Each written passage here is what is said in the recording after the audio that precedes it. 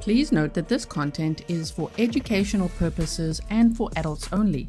Viewer discretion advised. More details available in the description box.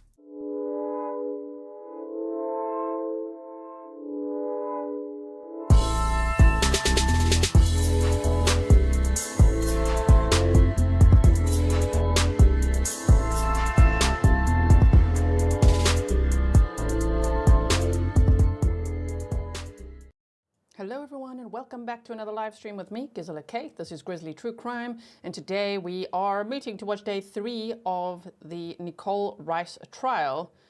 Whoa, a case that dates back to 2007. Yeah, it was a cold case for 15 years after 18-year-old Anita Knutson was murdered in her apartment in Minot, North Dakota. And, you know, I saw some comments with people saying, wow, I didn't realize she was only 18. Yeah, she was only 18 years old. Shame. She would have been 36 years old now. Okay, so if you missed the trial prep, day 1, day 2, it's on the playlist for you, linked in the description box, okay? I just want to quickly check my mic setting. I just want to see if it's a little soft for you or not. Wait, we're going to boost it a bit. Is that good? Check, check. Should be good. Okay, so today, we're watching day 3, and I really hope that the state has some more evidence so far. I understand. Yeah, most people in the comment section is like, okay, what evidence do they have against her, Nichole Rice? We haven't heard much yet, so let's hope that they show us some today. Let me quickly go and find where the court started. Just hold on one second. Okay, so I'm going to bring this up for us. I did also tell you that I would be reading the McLeod report that the defense keeps bringing up, because they're like, that's it, motion to dismiss this entire case because of this bombshell report, the McLeod report. So I linked it in yesterday's live stream. It's in the description box. I also linked it on Patreon today, as well as the document. And I must say, I think the defense is just trying their level best to defend their client. You know, I don't think it has anything to do with this case other than saying that the police chief, the former police chief, was a little shady. Or one of the detectives, I think Lieutenant McLeod. Well, shady in a different way. There's sexual misconduct and allegations of essaying someone that he knew who was like 4 years old at the time. But what does that have to do with Anita's case? I don't know, man. So go read the report for yourself and let me know what you think as well. As I say, it's on Patreon. It's linked today on the public free post, so you can go and check it out there. All right, let me start this and let's see the snarky judge. I really like this judge, oh my word. People in the comments section, I like reading the comments. That's why I keep mentioning it. People in the comments section mention this judge is a little biased. I don't think so. I think the judge is very snarky, and I think he's fair to both sides. Okay, I saw the flag move, so now where's the judge? Excuse me. There we go. 8 o'clock. Today's date is Thursday, March 20th, 2025. My name is Richard L. Hagar, District Court Judge. This is the time and place set for trial. We are on our 4th day on the calendar, 3rd day on the actual trial. File is 51-2022-CR421, State of North Dakota versus Nichole Aaron Rice. Ms. Rice is present along with her counsel. The state is represented also. We don't have the jury yet.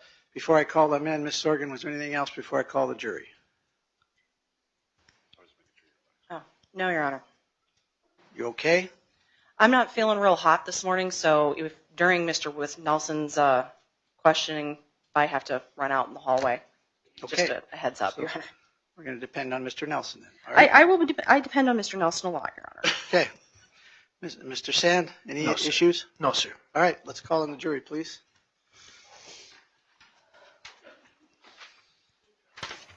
Exactly. Alicia says, yep, the judge does not discriminate. He's snark. It's for everyone, okay?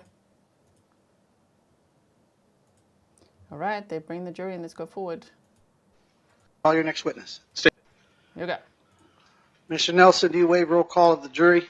State waives roll call, Your Honor. Mr. Sand, do you waive roll call of the jury? We do, Your Honor. All right. Mr. Nelson, call your next witness. State calls Jordon Thompson.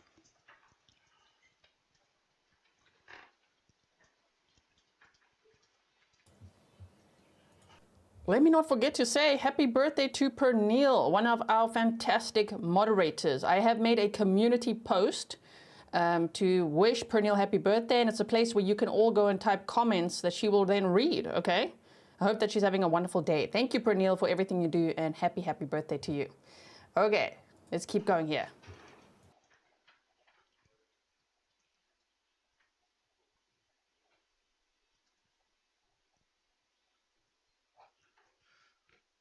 Officer Thompson, if you'll come up here, please. We're going to have you swear an oath.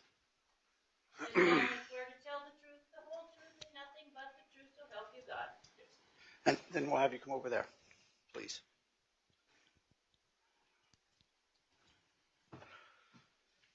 Once you're situated, just make sure the mic's aimed at your chin and the light is on. All right, Mr. Nelson, you may proceed. Thank you, Your Honor. Could you Please state your name for the record, please? Jordon Thompson. And where are you currently employed? I'm a parole and probation officer with the North Dakota Department of Corrections. Now, were you working with for the Minot Police Department in June of 2007? Yes. What was your time frame for employment with the Minot Police Department? 1997 to 2009. Okay. And were you a licensed peace officer in the state of North Dakota at that time? Yes. Are you still today? Yes. Okay. Could you run down your training and experience for us, please? Went to Minot State University, got my bachelor's degree in criminal justice. I went through the police academy in Devil's Lake. I worked a couple years at the Williston PD, 11 years at the Minot PD, and 16 years with the Department of Corrections. Okay. Can you pull it just a little closer, please, Mr. Thompson? Thank you. Now, in June of 2007, what was your role with the Minot Police Department? I was a sergeant in the detective division. Okay, so investigations? Yes. Okay. As part of that, were you involved in this case? To a degree, yes. What was your involvement in this case? I went to the scene with Detective Goodman, and we were examining the window. When the crime scene was originally found, I was on vacation at that time, so I wasn't involved with all the initial investigating. So your involvement was pretty much limited to just that one moment at the window? Yes. Okay. Do you know if there was video taken of that moment at the window? Yes, there was. Okay. Permission to approach the witness, Your Honor? You may.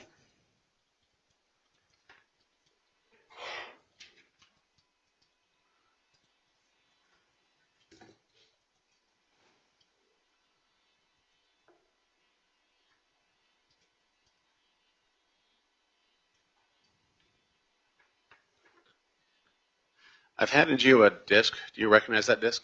Yes. Does that disc have your initials on it? Yes. Have you previously watched that or reviewed that disc? Yes. That disc, is that a copy of the video of the reenactment at the window?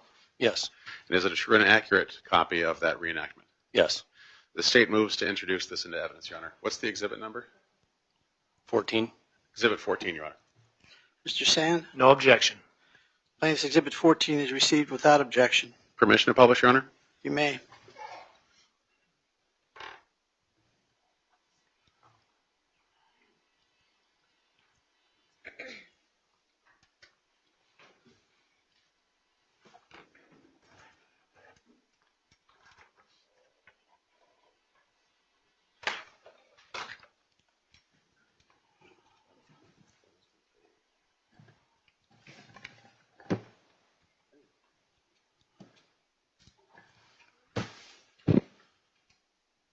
Okay, let's see some evidence. I wonder if we'll see the screen today. Don't give us spoilers if you know, okay?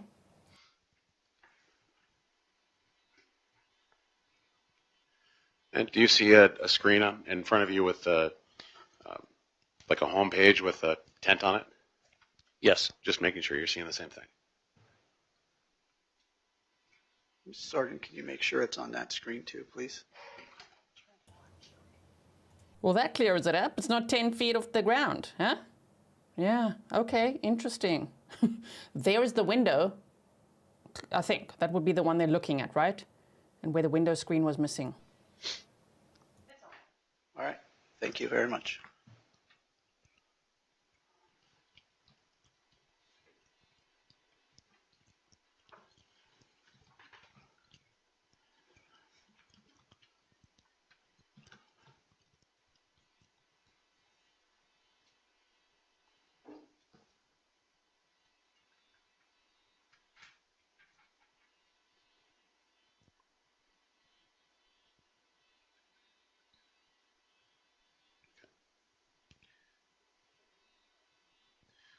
Now, before we go any further with this video, who are the two people that you see right there? Myself and Detective David Goodman. And which is which? I'm on the right. Detective Goodman's on the left in the plaid polo shirt. Mr. Nelson, is there any sound on this? There should be, Your Honor.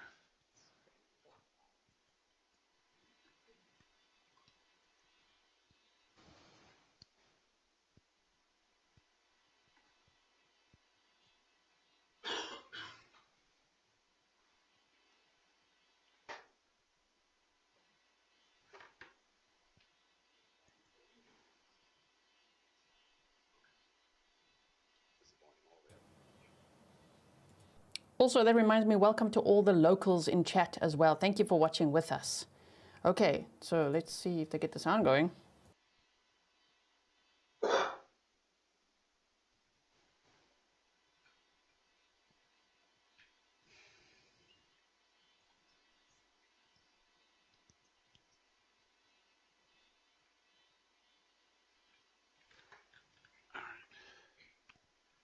Start it over. Sure. Please.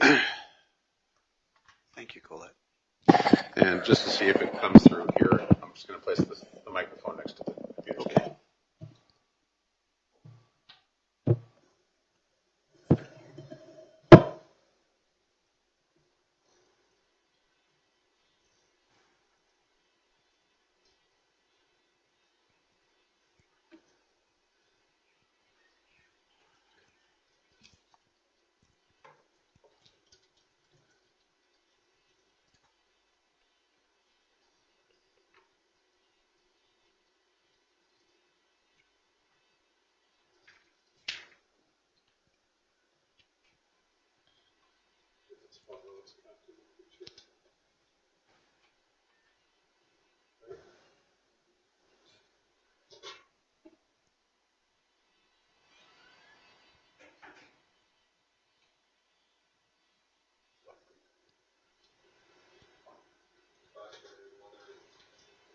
We're assuming that would be cut from somebody coming out and maybe ripping it. But now looking at this, I don't know if that would be possible. This isn't as tight as what you think. Video, I mean, it's somebody came out and a leg broke down there and they rip it.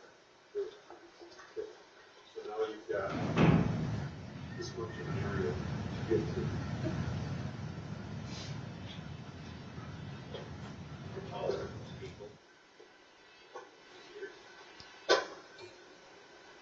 Can't get in there without ripping the screen.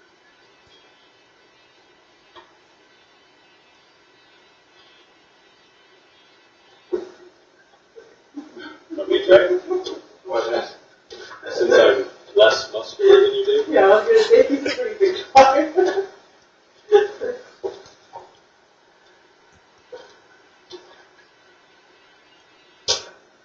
I just ripped it.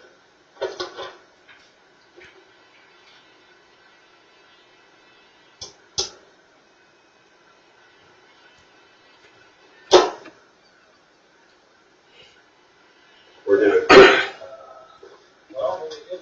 All right, hear me? That was not easy to get about doing what happened. Okay.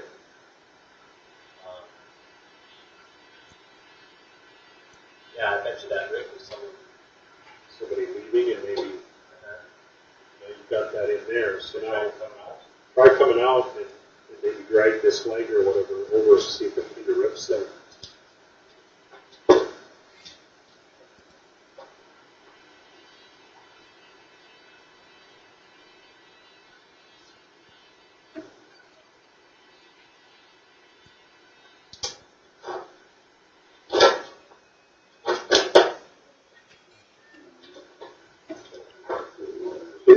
Is this the same style screen and everything?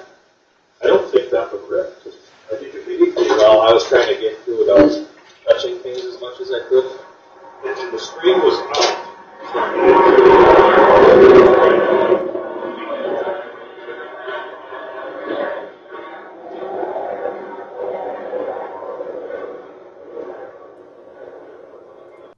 You know what's interesting as well is that there were no signs of any struggle. So if someone went through the window like that to get into the apartment, depending on what time it was, wouldn't Anita have gotten a fright and there would have been maybe some sign of struggle? There was no sign of a struggle, no sexual assault, no burglary. So this reenactment is interesting.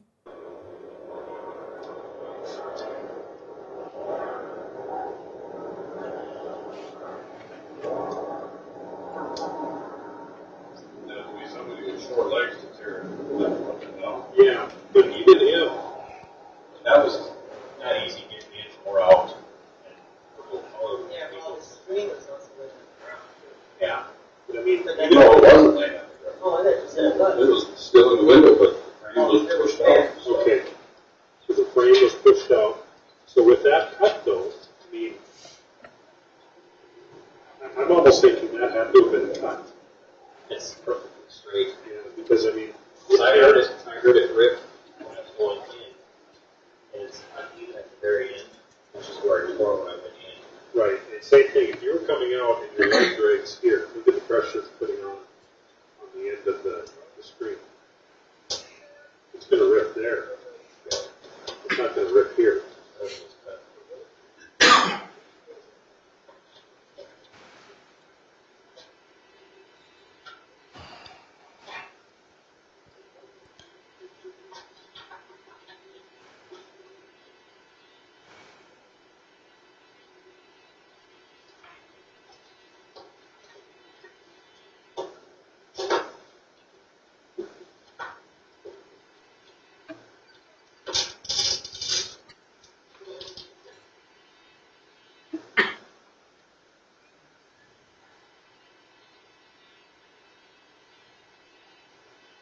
See any stress on this part of the screen in the pictures?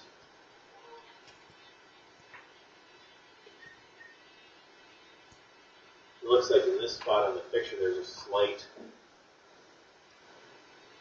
possibly a slight tear that's not straight, but it's about right here where it's perfectly straight almost to the bottom.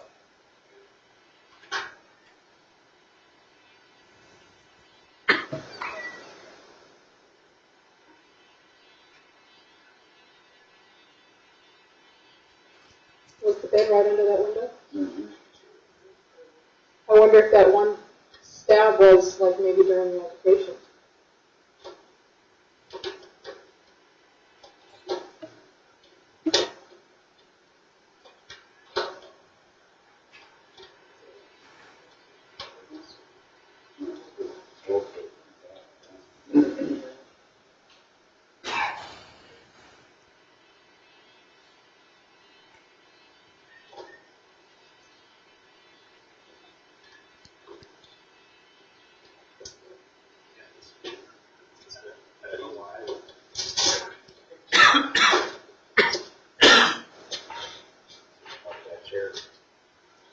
All the way down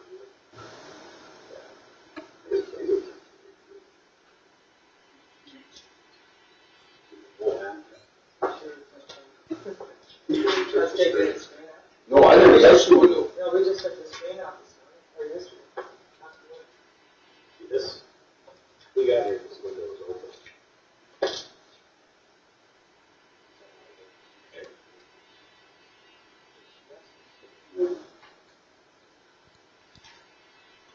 If you're a shorter person going out that window, my legs are long, so a shorter person's going to do more damage ripping it because they're going to have to put full pressure on it. Oh, somebody, it was not easy for me to get out of there without tearing the screen. I was working at it and not touch it. And anyone that wasn't tall would have easily ripped that. If been a lightweight person, I mean,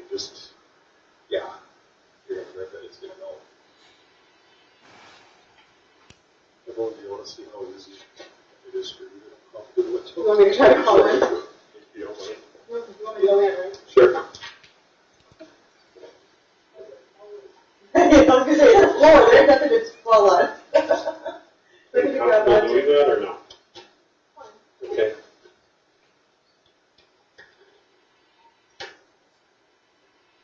Now that would have definitely ripped if you had.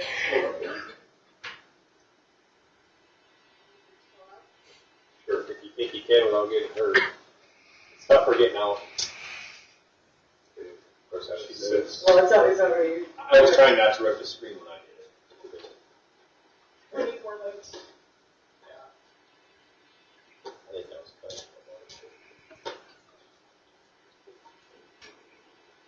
It would have been very tough to cut that into.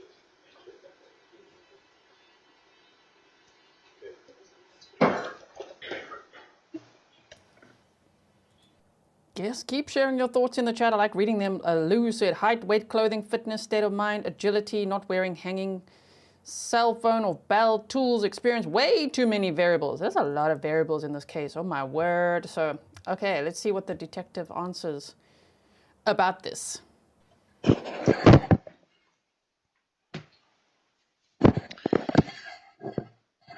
Was that Marty's voice that we heard when talking about how the screen was when he saw it? I believe so. And just so we're all clear here, that's not the same screen that was taken into evidence, was it? It's a different screen. Okay. Show us the screen. Show us the screen, right? Where were you stepping when you went in and out of that room? I believe I was at the base of the bed. Okay. Now, watching the two of you go in and out, or the three of you, I should say, as agile as I would say that you were doing that completely sober. Is that accurate? Correct. Okay.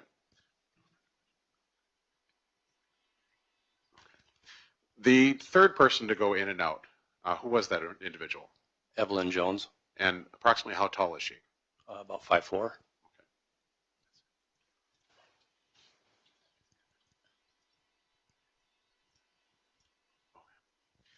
And when you were watching yourself come out of there, did you come out clean or did you kind of have to hop? What did you do? I was making every effort to see if I could get in and out of the window without disturbing it, which was not easy, and I caught on the bottom of the screen.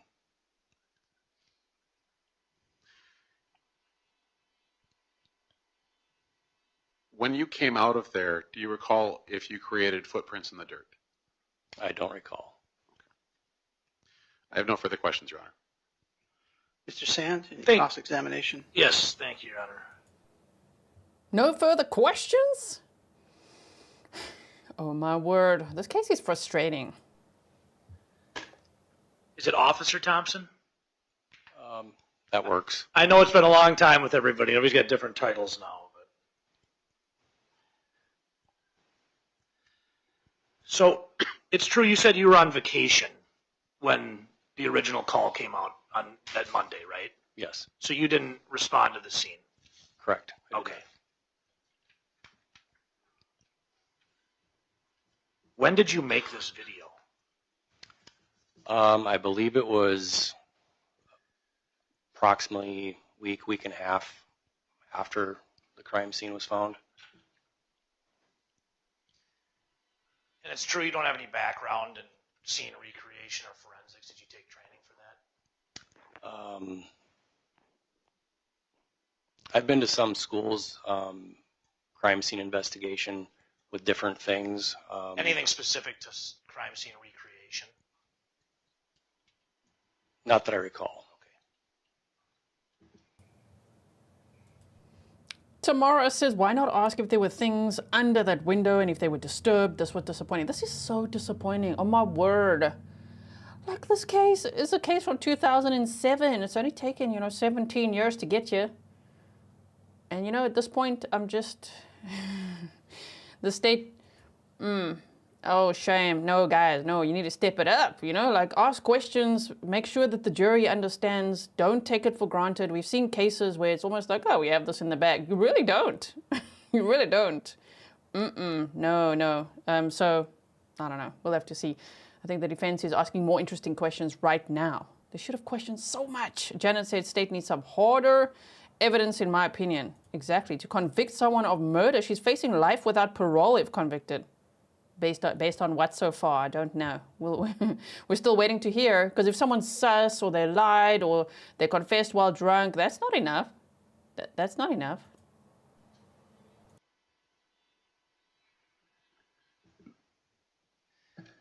Now, at 7:30, isn't it true that you said anyone that wasn't tall would rip that? Yes.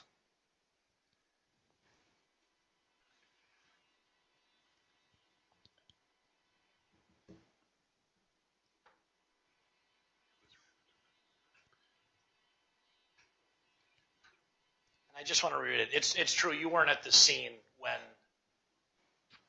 the original investigation was done in the days following, the day it happened and the next day when the scene was being processed. Correct. I was not there. Okay.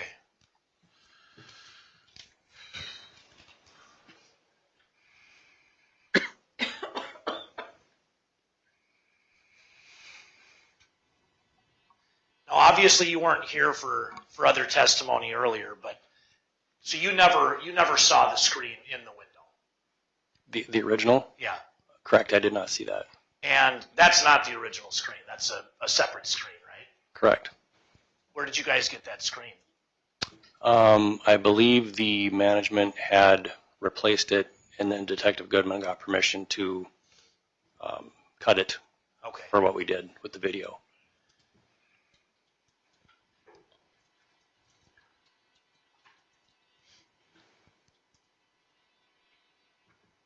How many times did you and Detective Goodman, and let me ask you this first, I apologize. Who is the woman in the video?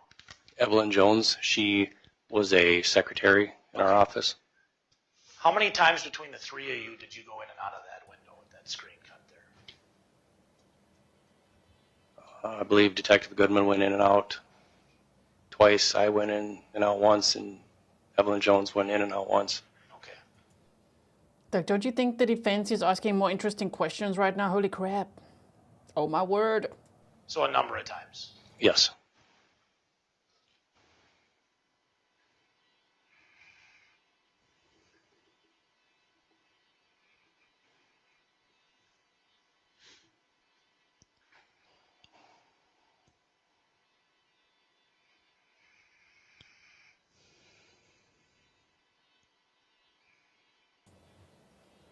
I'm sure we all know it by now, but this is the defendant, okay? Nichole Rice, and she is 37 years old. I believe her husband is sitting behind her in the courtroom. I think her mom is also there at some point. So, yeah.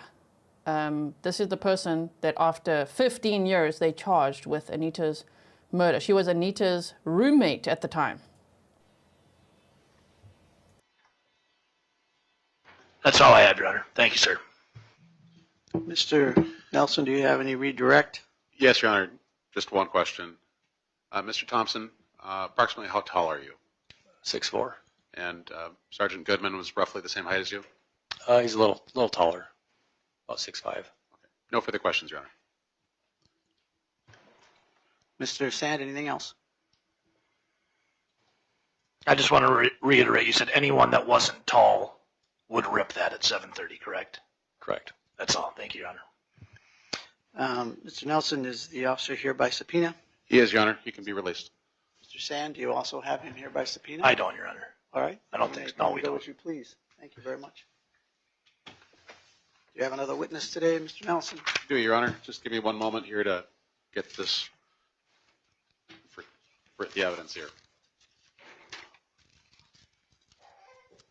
State calls Bob Barnard.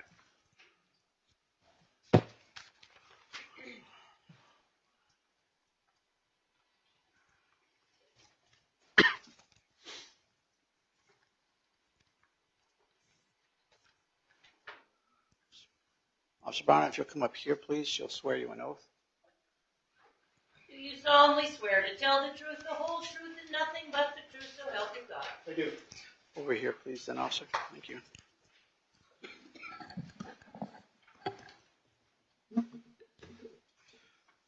once you're situated, just make sure the mic is aimed at your chin and that the little light is on, please. Go ahead, Mr. Nelson. Thank you, Your Honor. Could you state your name for the record, please? Robert Barnard. And spell your last name? I'll be back on screen in a minute, Grizzly. Just hold on 1 second. Barnard. And are you retired now? I am. Okay. Before you retired, what was your career? Just before, I was a Ward County Sheriff. Okay. So your career was in law enforcement. That's correct. Could you give us a rundown of your experience in law enforcement? I have to go back a long ways. I started in the military. I went to Minot. In 1976 and 1979, I started at the Minot Police Department. I was on patrol for about 6 years, and then in narcotics as a dog handler for about 4. I spent the rest of my 31 years in criminal investigations as a detective. I was done there in November of 2010. January 1 of 2011, I started at the Ward County Sheriff's Department. The last about 2 years of the 8 years there, I was acting sheriff, and then after that I retired. So in 2019, I retired. Okay. In June of 2007, you were with the Minot Police Department? I was. And just so we're all clear, what was your role at the time with the Minot Police Department? Detective, investigator. Okay. Just for clarity's sake, we'll be referring to you as Detective Barnard in this. I know that your last position was sheriff, but we'll call you detective. Is that all right with you? Sure, that's fine. Okay. Were you called on the 4th of June of 2007 regarding this incident? I responded to this incident. Okay. Tell us about that. I recall that I was out in a car, City of Minot car. I was working as an investigator in the evening, and I heard a call come over the radio of an unattended death. Ambulance and fire had responded along with some patrolmen, and I don't remember how far away I was from the call. I think I was a little ways away, but I knew that they would need an investigator there because we sent an investigator to every unattended death call, so I started to head that way. Okay. What happened next? I arrived on the scene, and I remember seeing a couple of patrolmen there. Chuck LeBoy was the one that I remember talking to primarily. I think Shane Haug was there, and another patrolman who was in training, as I recall. I don't know his name. And he apprised me of the fact that ambulance and rescue had been there and left, and that in the apartment they found a young female who was deceased in a bed, and they felt that it was suspicious. And what happened next? He told me that there was a group of people over to, we were standing in a grass area between buildings. I'm trying to visualize this. To my left, and it was described to me that it was the victim's father, Anita Knutson, and some friends of his that he'd come from Butte with to check on his daughter, who was deceased. And I think Marty Annell was standing there, who was described to me as a maintenance man who had found some property from the apartment outside or something. And what happened next? I learned that, I think Chuck LeBoy told me, that this deceased individual had a roommate, the defendant, and that they lived together in that apartment. And I believe from dispatch records, we found her name, or someone knew her name. I believe maybe Gordon had told the patrol officer what her name was. Would that be Nichole Rice? That's or correct. Nichole Thomas at the time? Nichole Thomas is how I knew her at the time. Okay. Yes, Please Nichole continue. Thomas. And that she worked just a few blocks away from where we were standing. And I said we need to get a hold of her and get her over here as quick as we can so that we can start the process of finding out what's going on here. I remember that the patrolman took me over to an area, an opening in the sort of an enclave in the building where you could look inside the window. And I stayed back from the window a little bit because I was thinking about footprints in the dirt or whatever might be there. I didn't want to disturb anything. And he said the deceased is there, and I remember I couldn't see her. I didn't realize what I was looking at was the victim. And I said, where, Chuck? And he said, right there. And I said, where? And then I moved to the left, and I remember then I could see her hair and could see that there was, it looked like a bundle of clothing and stuff at the end of the bed, but I could see that the victim was there. So if he was in the room and he couldn't see the victim right in front of him, then it makes sense that the maintenance man didn't see her, you know? All right? Jennifer Hemphill said, I'm shocked the prosecutor didn't bring up being able to get in and out of that screen without ripping it. I know. Like, where are all the questions? Oh, my word. Okay, sorry, I was talking. I know you couldn't hear me. I was talking to Mr. Grizzly. Sorry about that, everyone. You saw my mouth moving, and you're probably like, what is she saying? Okay, so let's carry on. So that's where you found, or you and other officers found the victim, Anita Knutson. That's correct. Okay. Now, I'm just going to back up a moment. You said that it was, you wanted to get the defendant to the scene. Why is that?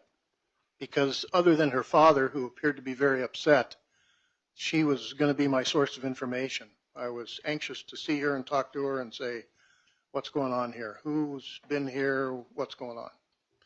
I assumed that she'd have more knowledge than anybody. Because she was the roommate? Because she was a roommate, yes. Okay. And I believe by then I knew that they had been friends or were friends. Okay. The victim and the defendant, Nichole. So who reached out to try to get Nichole to the scene? Dispatch. I told dispatch to call the place. I think it was called eTelecare. It was a call center. And I said, get a hold of the supervisor. Tell him to tell her there's been an emergency at her apartment and the police need her there right away, and ask them to release her from work. Interesting. Kerry said, Gisela, he was outside at this point as he talked regarding not disturbing the dirt. Thank you so much. Then you know when people say, why did the maintenance guy not see Anita right there in the room? Well, if the detectives themselves couldn't quite make out what was happening in the room, I'm just saying, well, then it makes sense to me that the maintenance man didn't see her either. Jill said the case against Marty makes no sense. Why would you stage the screen and then take it away from the scene? That as well. Did she come immediately? No. A little bit of time went by, and I thought, and dispatch didn't call me back. And I thought, what's going on here? So I called dispatch. I believe this was on the radio. Said, were you able to deliver the message? And they said yes. They said that they would give her the message. A little more time went by, and I will admit that I was anxious to talk to her, but I think 10, 15 minutes went by again. And I thought, why isn't this, I thought of her as a girl. I thought, why isn't this girl here? What's going on? So I asked dispatch for the number, and I used my cell phone, and I called the business place. I asked for a supervisor, and I said, this is Detective Barnard from the Minot Police Department. We called about releasing someone. We need her. And he, I believe it was a male, interrupted me and said, we gave her the message. Objection here, say, Your Honor. Sustained. I was of the understanding that she'd been released and had left. Approximately how far from the scene of the murder was the defendant's employment? As the crow flies, I think about 3 blocks. As you drive, I think about 6.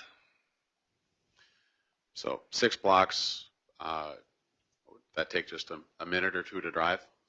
A few minutes, yeah. Okay. Did the defendant come to the scene after the second phone call? She did. Okay. And what happened then? I knew what kind of car she was going to be driving. I believe dispatch told me, I think it was a red Pontiac Grand Prix or Grand Am. And I saw her pull up, and I saw a younger girl get out, and I assumed that that was the defendant, Nichole Thomas. And I was standing there, and she must have obviously known who I was. I had a badge and a gun on. She walked over to me, and I said, are you Nichole? And she said, yes. Best of my recollection, my exact words were, I'm sorry to tell you that your roommate's deceased, and she's been killed. I used the word, she's been killed. How did the defendant react to that? She didn't. She was flat, just no real reaction at all. I didn't know what to expect. I thought, I've done this many times throughout my career. You get different reactions from different people, but she just was kind of flat. Was that reaction unusual compared to the other times that you relayed the death of someone? It was unusual, and I remember thinking, what's going on here? Why doesn't she seem concerned about this? Did the defendant ask any of the what I would call the newspaper reporter questions, the who, the what, the where, the why, the how? No, she didn't ask me anything about that, and that I found that very odd as well. Why did you find that odd?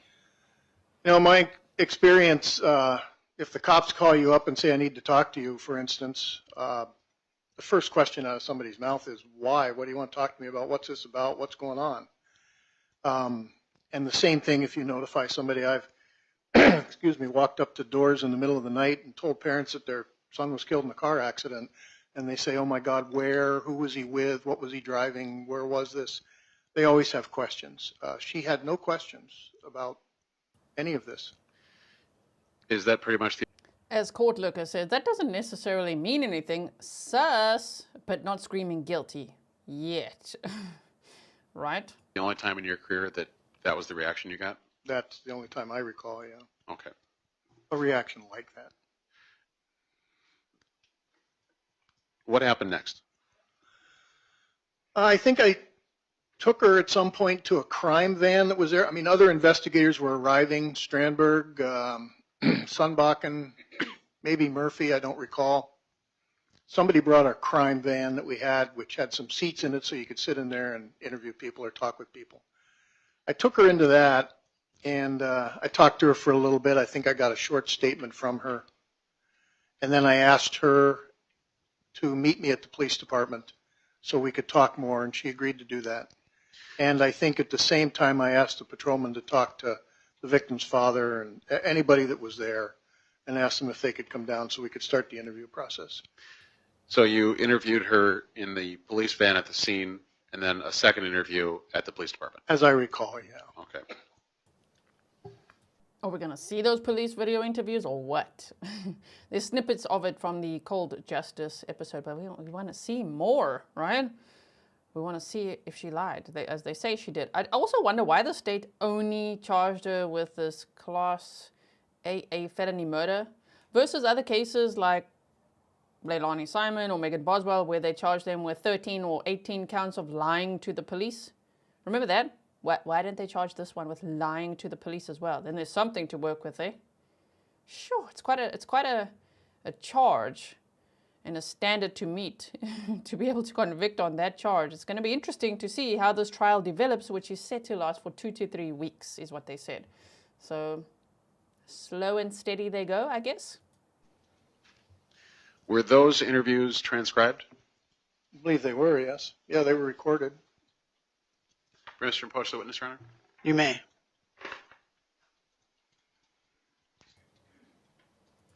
You know, Nichole standing there with no reaction, obviously, as we say, that's sus, but it's also weird that she wasn't scared.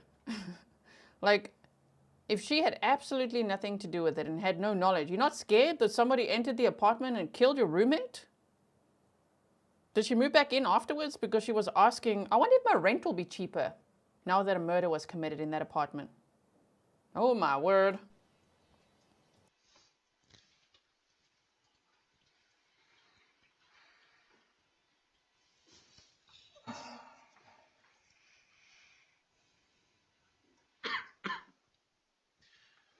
Now, Detective, I've handed you 2 documents.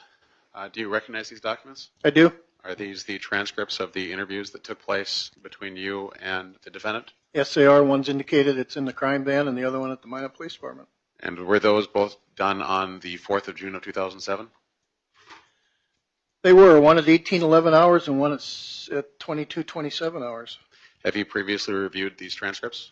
I did very briefly. I wasn't provided a copy of them. If you could take a look at those and tell us if they are true and accurate copies of those transcripts. Why was he not provided a copy of them before the trial so that he can, be all refreshed before he gets on the stand? Come on, state. What are the exhibit numbers, please? I believe it's 16 and 17, Your Honor. Thank you.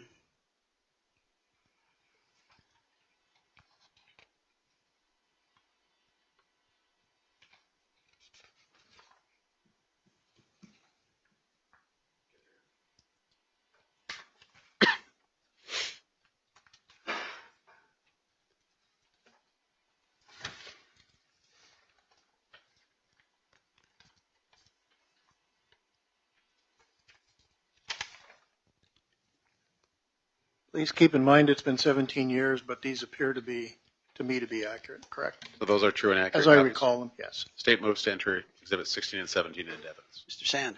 We're going to object to their admission, Your Honor. I Detective Barnard's here, and the best evidence is his testimony. He said he's reviewed these, and they're conversations he's had, so we're going to ask that they not be allowed into evidence. Exhibits 16 and 17 will be received over your objections. What happened next in the investigation? Myself and investigators put on gloves and made entry to the apartment and viewed the deceased body and the general appearance of the apartment. I recall that at some point in time, I think from the crime van, we retrieved a large white paper roll that we kept. That was placed on the floor by the bed, and we removed the body. I think myself and Strandberg actually removed the body and placed it on that paper before it was placed into a black body bag. And at that time, I could see injuries to the victim that appeared to me to be stab wounds. And then later the knife was discovered in the bedding. Now, you said a moment ago appeared to be stab wounds. Is that consistent with other times that you've seen stabbings in your career? Yes. Okay. Was it clear that that was what the cause of death was to you? Well, I'm not a medical examiner, but it was my assumption. Yes, it was a reasonable assumption that these upper body knife wounds were the cause of her death. What happened next in the investigation? I think I left the scene, and the rest of the investigators continued to process the scene and collect evidence, take pictures, do all that stuff. And I went to the police department and started interviewing. And you interviewed the defendant at the police department? That's correct. Did you interview other individuals at the police department? I've interviewed a lot of people at the police department. I don't know who else I did on that specific date. Okay. What was the next thing that happened in the investigation that you were a part of? Well, I'm trying to think of the chronological order. Of course, we all met and talked about what was going on, and I remember sharing with the other investigators the what I felt was odd reaction from Nichole, the defendant, about this event. And they talked about retrieving other evidence. I believe a curtain rod, window screen from the maintenance man. We talked about the scene and taking footprints or trying to get prints by the window. We talked about the fact that the door was locked when the father got there, who would have keys to the door. And then we made it, I believe the next day, we asked the defendant, Nichole, to come with us and go through the apartment and look for anything that was out of place, things missing, furniture knocked over, whatever would be out of place, because we assumed that she'd be familiar with the contents of the apartment. And as we talked, I said, watch her, guys, I think is what I said. Let's see what her reaction is when she gets in the apartment. I'm curious to see how she's going to react to this. And how did she react? She was cooperative. She went in with us, and she looked around, couldn't find anything. I kept watching her to see if she was going to look in the room. The room was right there, and the door was open. The bed was right there. Of course, everything had been removed from the bed, the bedding and the body and everything, of course, was gone. She never looked. I felt as though she wasn't avoiding it, but she never looked, never asked a question about it, nothing. She did lock in on the fact that I think there was like an end table or a small table there. She had some kind of electronic device, nano or something, I don't remember what it was, that was missing. And she said they took my nano or whatever it was. Would that have been an iPod Nano? It could have been an iPad. Oh, they took. So, like we speculated yesterday, we're still speculating now. That she's like, oh my word, as if it's like a burglary. There's a narrative of it. They. Oh dear. iPod. Okay, iPod. Okay. I assumed it was some type of device with music on it, and I probably knew the name at the time, but I don't know.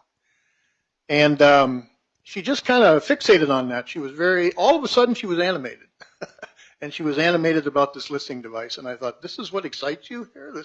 This is what you're concerned about? But she said they stole it. Other than that, she was cooperative and said that everything in the apartment appeared to be just as it was when she last saw it. So the possibility of losing an iPod got her excited, but not the death of her roommate. Well, that's the way it appeared to me. Okay.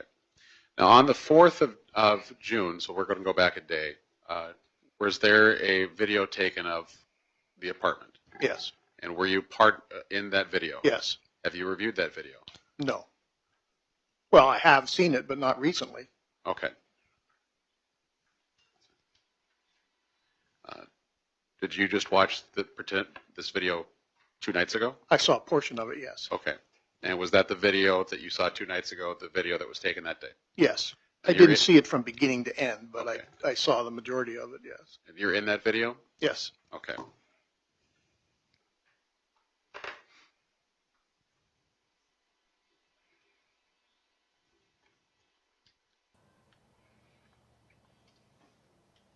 Okay, I think we're going to see a walkthrough of the apartment. Looks like it. Now, Detective Barnard, I've handed you a disc. Do you recognize that disc? Yes, I do. Does it have your initials on it? It does. It's Exhibit 15, and it has my initials on it. Is that the disc that you reviewed? Yes, it is. Okay, and is that a true and accurate copy of the video that was taken that day? Appears to be, to me, yes. Okay. The state moves to introduce Exhibit 15 to end evidence. Mr. Sand. No objection, Your Honor. Claims Exhibit 15 is received without objection. Permission to publish, Your Honor? I'm just going to put a cautionary trigger warning out there because I've seen some of the snippets of this body cam on the Cold Justice episode. And if you are sensitive to seeing or knowing that there's a deceased person in a room, it's not graphic from what I've seen from the Cold Justice episode, just the bit they showed. But just know that that might be coming up. I'm not too sure, but if they're doing that walkthrough, it might be on this video that Anita might be actually lying on the bed. Even though at first, like the detective also said, you won't be too sure, is that someone lying there? Because she's covered with a robe, okay? Just in case, I'm putting that out there. You may.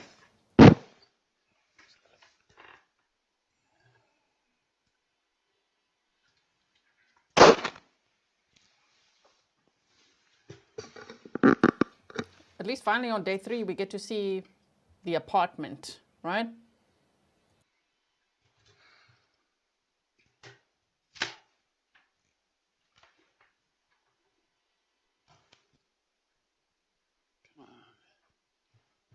If at all possible, try and get that microphone as close as you can. Yep, that was my game plan, Your Honor. As soon as I... That's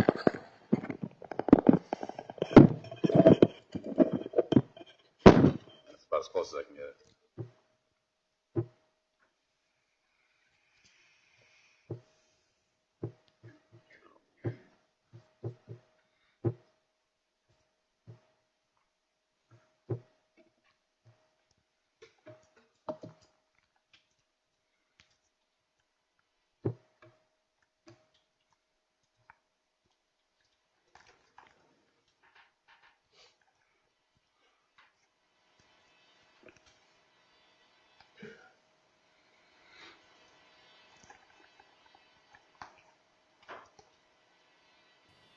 I wish they would double tap to make it full screen, but yeah.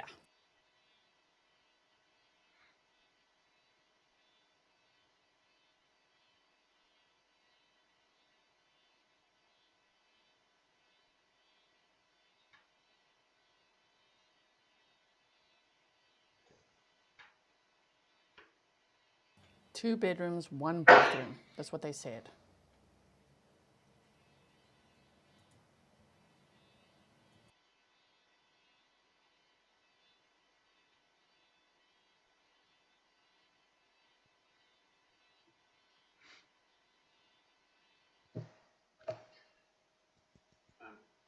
I'm just going to pause the video right there. Detective Barnard, what are we looking at right there? You're looking at what I would describe as like a Tupperware container with some water in it and a bathroom sink. Okay, and that was it was a 2 bedroom, 1 bathroom apartment, correct? Correct. Okay, so this is the only bathroom? Yes. Okay.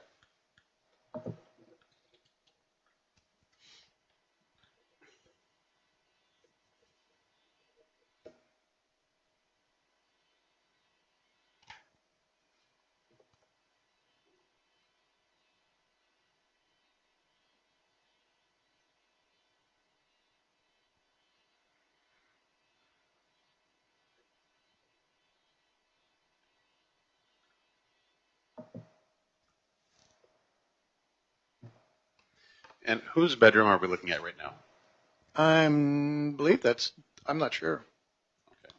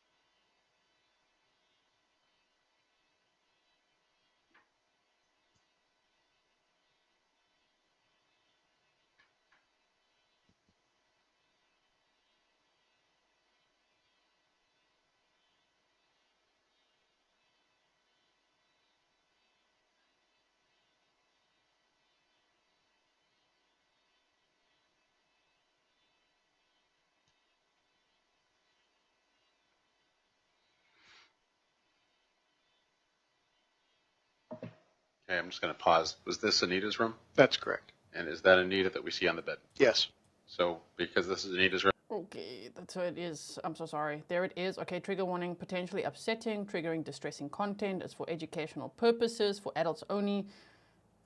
This is the snippet they also showed in the Cold Justice episode. Can we assume the other room was the defendant's bedroom? We can assume that, yes. Okay.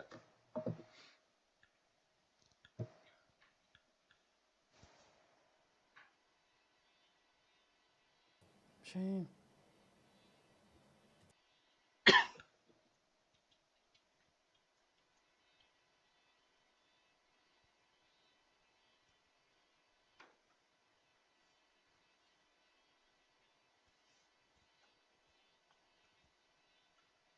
Now we can see the window as well. Oh dear, okay, hold on. I don't want to, they're really zooming in now, okay? Sorry about that. But the window is like right there. So if someone was like cutting through it, you would have heard it? They would be like right there, oh my word. No wonder they believe it's staged.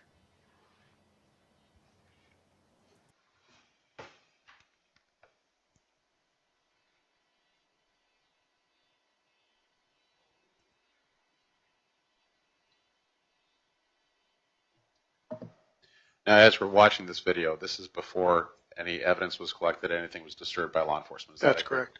Okay. So nothing had been moved at this point? Not that I'm aware of, no.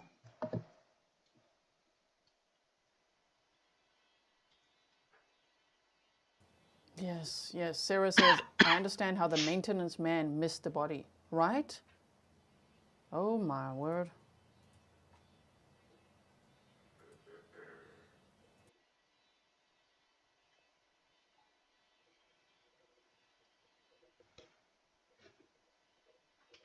Is this portion the outside of the apartment? It is the window, you just depicted the window of the apartment, the bedroom, Anita's bedroom.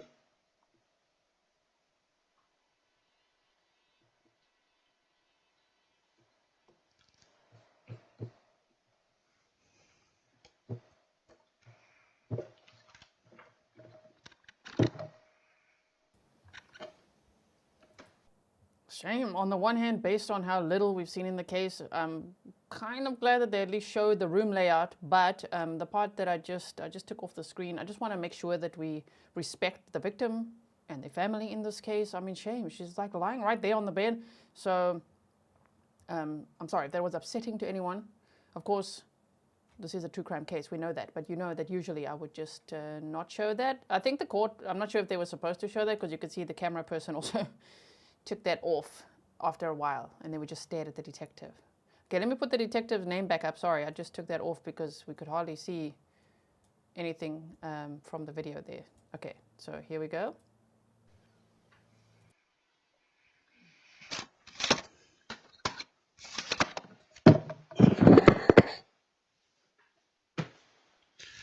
Sorry for kind of jumping backwards there. Now, we were talking about the 5th at this point. I went backwards. What happened next in the investigation? We continued to interview people and talk to a lot of different people. By this time, obviously, the media had news of this incident, so we started collecting tips and leads in the process of taking all the evidence that had been returned or been reclaimed to the state laboratory and collecting DNA evidence from people, et cetera. Now, you mentioned the media. Was there a fair amount of media interest in this case? Local media, yeah. Is it fair to say that there's a fair amount of interest from local media anytime there's a homicide? Yes. Okay. When the media was reaching out regarding the death of Anita Knutson, were the full details of the case given to the media? No, never. Why is that? Because you always want to hold back. You don't want to, how do I say, spoil the crowd. I don't want to, if you're someone that I want to talk to that could have information about it, I don't want you to hear about it on the media before you come talk to me. I want your personal knowledge uncorrupted, so to speak, by the media. So you always keep details back that only you would know if you were there, for instance, had you been there. So, for example, if we were talking about a hit and run and it was a blue sedan, you might not say that it was the color of the vehicle. Well, in the case of a hit and run, you would, but yeah, exactly. Yeah, you would keep that information back. I acknowledge that was a terrible example for that, but that's fine. Okay. Please continue what happened with the investigation. We continued to do that. Nichole, the defendant, was asked to come back several times, I think, to be interviewed, make contact with her. I continued to talk to more and more and more people, follow up on tips and leads. Karen Lear is Anita Knutson's aunt. She'd contacted me. I kept in touch with the family. We talked a lot. And as you can imagine, this was a huge deal. We talked about it every day in the office for years. As part of the investigation, did you speak with Kevin Thomas? I did. And who was Kevin Thomas? He would be Nichole Thomas's father. And what was the purpose of talking to Kevin Thomas? To see what he knew about the situation and to try to nail down when Nichole was at the apartment and when she wasn't. And did Kevin Thomas provide you with a statement? He did. Okay. What was that statement about? Well, he gave it to me at the police department. As I recall, he came down, he brought his daughter because we were talking to her, the defendant, Nichole, at the same time. Somebody else talked to her, I didn't at that time. And I think I asked him about the situation in general and dates and times when he thought his daughter was at the apartment and when he thought she wasn't there. Okay. And what was the impression that you got from Mr. Thomas? I think, I don't know the man. I think he was trying to be as honest with me as he could, but still protective of his daughter, obviously. Did you learn anything about his position regarding whether or not he would have known if Nichole had left the farm? Well, it struck me that he said that she was at home. Objection, hearsay, Your Honor. Sustained. The question was about learning, Your Honor, and yesterday it was established pretty well that if a person learns something, that's not hearsay. That's not the way you asked the question. That's not the way you started to answer it. So you can rephrase your question, but the objection is sustained. Did you learn anything regarding if Mr. Thomas, and this is Kevin Thomas I'm talking about, would have known about the defendant leaving the farm? Yes. And that was learned from Kevin Thomas? Yes. Okay. Was Mr. Thomas adamant when he... Objection, he's testifying, Your Honor. Sustained. That's impression, Your Honor. Not yours, though, Mr. Nelson. So sustained. See, I think the judge is very fair. He snarks at both sides, okay? Right? Because yesterday people were saying he's a little biased. I don't think so.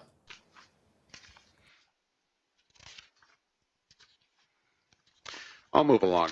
What was the next part of the investigation?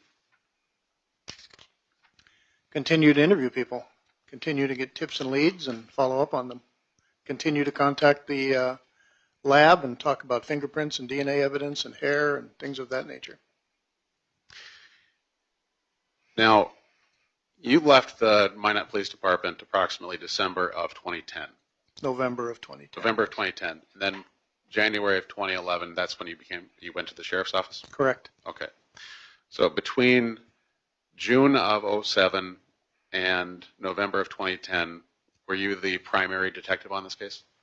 I guess so. We all worked on it, but I was the first one on the scene, so I was sort of primary. Okay. And during that time, were you able to figure out who potential suspects might be? Yes. Okay. And who were some of those potential suspects? Well, I don't know that I call them suspects. We had people of interest. People of interest. Let's say it that way. Yeah, people of interest. Devin Hall was a person of interest. The defense is like, I knew it. If you missed the trial prep, we also went over it at some parts yesterday as well. But in the trial prep, we went over the 6 persons of interest along the way. Okay. It's not unusual in a case like this, especially one that goes on and on, that everybody kind of comes out of the woodwork. People call, they want to help, they want to insert themselves into the case. Some people do. So we had several people like that. There was a custodian from the college that came forward and said that Anita had told him in passing that she loved him. Obviously, he needed to be investigated. People like that, things like that. Now, all these people that were looked at, did any of them rise to the level of being not just a person of interest, but a suspect? No. Why is that? It just didn't pan out. For instance, the gentleman I talked about from the university, he didn't know where she lived. He couldn't even really describe her to me. He just told me this, and then we later learned that he had a little bit of a learning disability. I interviewed his ex-wife, who said he was never violent, and she wasn't surprised that he was trying to draw some attention to himself. I talked to his boss, who said the same thing. Yeah, he's a custodian here, and he, you know, I can see where he'd like you to pay attention to him. And then he just never rose to the level of being anyone of any greater suspicion. Was Nichole Rice or Nichole Thomas at the time ever ruled out as a suspect? No. And why is that? Because she was always in the picture. We always had doubts. I was always surprised by her reaction. And then later, during statements, they were a little bit inconsistent on dates and times, where she was, when she was there, etc. Okay.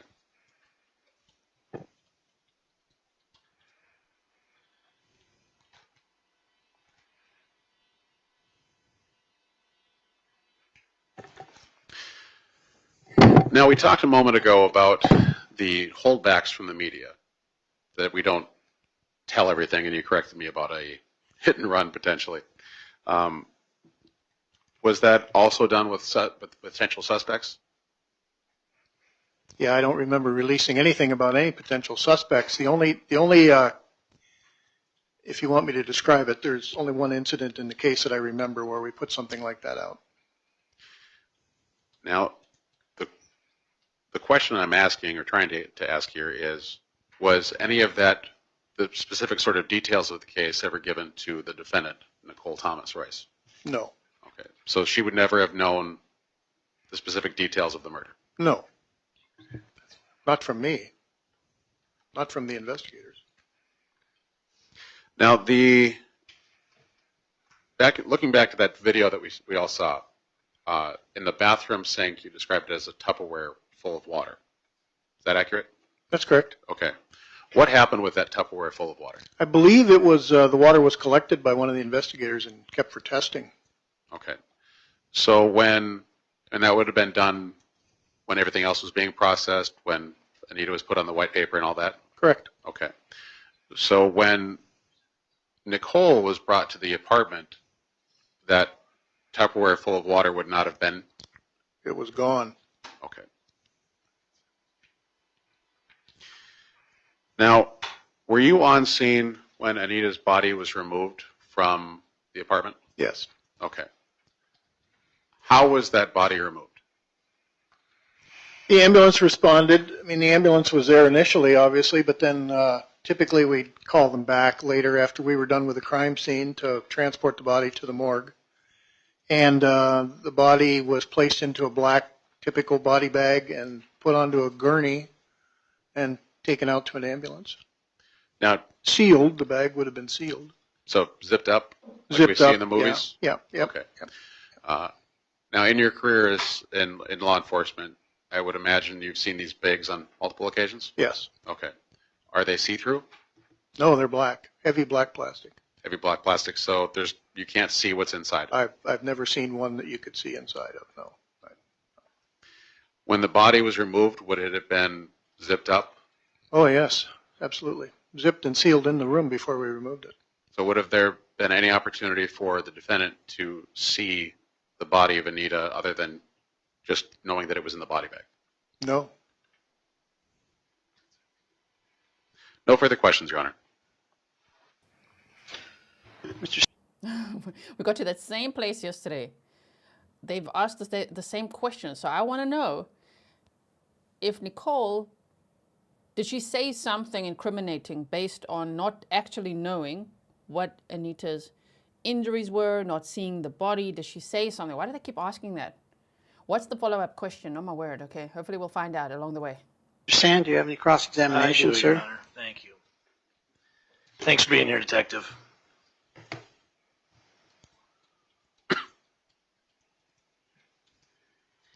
So it's true that you weren't working for the police department when these charges were brought, correct? That is correct. Okay.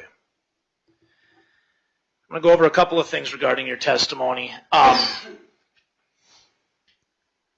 you had referred to curtain rods and property outside the apartment. That was the curtain rods and the curtains and curtain rod that had been strewn outside the window and then thrown back in, correct? I am of the understanding that the curtain rod and curtain were outside of the window, and when the maintenance man found that, I was present when he told me or one of the officers that he threw that back in the room. Okay. And that's Marty. Interesting. Finally, we get to hear why the defense keeps bringing that up, right? So now the maintenance man took the screen to repair it, but also threw into the room curtains and a curtain rod that was actually outside. Okay. All right. All right. I didn't see it outside No, of no, the room, but I was of the understanding it had been outside. And the maintenance man was Marty Annell, correct? That's correct.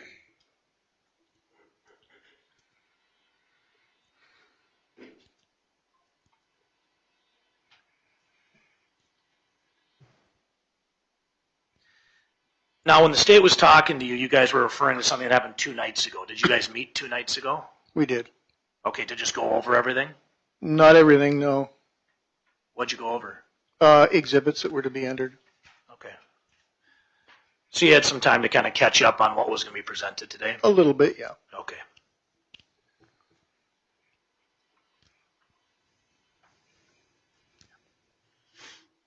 Do you recall doing press releases from the Minot Police Department in 2007 and 2008? I recall, I don't remember what was on them, but I remember releasing information, sure. Yeah.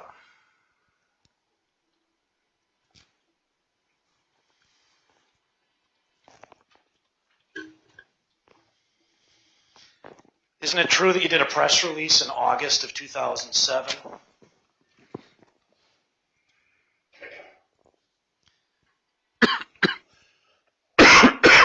Sent to the, well, I'll call it a press release, Mid-State Organized Crime Information Center. And your conclusion in that press release is that the murder weapon was recovered at the scene.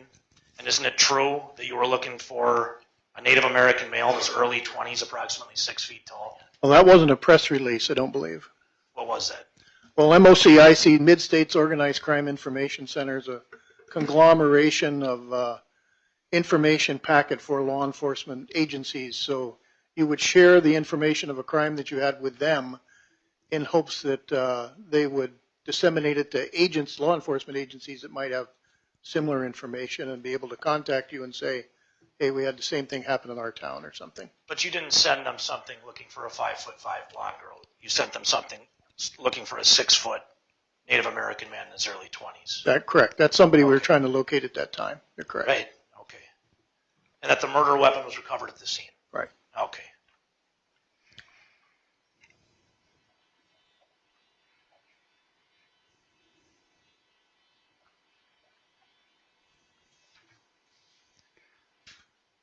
On October 7th, did you do a news release? I'd have to see it. I don't remember. I'll let you take a look. Thank you, Detective.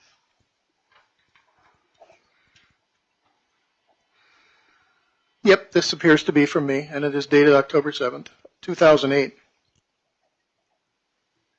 Could you take a look at the contents?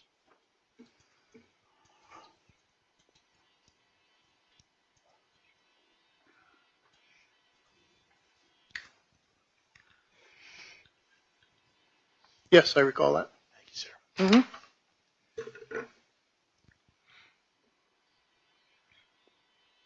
In the press release, it's true that you're looking for a 200-pound male, 6'3" to 6'4". Someone who was described to us like that, yes. Okay. Running from the area of the homicide. Correct. Okay. How tall do you think Nichole is? I don't know. 5'6"? I don't know. Female? Female, obviously. Not 6'3", 6'4"? No. Not obviously Native American? No. Okay. In fact, in this news release, it's true that you had a local artist do a rendering. Yeah, I called the university art department because we didn't have an artist available, and they sent me an art student. Okay. Did that rendering look like Nichole Rice? No, not at all. Or did it look like a Native American, 6'3", 200-pound man? It looked like a 200-pound man. I don't know if he looked Native American to me, but he looked like a 200-pound man.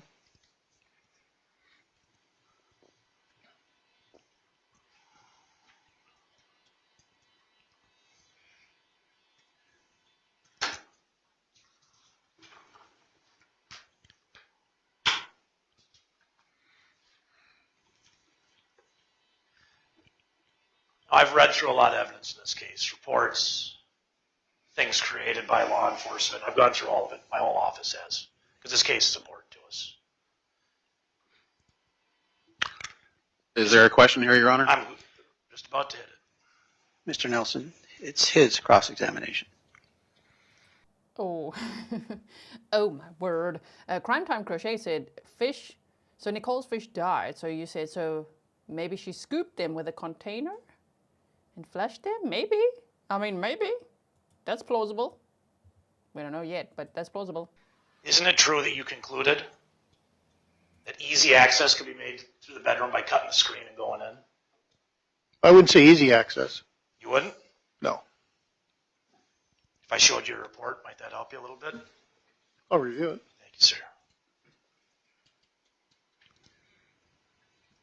I'll show you right where it is.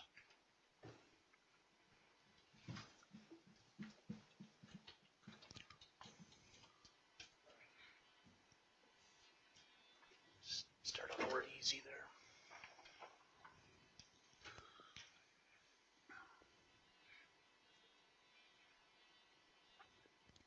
That is what it says.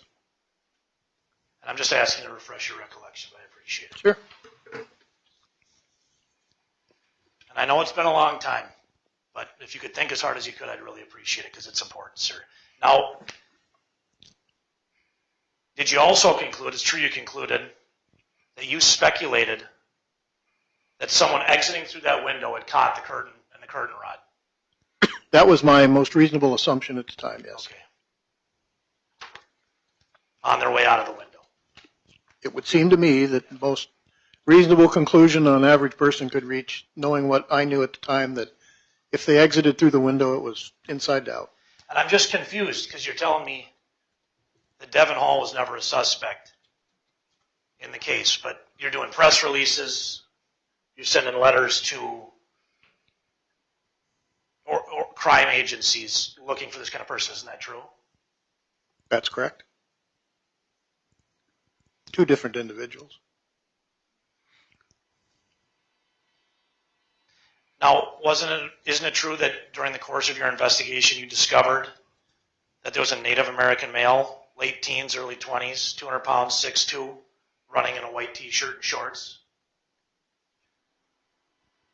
Did we discovered that person? No, No. Did you conclude? Did you discover that in your investigation? A woman came to us. What was that woman's name? I don't recall. She was with her child. She told us, and I have not read the report, so I'm best of my recollection. She was entering an apartment building to the north of the crime scene and saw a man, the description that you gave, about 200 pounds, could have been Native American male, running in a northerly direction. She felt that was concerning because he seemed to be running very hard. So we had the drawing done from her description. We made the decision to disseminate that to the public in hopes that we would get a tip or a lead. And a gentleman came forward and said, I think I'm that guy because I was running there at that time, and I believe she probably saw me. He, in my opinion... I'm going to stop you there, sir. So you continued to send these out, because we're talking about a press release that I just showed you from 2008. October 7th of 2008. How long after the murder was that? I'm sorry? October 7th, 2008, the news release we went. Well, from June of 2007 to over a year. October 8, yeah. And you're still sending press releases out looking for this Native American? Yeah, I don't know when that information came to us. It seemed like it was later, but I don't recall. Over a year and a half later? I don't know. Some guy came in and said, that's me? No, I don't recall when the woman came forward and gave us the information and description of the male she saw running. I appreciate that.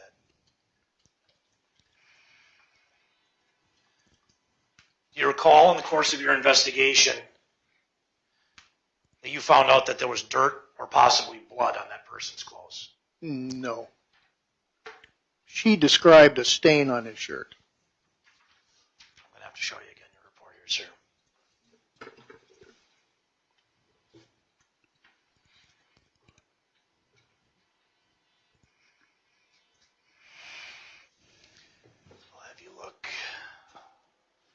first paragraph, but you can start here and just kind of get. You'll know when you're there.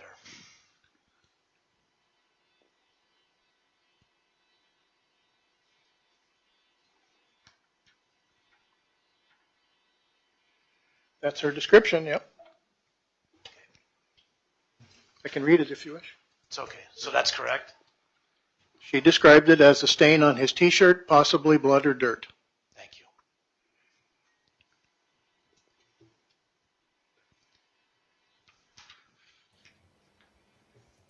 They are. Stefan says his cross-examinations are really good. They are.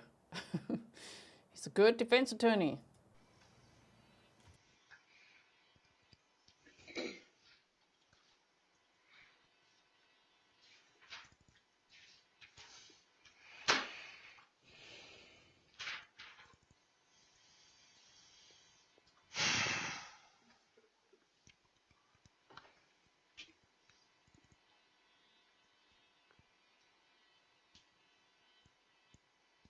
You know what Devon Hall is? Yes. In fact, he's referenced quite a bit in your report, isn't he? Mm-hmm. That's correct.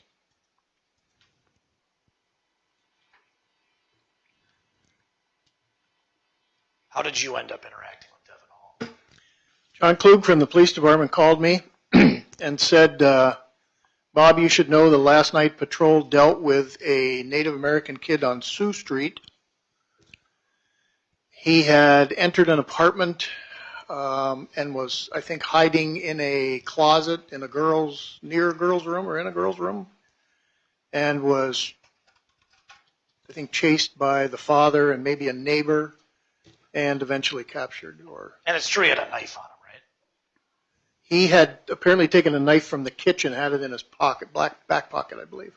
He had a knife on him, right? Right. That he'd taken from the apartment. Sure. How long after Anita's murder was this? I don't recall. A couple of days? Was it a couple? Yes, I believe it was. Okay. Just a couple days.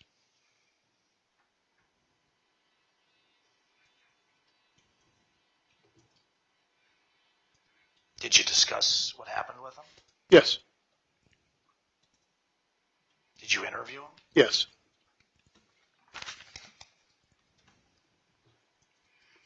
Now, it's true you met with the FBI on this case as well, isn't it? I'm sorry? It's true that you met with the FBI in this case, isn't it? We talked with him, yes. Yeah. Well, there was an FBI agent that helped us, yes. You, Strandberg, and Dale Meixner? Yes. And it's true that in your conversations, the conclusions that you guys met was that this was Devon Hall that did this. No. That's what the FBI concluded in the conversation. It was the FBI's opinion, yes. Federal Bureau of Investigation. Right. Devon Hall did it. Not a suspect, though, right? No, they said that he was a suspect. I don't know that they said he was responsible You for said the he crime. wasn't a suspect. Right. The FBI profiler allegedly said that Devon Hall was the most likely suspect in the case.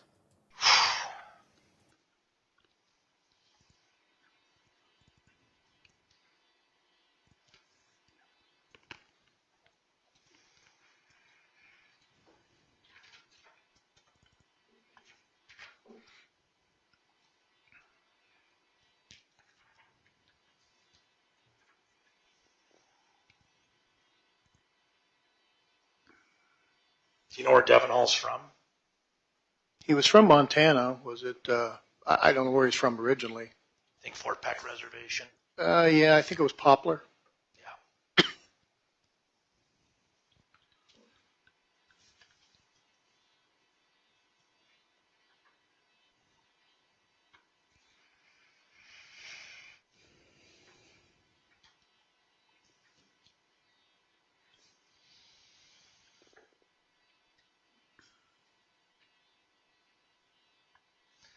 Now, when the state was asking you questions, you talked about a variety of suspects that you kind of put in the same category, isn't that right? People of interest, yeah. One was a custodian with a learning disability, as you described it, who said that Anita said she loved him, right?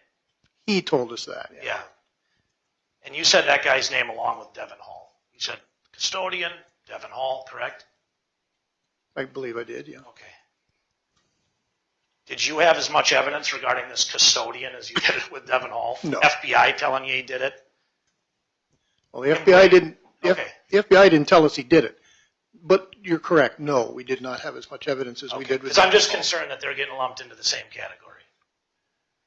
Is that a fair concern of mine? Sure. If I were the defense attorney, I would be concerned about that. I appreciate that.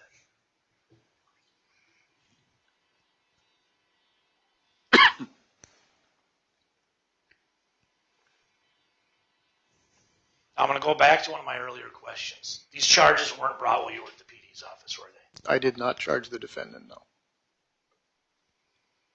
But you're here today in your retirement, correct? That's correct. You've been brought back here. Subpoenaed by you and the prosecutor. That's true. Thank you, sir. Thank you. Yeah. So with all the work that you did, Detective Goodman did, I believe it's Detective Strandberg, trying to keep everybody straight, no charges were brought. Not up until the point I left the police department, no. Yeah. No charges were brought against Nichole. No. No further questions. Thank you, sir. Oh, my. Mr. Nelson, do you have any redirect? I do, Your So far, I think the defense is winning. I'm just going to say it, right? What do you think? I think he asks great questions and he brings up a lot of doubt. I mean, it's not about, we want Nichole to be convicted. We want the right person to be convicted. We want the truth. We want justice for Anita. So if the state truly believes Nichole did it, they better step it up. Your Honor. You may proceed. Just going to go back over a few things. That runner from the scene, that person was identified? Yes. How was that person identified again? He came in. He came to the police department, I think, with his wife and said, I've seen this. I've been thinking about it. I assume he saw it in the media. Maybe he told us that. I don't recall. And he said, I think that was me because I was running there at that time and I meet the description. And was there any reason to doubt him? The general description, I should say. Was there any reason to doubt him? No. Okay. And you are aware of the reenactment video with Detectives Goodman and Thompson trying to go in and out? You were talking about the window, yes. Yes. Have you seen that video? I have. When you're watching that, did it look like it was easy to get in and out? No, it's hard to get in and out of the window. Okay. Now, a moment ago on cross-examination, you used the phrase "at the time," and then you were kind of cut off. What did you mean when you were talking about "at the time"? I don't remember what it was in reference to. It was in reference to the knowledge that you had as far as suspects. Well, I'm still not sure. But if you're talking about Devin Hall, it was... It was about the... Let me back up. It was about the curtain rod and the curtain. You said that at the time it made sense that it would have been gone out. What did you mean by that? Well, you only got out of a window or you left a door. There was no other way to exit the building. And if the curtain rod was truly outside, as I was told it had been, I didn't see it outside, then to me it was reasonable to assume that someone could have left through that window and dragged that curtain rod with them as they left. Okay. Now, Mr. Sand was asking you about the fact that we met a couple nights ago. You're retired. Is that accurate? Yep. Where do you spend your winters? Arizona. It's probably a little nicer in Arizona than it is when it's 30 below in Minot. It was when I left on March 10th. Okay. So were you in Minot over the last few months to sit down and prepare for the case? No, we left December 16th, I think. So that was pretty much the first time in the last few months to sit down face to face and see those things. The only time I've sat down face to face with you guys. Okay. Now, you mentioned on cross-examination that what the FBI had to say. Correct. What information did the FBI have? They had the initial information that we had about Devin Hall, that he was in an apartment, he was chased, he was a juvenile, he was a Native American male, he was arrested. That was all. The FBI was there to try and help us any way they could after a lot of discussion, because the FBI doesn't become involved in local murder cases typically. So we sent them this packet of information, and I can't tell you as I sit here exactly what was in there. And they reached the conclusion that of the information that we sent them, Devon Hall was the most likely suspect. And I would have to say, based on the information we sent them, I would have concluded the same thing. But sitting here today, you have a different conclusion. Yeah, because I have additional knowledge. They didn't sit across the table from him in an interview. I don't believe they saw the video of him later. I have information they didn't have. Okay. And with that extra information that was unavailable to the FBI at the time, you have a different conclusion. Calls for speculation, Your Honor. Sure. Thank goodness the state asked that follow-up question, because if they just said, no further questions, damn, then they would have left it as, well, he would have concluded that Devon Hall, was the most likely suspect. What? Yeah, Nichole Rice is the one on trial, okay, so then they got more knowledge, okay, interesting, let's hear it. Overruled. Okay. Yes. Okay. Now, there was testimony about a break-in that Devon Hall had done on Sioux Street. Correct. You know where Sioux Street is and why not? I definitely do. Okay. We've got a map up here. Permission for the witness to come down for demonstrative, Your Honor? Yeah, as long as you give him a mic. Yes. Yep. We'll share this one. Make sure you share it then. Thank you, Mr. Nelson.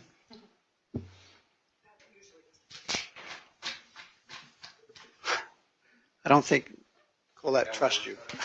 No. Testing.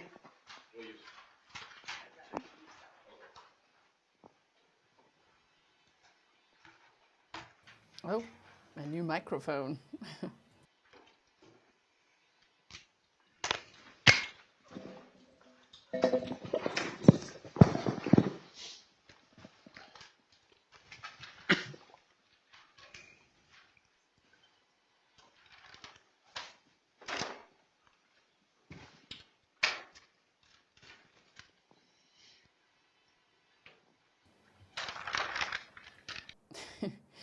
Kerry Holland says, and I think the jury, if I had to speculate, I think the jury's feeling the same.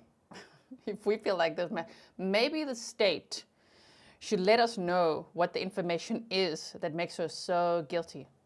Right? I mean, damn, now here we are on day 3. It's time.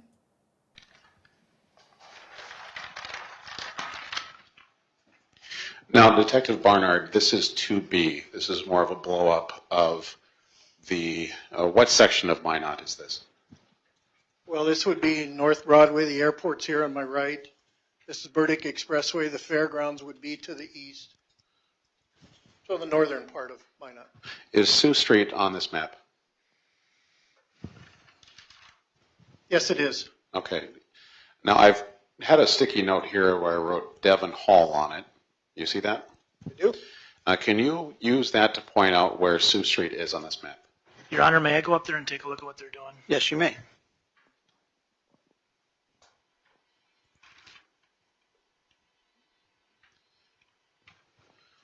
Okay.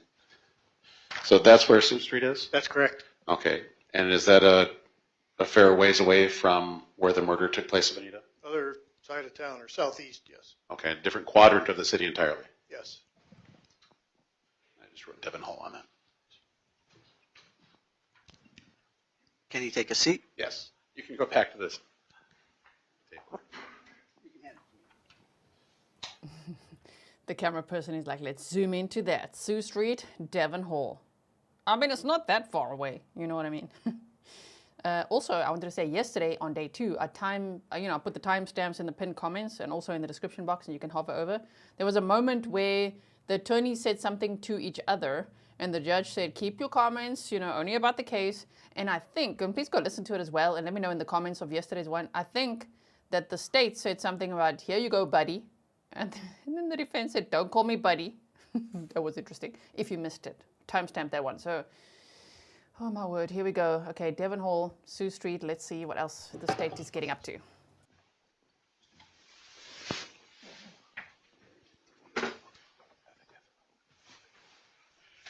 I have no further questions, Your Honor. All right, Mr. Sand, do you have any recross? Just briefly, because we brought up interviewing Nichole on redirect. redirect. Every time you called Nichole, did she come in and talk to you? Your Honor, I didn't bring up on redirect any interview with the defendant. That's correct, Mr. Sand. I beg to differ, Your Honor. Well, my notes say that he did not bring up Nichole on the redirect. So I'm in agreement with the state for that. I guess I have one other question. It's an evidentiary issue we can talk about after, Your Honor. Then you can ask that question. The additions of the arrows with Devin Hall's name, are those going to be part of evidence, or the additions that have been put onto the map? I'm unsure what you're talking about, Mr. Sand. Maybe we could talk You're about saying that the sticky has an arrow on it? Yes, with the name Devin Hall on it? Yes, yep. My understanding is that was the sticky that Mr. Nelson gave the officer to place where Devin Hall was found in the apartment. Yes, sir. Okay, so you have a question about that? I'm just wondering if it's part of evidence now. Yes. Okay. It wasn't offered and introduced, and that's the only reason I have an issue with it, Your Honor. The state would offer that as evidence, Your Honor. It was a demonstrative. All right, Mr. Sand, do you Well, object? I object. It was an addition to this, Your Honor, and it wasn't presented properly, so I'm going to ask that it not be allowed in. All right, I agree with you. Do you object to that offer? Yes, Your Honor. All right. Over your objection, Mr. Sand, the court will allow for that sticky to be part of that exhibit on 2B, which is the blow-up. Thank you, Your Honor. Do you have another question? Nope, that's it, Your Honor. All right. Is Officer Barnard here by subpoena? He is, Your Honor. He can be excused from the state subpoena. Mr. Sand? We do have him under subpoena, but we're in contact with him as well, Your Honor. So. All right. All right, you're excused from the state subpoena, but not the defense. Thank you. Thank you. Whatever you have needs to stay. Thank you. Oh, That's not leave yours. those up there, Detective Barnard. Thank you. I just didn't want to make sure it didn't walk away. Thank you very much. All right, the time is 3 minutes before 10. Any objections if we take a short break? No objection, Your Honor. Sam? No, sir. All right. Ladies and gentlemen of the jury, again, it's a couple minutes before 10. We'll be in recess till 10:15. Once again, I'll read you my admonition. Please do not converse with any witnesses, any party, or any attorney in this case concerning any matter. Direct any questions or discuss any problems that you may have with the bailiffs. Do not read about, listen to, or view news accounts of this trial. Until you retire to deliberate your verdict, please do not discuss the case. Do not allow anyone to discuss the case with you. And do not use the internet or other electronic technology in any attempt to learn information about this case or communicate with your family, friends, or anyone else about this case. Please do not form nor express any of your opinions about this case until I've given it to you for your deliberations. Once again, I hope to repeat this instruction at each recess. If I fail to do so, it still applies to you throughout the trial. We'll be in recess until 10:15. All right. Okay, here we go, everyone. Buckle up. We're not doing any recess. We're just going straight back into it.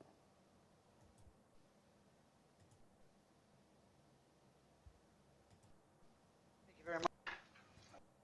There we go. Okay. Sure. What a trial here. Please have a seat. Ms. Sorgan, do you waive roll call of the jury? State witness roll call, Your Honor. Mr. Sand, do you waive roll call of the jury? We do, Your Honor. All right, then, Mr. Nelson, Ms. Sorgan, do you wish to call your next witness? State calls Dale Maixner.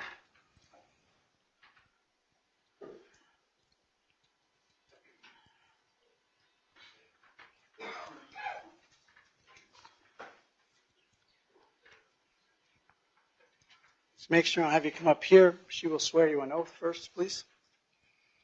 Do you solemnly swear to tell the truth, the whole truth, and nothing but the truth, so help you God? I do. And have a seat over here, please, sir.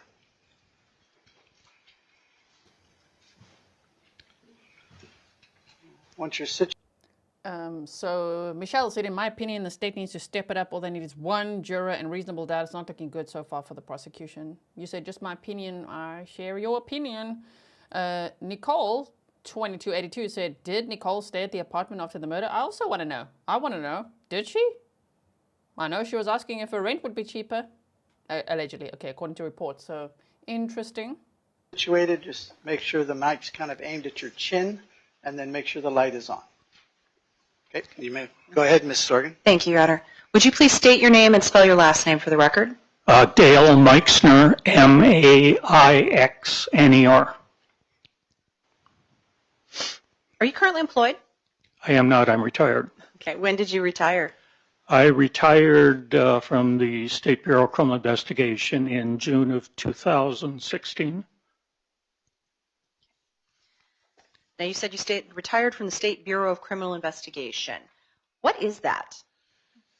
The State Bureau of Criminal Investigation is an agency under the North Dakota Attorney General's office, and our main duties are assisting local agencies in whatever investigations they may run into. Are you an agency of origin? Excuse me? Are you the first agency on the scene for investigations?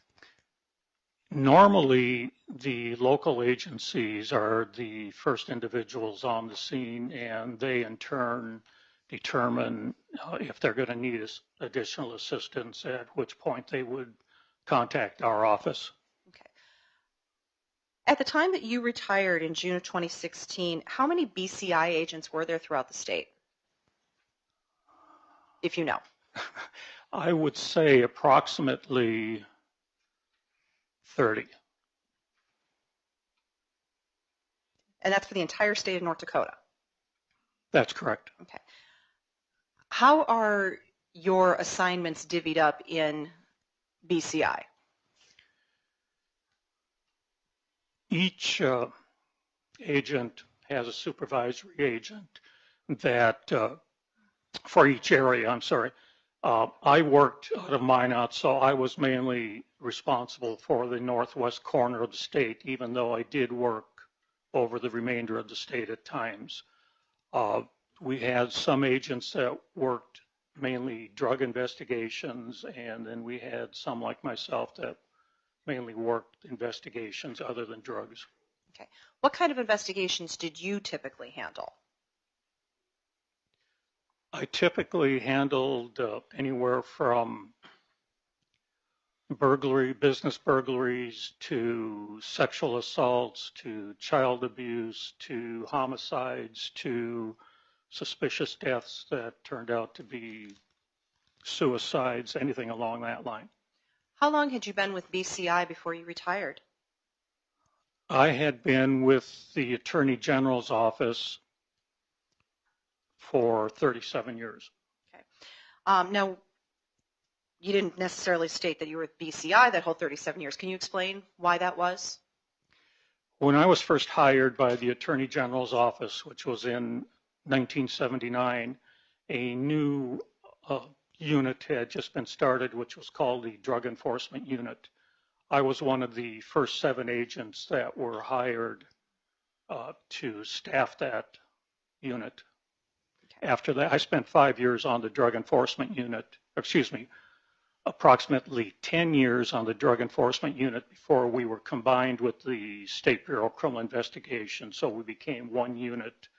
Both of us had been under the Attorney General's office, but they felt it was better to combine the two of us, so we all were one unit at that time. Okay. And approximately when did that combination happen? I want to say at the end of the 1980s, probably 1988, 1989. Okay. Had you worked anywhere in law enforcement before you joined under the Attorney General's office? Yes, I did. Where was that? I started my law enforcement career here in Grand Forks. I was hired by the Grand Forks Police Department in 1974, and while on the police department, the first two and a half years I spent in uniform, and I was transferred over to the investigative division and worked mainly drug work. And then for the last year, I was promoted to sergeant, went back to uniform. Okay. So we've heard some about your experience. Can you tell us about your education and training? I graduated from the University of North Dakota in 1974 with a degree in business and public administration, dealing mainly with police administration. While employed in law enforcement, I compiled approximately 3,500, 3,600 hours of specialized training. And what was that specialized training in? The initial training, of course, was the basic training that all law enforcement goes through. Following that, there was training in photography, firearms, of course. Once I started with the Attorney General's office, I got further training in homicide investigations, arson investigations, sexual assault investigations, again, more photography, a lot of training in interviewing. I attended the DEA National Academy, the FBI National Academy, and an Arson Academy. During the course of your career, approximately how many homicide investigations have you participated in? I would guess somewhere in the neighborhood of 50 homicide investigations, give or take, that I had some part in. That may have been not been the actual investigation. It may have been crime scene processing, reviewing investigations, things along that line. But I feel that somewhere in the neighborhood of 50. Okay. Do you recall assisting the Minot Police Department with the murder of Anita Knutson? I do. Okay. And are you aware of how Minot PD reached out to BCI? I believe they had contacted the BCI office, and during that first week of the investigation, I was not present. I was on leave and on the eastern part of the state, but there were, I believe, 2 or 3 other BCI agents that assisted during that week. And do you recall who those BCI agents were? Mike Marcus would have been one of them, and other than that, I wouldn't know. When did you become involved with the investigation? I became involved in the following week, the following Monday, which I believe would have been like the 10th or 11th of June. And what was your involvement? At that time, the police department requested that I conduct follow-up interviews with some of the individuals that they had initially interviewed. Okay. And do you recall who they asked you to do follow-up interviews for? One of them was Jose Rodriguez, another was a Michael Van, and then Nichole Thomas at the time. And did you conduct those interviews? I did. Commissioner Protrotter? You may.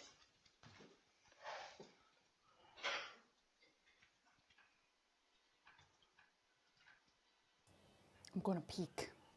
I'm cheating, everyone. I'm peeking. I thought we were going to see the police video interview now. Damn it.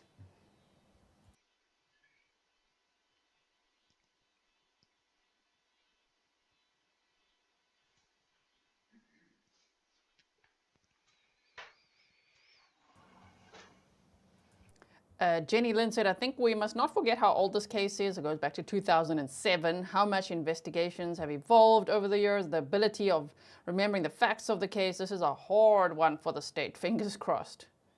Yeah, this is really tough. Sure. They're very brave, you know, to take this to trial, depending on what they have that we have not seen yet.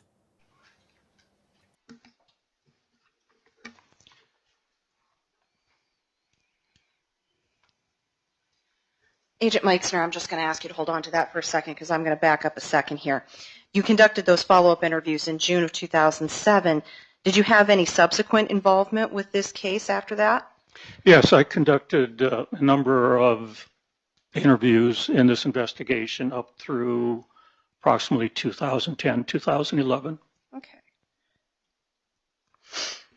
And specifically drawing your attention to May 6, 2010, did you conduct another interview? Yes. And who was that of? That was of Nichole Thomas. Okay. I'm going to direct your attention to what's been marked as State's Exhibit 19 for identification, 30-page document. Do you recognize that? Yes, this was shown to me before. Okay. And what is that document? This is a transcript of the interview that I conducted on May 6th of 2010 of Nichole Thomas. Okay. And your interviews, when you did these, were recorded, is that correct? That's correct. Okay. And for the purpose of being transcribed later? Yes, if need be. They weren't all transcribed, but if they needed to be transcribed, they were. Okay. And I think we've indicated this was a 30-page transcript, is that right? Yes. Okay. Would you expect to remember all 30 pages of what you talked about with somebody if it wasn't transcribed? No, I would not. Okay.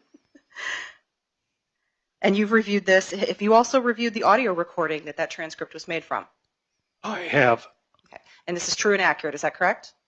You told me it was, so I haven't been able to compare it to the transcript. Okay. Or to the recording. Okay.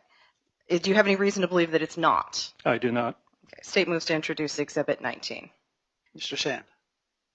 Your Honor, I'm going to maintain my last objection from the last transcripts. It'll be the same as the best evidence rule. I assume the court will have the same ruling, but I want to put it on the record that I do object, and I believe Mr. Maixner is here, and the best evidence will be his testimony. The court will receive Plaintiff's Exhibit 19 over your objection. Thank you. And Agent Maixner, as you indicated, you wouldn't be expected to remember that. Is that correct? No, especially after this amount of time. Okay. How long ago was that interview? Well, that was 15 years ago. Okay.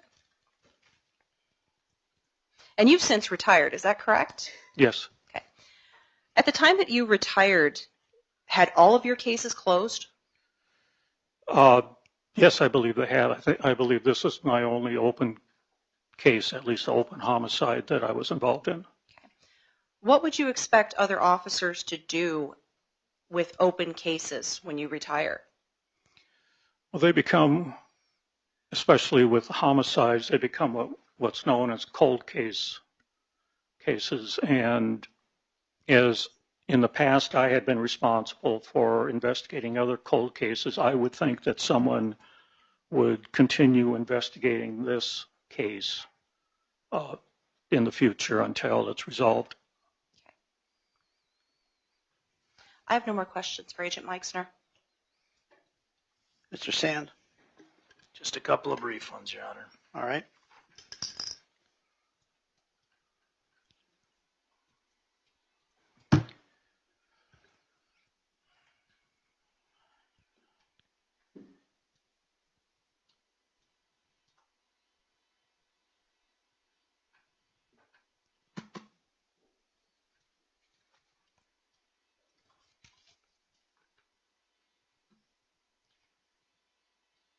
Agent Maixner, did you have a chance to review your reports before you came in today?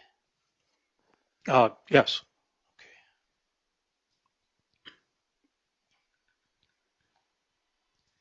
Is it true that on April 14th, 2009, there was a conference call that you were on with the FBI? Yes.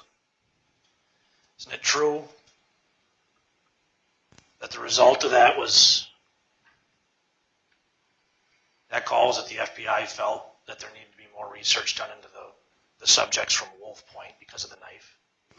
I recall that in my report. That's what it said. That's all I got. Thank you. Any other questions, Ms. Sorgan? Just briefly, Your Honor. Agent Maixner, that meeting, conference call occurred October 14th, 2009. Is that right? I believe that's when it occurred. Okay. And so the information that was conveyed to the FBI would have been current through what date? Up until that point when we spoke with them. Okay. So if information came after that date, the FBI wouldn't have been privy to it. Is that correct? Not to my knowledge, unless someone else notified them. Okay. Thank you. Nothing further. Mr. Sand, anything else? Nothing else, Your Honor. Ms. Sorgan, is this witness under subpoena? He is. Is he excused from that subpoena? He's excused from the state subpoena. Mr. Sand? Yeah, I believe we have under subpoena and we're in contact with Mr. All right. Maixner, You're not excused from their subpoena then. All right. Thank you. Thank you. Next witness, Ms. Sorgan. Yes, Your Honor. State calls Dr. Mary Ann Sens. You can just leave that right there, Dale. Thank you.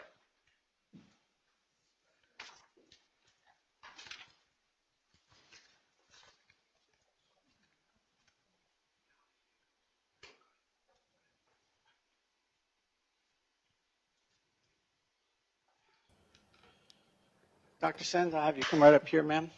She's going to swear you an oath. Do you solemnly swear to tell the truth, the whole truth, and nothing but the truth, so help you God? I do. And then we'll have you come over here, ma'am.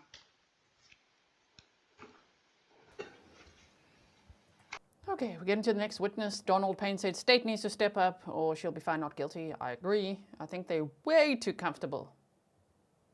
Like, oh my word. Quite something, right? Let's see, what else? Melon Huss said, why ask them for help if they're not giving updated info? Yeah, we'll have to, I guess, as people are saying, slowly but surely, we must be patient. They're building the puzzle. I hope so.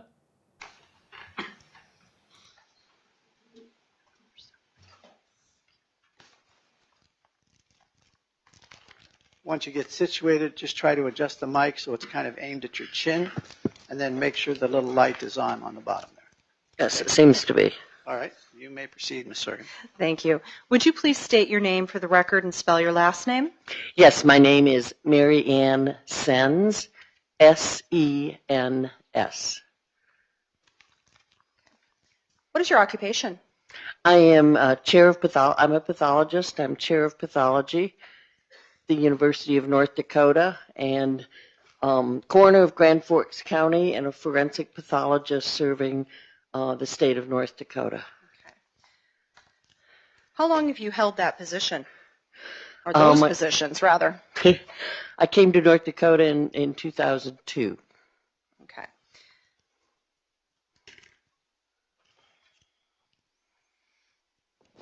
Permission to approach the witness, Your Honor? Sorry, that's my microphone.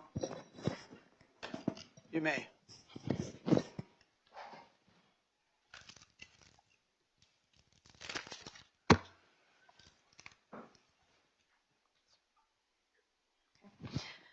Dr. Sens, I'm going to hand you what's been marked for identification, State's Exhibit 20, a 24-page document, and ask you if you recognize that.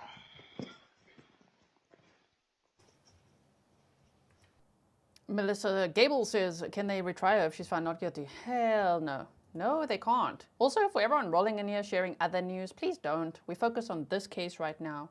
We want to respect this victim and their family. I'm aware of all the other news. Yeah, we're kind of busy with this trial right now. Okay, so I'll get to that when I can. Well, thank you so much for being here. But if you're going to be here, let's focus on this case, which is pretty rocky at this point. It's, you know, it's, I mean, this case dates back to 2007. Anita's family have been waiting for years and years and years and years for justice for Anita. This trial is very important, and I really hope that Anita will get justice, but we'll just have to see what evidence the state has now that they didn't have all that time ago, right? Yes, this is my curriculum vitae that I had provided you. Okay. What is a curriculum vitae? It's a professional summary of the your training and your accomplishments, publications, grants, projects that you've managed throughout your professional career. Positions that you've held? Yes. Okay. Education? Education, absolutely. Okay. All right. And is that a true and accurate copy of your curriculum vitae? Yes, it is. State moves to introduce Exhibit 20. Mr. Sand, any objections? No objection, Your Honor. Plaintiff's Exhibit 20 is received without objection.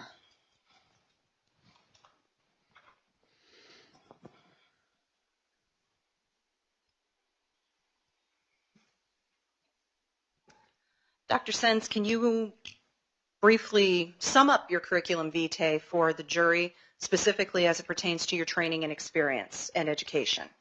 Yes, happy to. I graduated from Eastern Michigan University with degrees in biology and chemistry, and then got a PhD at the University of South Carolina. Following that, did a postdoc there up in Boston at Harvard, and then I came back to South Carolina and got an MD degree at the Medical University of South Carolina in Charleston. I stayed in Charleston for my training in anatomic and forensic pathology.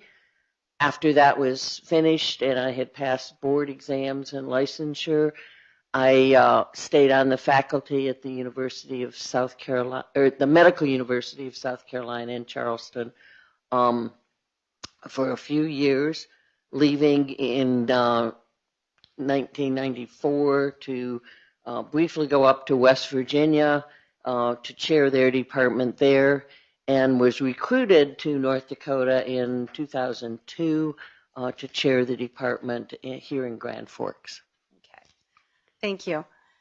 Now, the fact that you are part of the faculty at UND, does that mean that you teach? Yes, I teach the medical students and graduate students.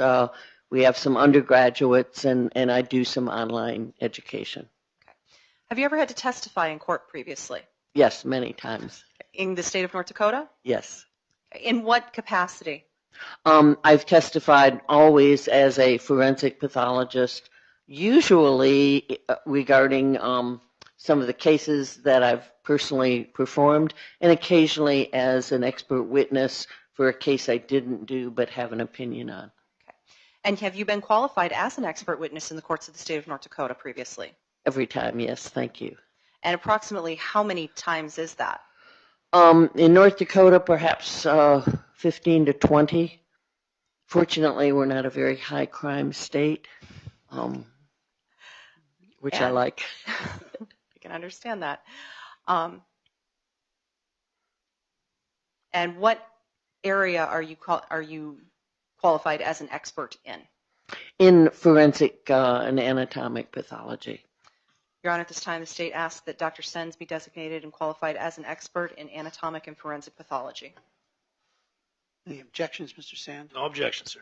She is so qualified and accepted. Okay. Thank you. Dr. Sens, can you please tell us what the procedure would have been with the North Dakota Forensic Examiner's Office for receipt of a body for autopsy in 2007? I was, at the time, the temporary forensic examiner for the state, and a coroner would call the office and to say that they had a case, and then the case would generally be brought to Bismarck. Occasionally it was brought to Grand Forks. In this case, it was brought to Bismarck. Okay. Now, when you say this case, do you mean the death of Anita Knutson? Yes. Okay. And you're the individual who performed that autopsy, is that correct? That is correct. Okay. Can you please tell us about the protocol that you followed with regards to that autopsy? Yeah, the same as we do for all autopsies.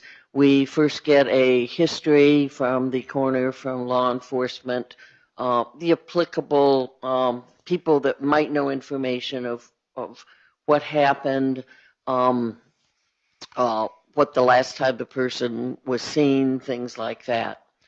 We also try to get medical history. I can't remember in this case whether we got any or not prior to the autopsy, but she was a very young woman also, so it wouldn't have been quite as important as if a person had known medical diseases.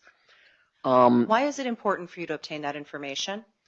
Because we have to look for unusual things at autopsy. For instance, if there'd been a heart pacemaker, we would have to know that. If there had been some other surgery, a transplantation, if the person was diabetic, they might have certain findings. And conversely, if we see something, even if the cause of death is unrelated, say if the cause of death is a stab wound or a gunshot wound or a traffic fatality, occasionally we do find people with undiagnosed medical conditions that are important for their family to know. And so we try to get a good medical history so that we know that. Then what do you do? We proceed with an external examination, which is basically documenting the clothing the person might have had on, documenting any injuries, collecting any evidence if there was any hair. In the case of a homicide, we would very often try to get fingernail scrapings or other evidence depending on what is there on the body. We then take some photographs of the body and Following that, we proceed with an internal examination, looking at each organ, documenting any trauma to the body, the extent of the trauma, assessing the cause of death, seeing if there's any contributing factors to that death, and then finish and write the autopsy report. Collect toxicology samples also, blood, urine, vitreous, which is fluid from the eye, to look for drugs, alcohol, and other toxicology specimens. Okay, Dr. Sens, you said that during the process that you document. How do you do that? We generally I take notes. We take a lot of photographs.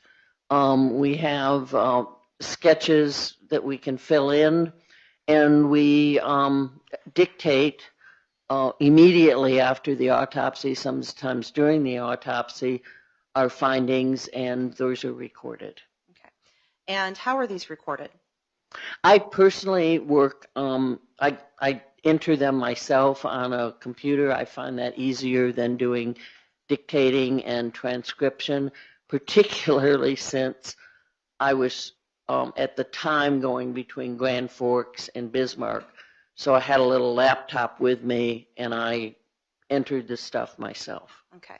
And when you're done, do you create a report? Absolutely. Okay. Permission to approach, Your Honor. You may. And I'm going to be utilizing the well a lot with this witness. So. All right.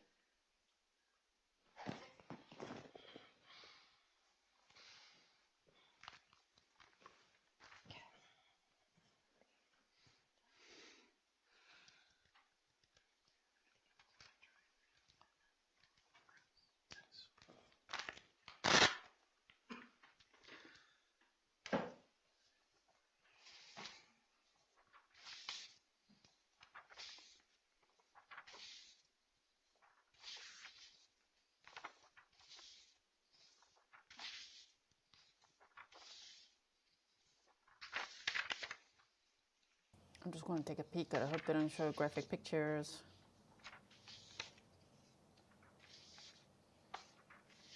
Doesn't look like it.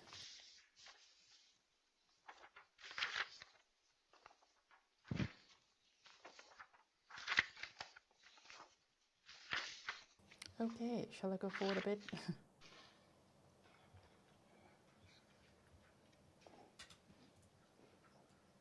Yes, this is the autopsy report that I prepared, along with the report of death, which is a supplemental report stating that the person died. Okay. And when you completed that report, what did you do with it? It remained with the Bismarck Medical Examiner's Office. Going to show you what's been marked for identification as States Exhibits 22A through 22W inclusive, and ask you if you recognize these.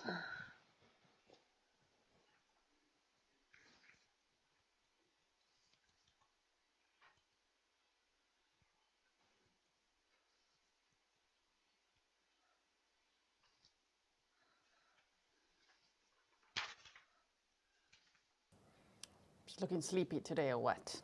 What is this?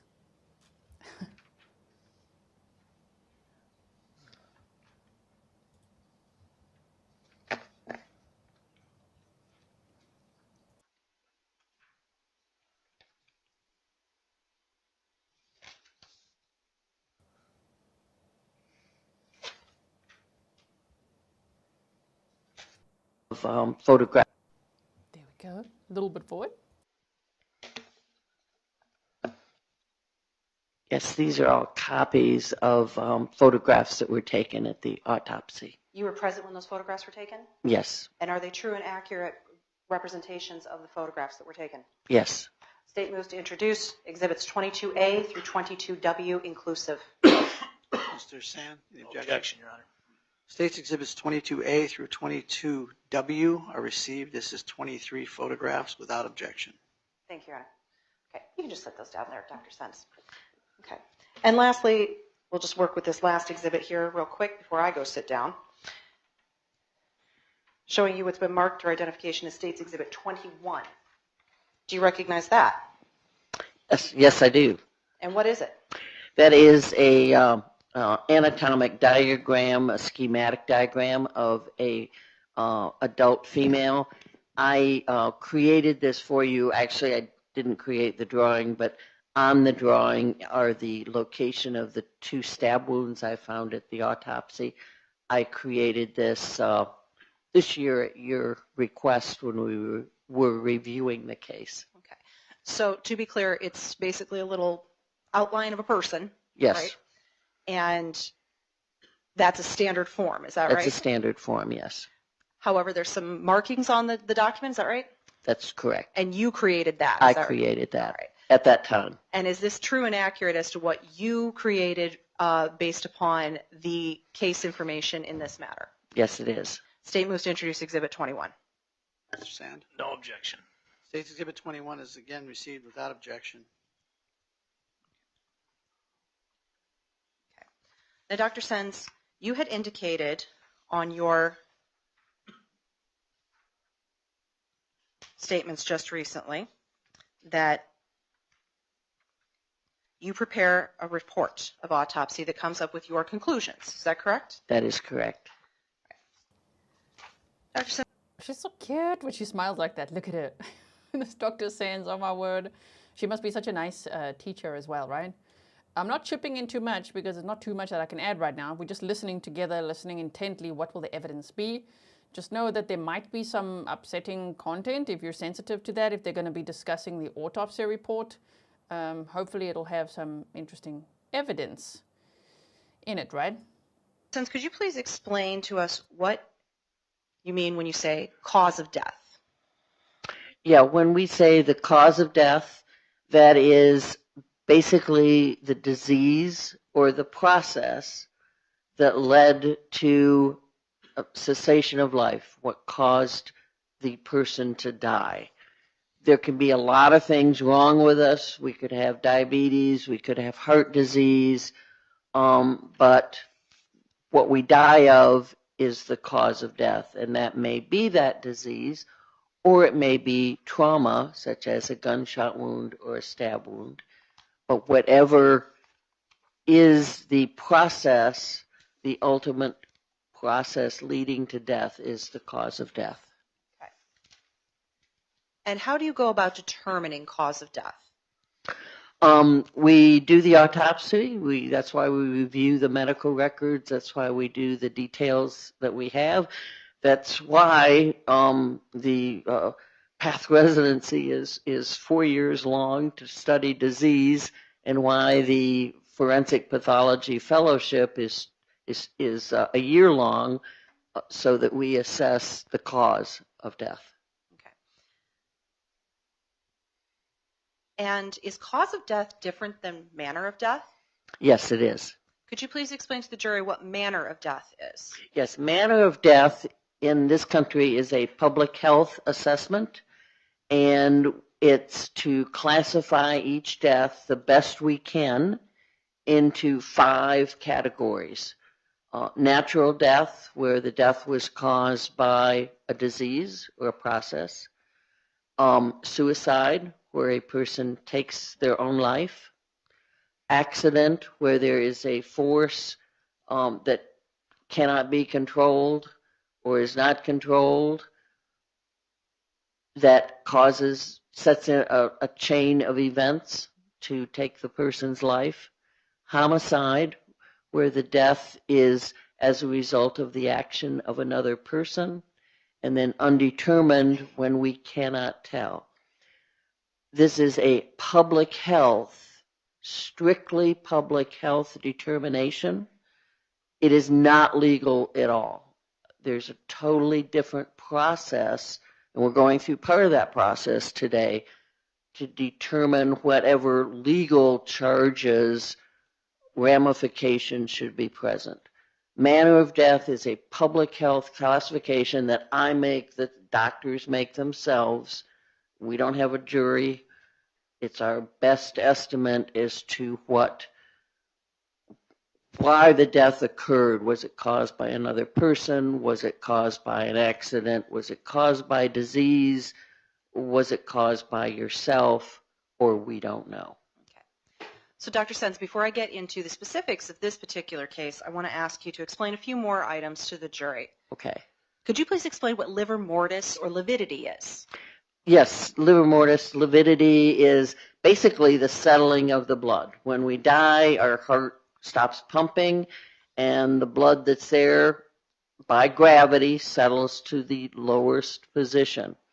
That causes the blood to accumulate in the lower areas of the body that are not, doesn't have any pressure points from anything.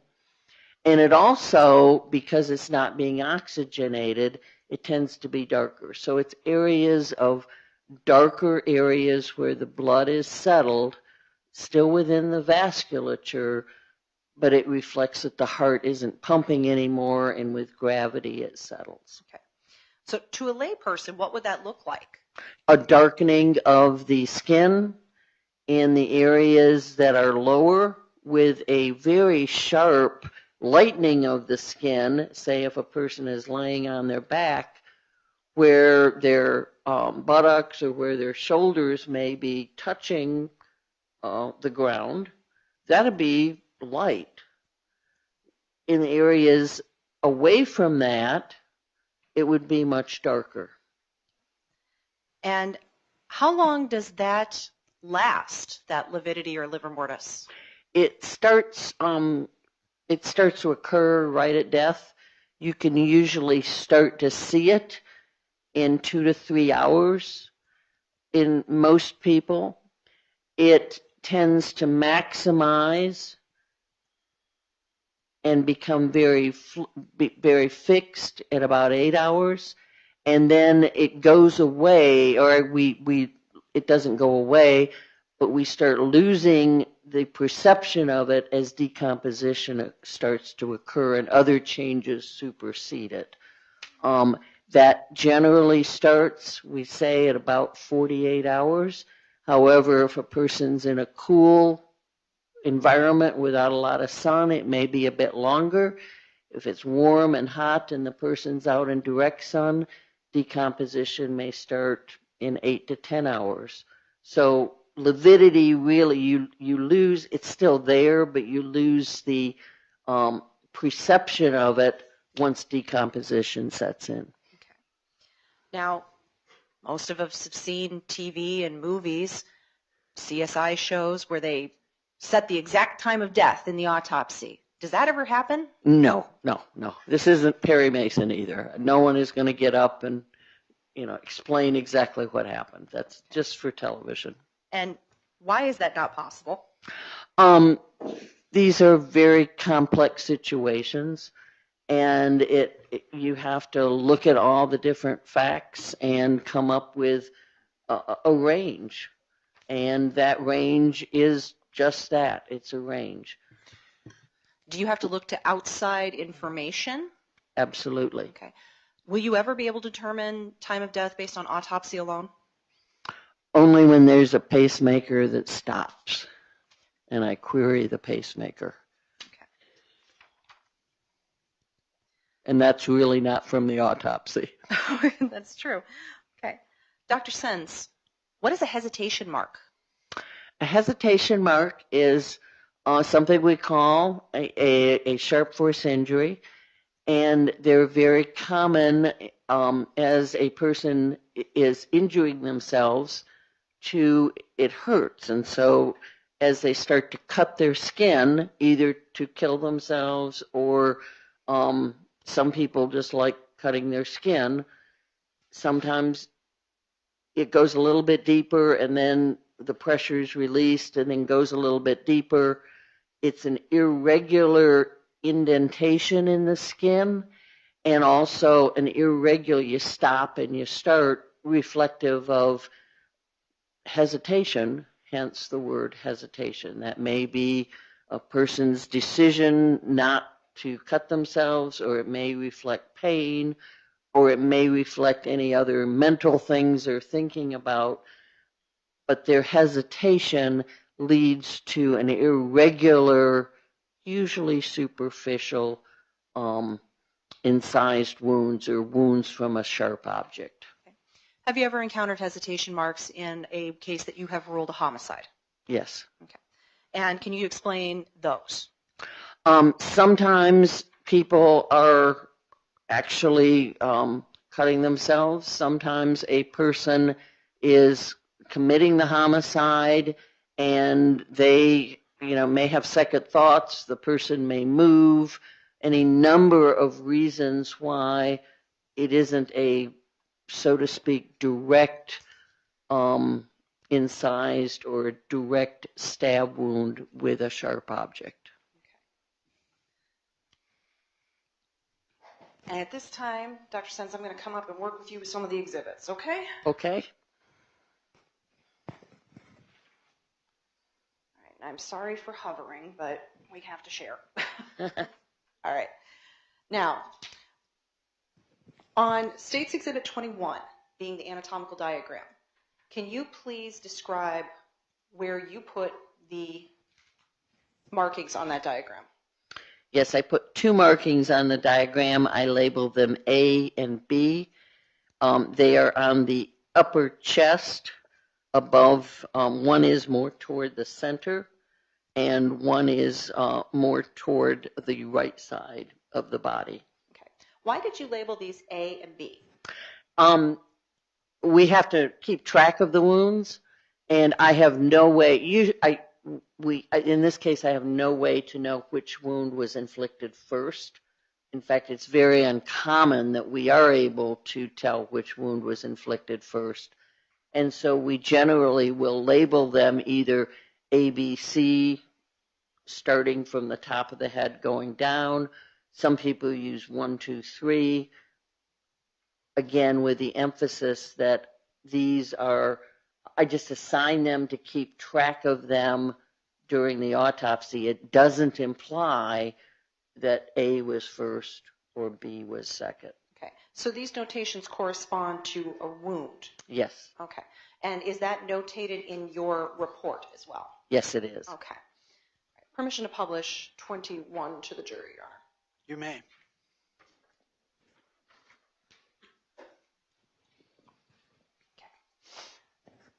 Now, Dr. Sens, we have a number of photographs here.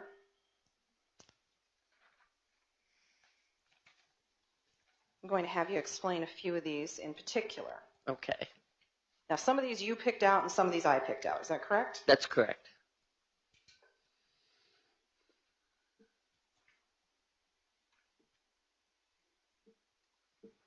I'm going to specifically get to some of the pictures that I picked out because I'm impatient.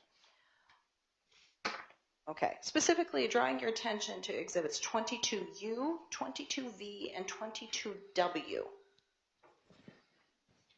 Yes. Can you please describe 22U?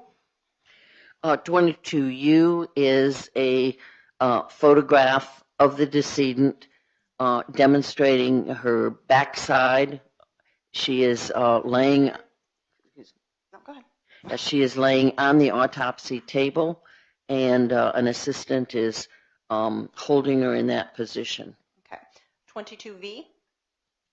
22V is a portion of the front from about the waist down to her feet. Okay. And how about 22W? 22W is a picture from her head down through her upper thighs, overlapping a bit to get the full body. Okay. What can we learn from looking at those photographs? We can see the stab wounds to her chest.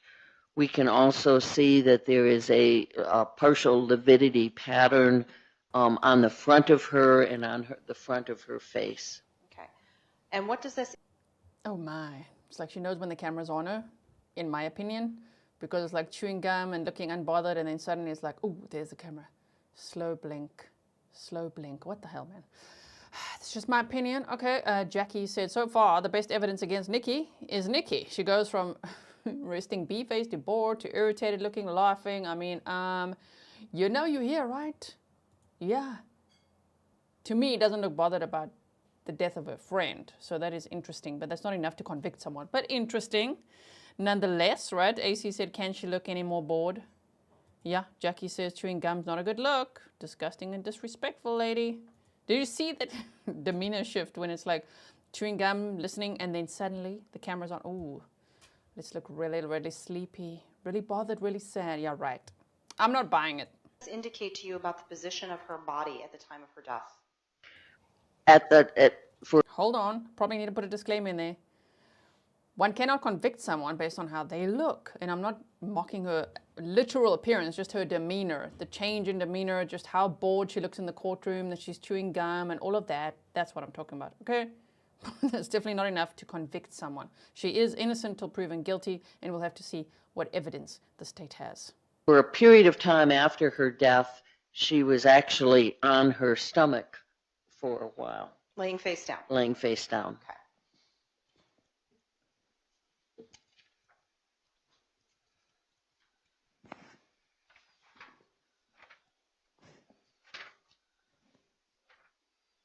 Going to show you, we'll work with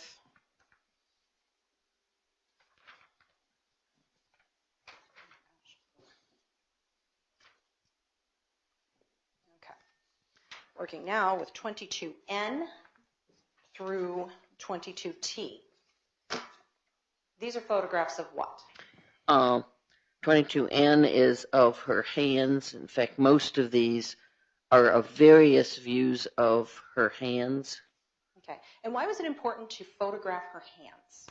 It's important to see if there's any what we call defensive injuries to the hands, if there's any trace material. In this case, there was, I could visually see a hair, and we photographed that. And to see if there's, torn nails, things of that nature. Okay. And can you tell us about defensive wounds, what you mean by that? Yeah, defensive wounds are wounds that, from the location, appear to be as the person may be defending themselves. For instance, a wound on the inside of the hand may be inflicted as someone is holding their hands up. It's our estimate. It doesn't mean that it really happened that way, but it is based on experience and training and an assessment of whether or not the person was responding in a defensive way to the injuries that were occurring. Because it's human instinct to try to protect yourself, is that correct? That is correct. Okay.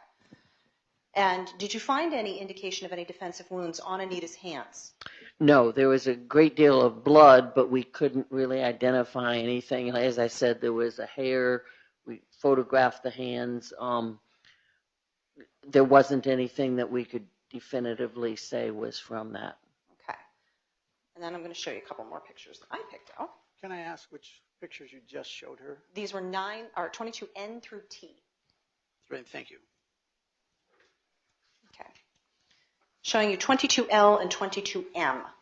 What do these show? These are a picture of the frenulum, the inside of the inside of her cheek or lips, excuse me. And we've got a little string of tissue there called the frenulum. The reason we take that is that if a person is suffocated, have hands over their face, and they're struggling, very often that is torn. And we demonstrate that in this case there wasn't any tearing, nor was there any oral injuries. We also look very carefully at the inside of the mouth. We generally can't get a good picture of that, but we look for it and document that whether or not there's any oral trauma. Occasionally people are missing teeth and things like that, so it's a good assessment of whether there was trauma inside the mouth. Okay.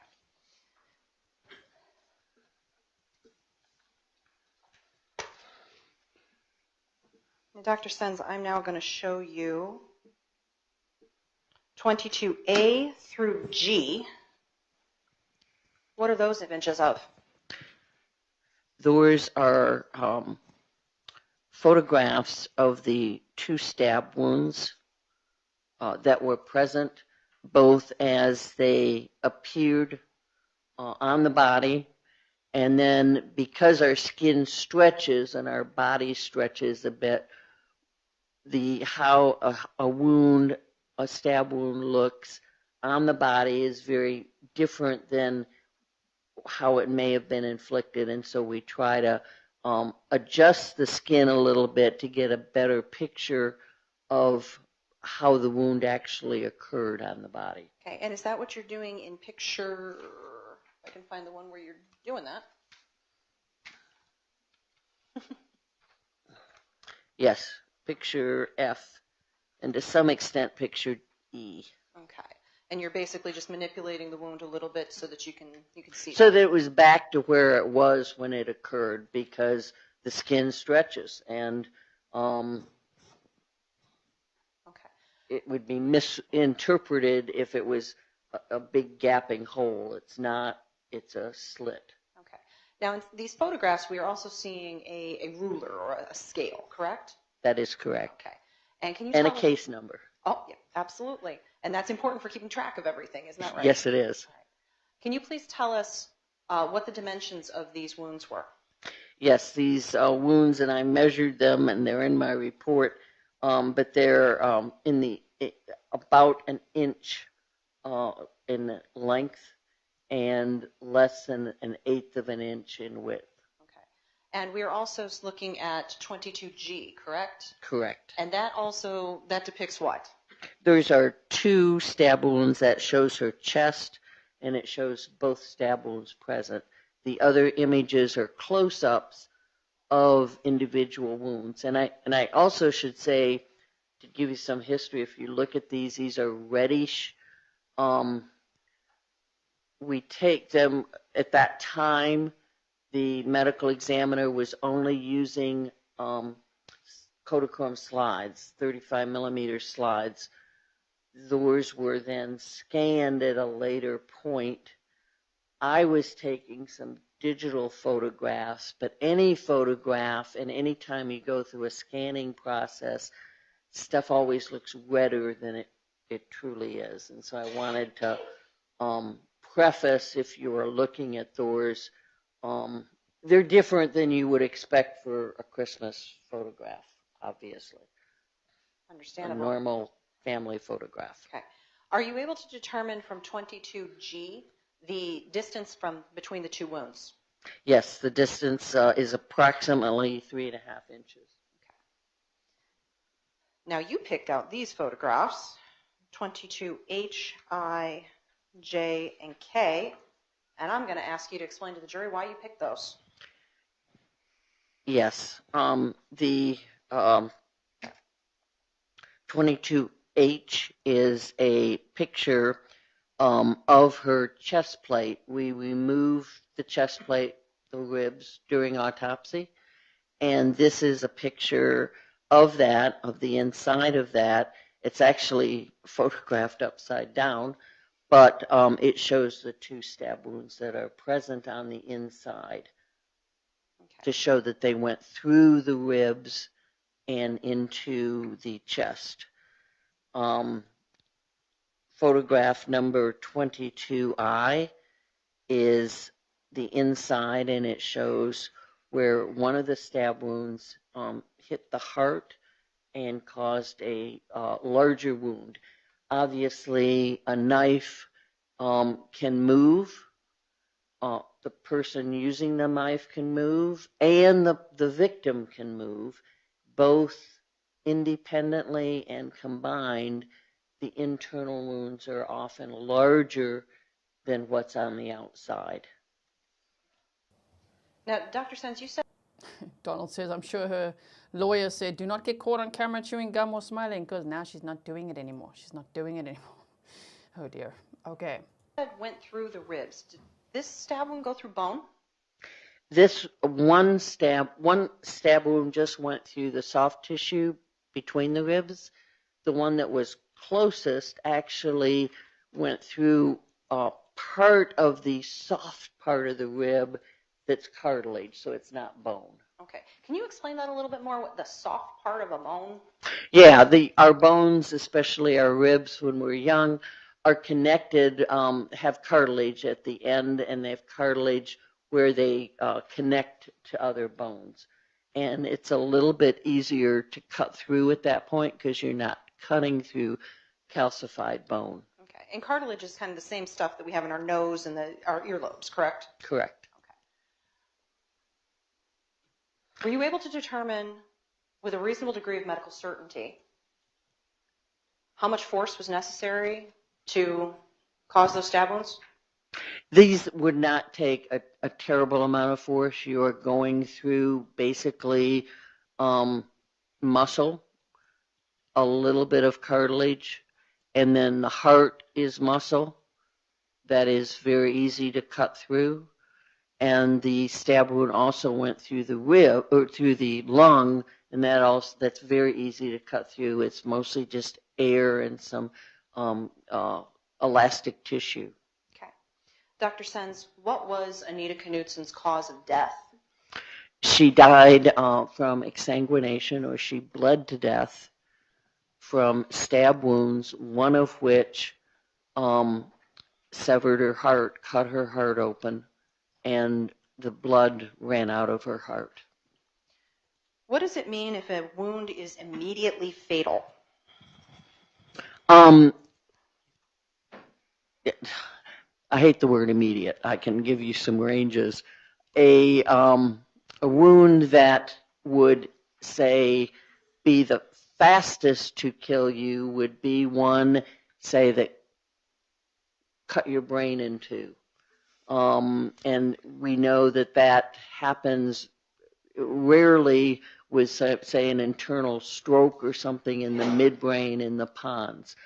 If you have a injury, say a shotgun blast or a large ballistic injury to the head, that's very quickly or close to immediately fatal within a matter of seconds.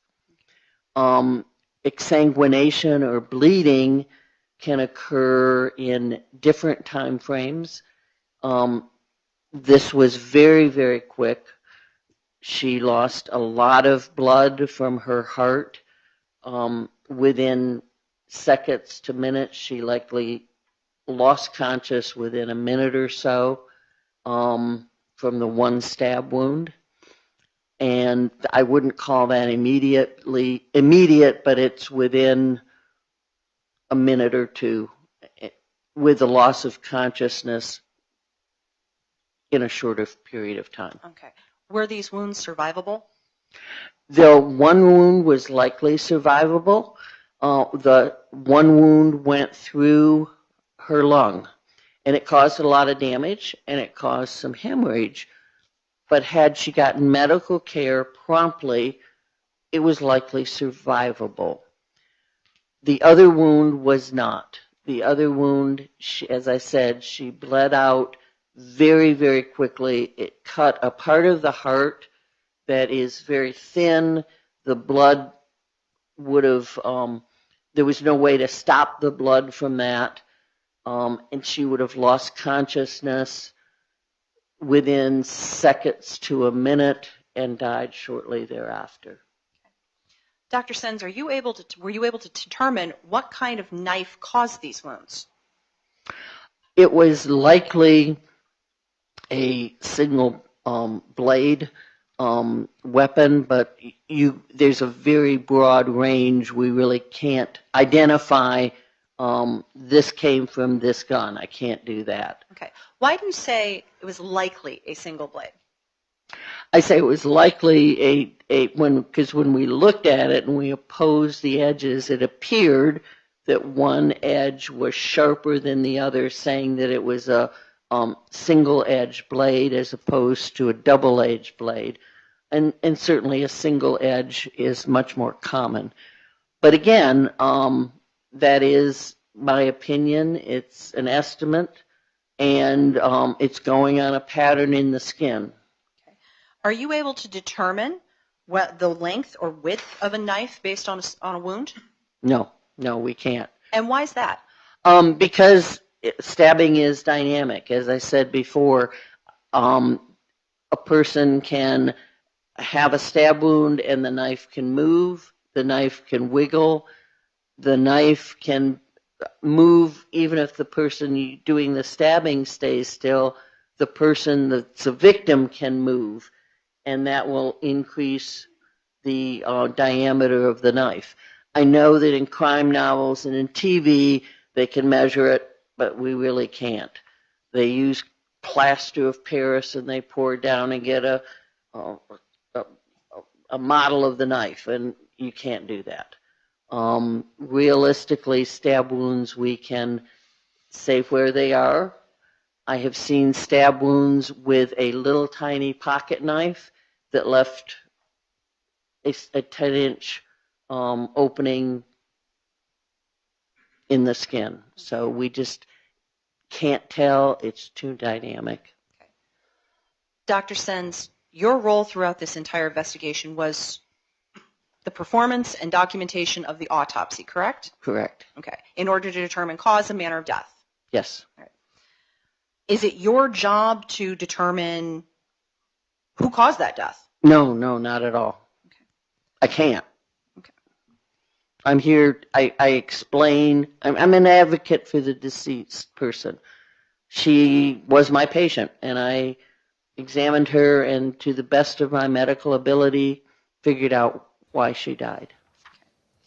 Shame, she's so sweet. She said she's an advocate for the victim. I mean, Anita was literally, she was stabbed in the heart. Sure, that must be someone who really disliked her, huh? Because she was described as having a big heart, standing up for people, you know, especially people who were bullied. She would be there for them. She was like a justice warrior, and everybody liked her. The only one who seemed to have a problem with her was her roommate, according to many friends' interviews and things like that, right? But I wonder if we'll see some of those friends on the stand. That'll be interesting as well. I hope so. Hope we'll see that later. Shame, this doctor is so sweet. Now, you explained to us what the cause of death was. What was your public health determination as to the manner of Anita's death? Homicide. And why did you reach that conclusion? The stab wounds themselves were incompatible with someone stabbing themselves and then flipping over and bleeding out the way they did. It would be highly unusual. And you ruled out the other potential manners of death as well? Yes. Thank you, Dr. Sens. I have no more questions. Is there anything with the autopsy that we're going to do or not? I believe I introduced all the exhibits, Your Honor. You might have introduced them, but you didn't. Oh, I'm so offer sorry. Them. Yes, I believe I did, Your Honor. The autopsy report was received without objection. If it's not, I'm offering 23, which is the report of death and autopsy report. Mr. Sand? Do you have any objections?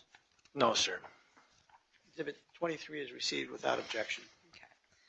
And if I didn't previously offer them, Your Honor, I also... You did the others. I did the others. Thank you, Your Honor. I apologize. Then I have no further questions. All right. Mr. Thank you, Your Sand, Honor. do you have any cross-examination? No questions. Thank you, Your Honor. All right. Is the doctor hereby subpoena, Ms. Sorgan? She is, Your Honor, and she may be released. All right. Mr. Sand, any objections? No, sir. All right. Thank you very much, doctor. You may come and go as you please. Thank you very much. Now that was the first time that the defense didn't have any questions. I mean, I don't know what they would ask, but they've been asking really great questions all along the way. So, but shame, what a nice witness that was. Dr. Sens, right? Carrie says, I love Judge Hagar. He's so fair and assertive. Yes. Sterling Nash said she must have rolled over to try to protect herself. Shame. It's so sad. Oh my goodness. Let's see. Let's see what else you guys are saying. Okay, no, I'm going to carry on. They're going to bring another witness, and then it looks like, because I just took a little peek here, that's when they go for lunch, you see? And we'll just hopefully be able to skip right over that. Next witness, Ms. Sorgan. I'll be handling the next one, Your Honor. The state calls Emmy Gebhardt.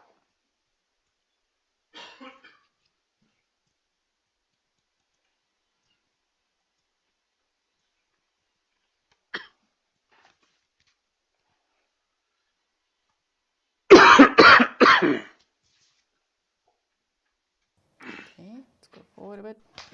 There we go. Once you're situated, try to have the microphone aim at your chin and then make sure the light is on the bottom there. All right. Mr. Nelson, you may proceed. Thank you, Your Honor. Could you state your name for the record, please? Amy Gebhardt, And could you spell your last name for us, please? Gebhardt.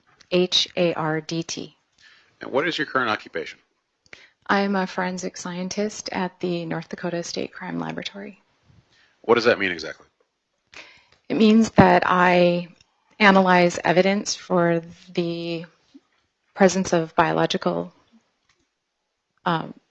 substances on items of evidence. I prepare reports of my findings and provide testimony as necessary to those results.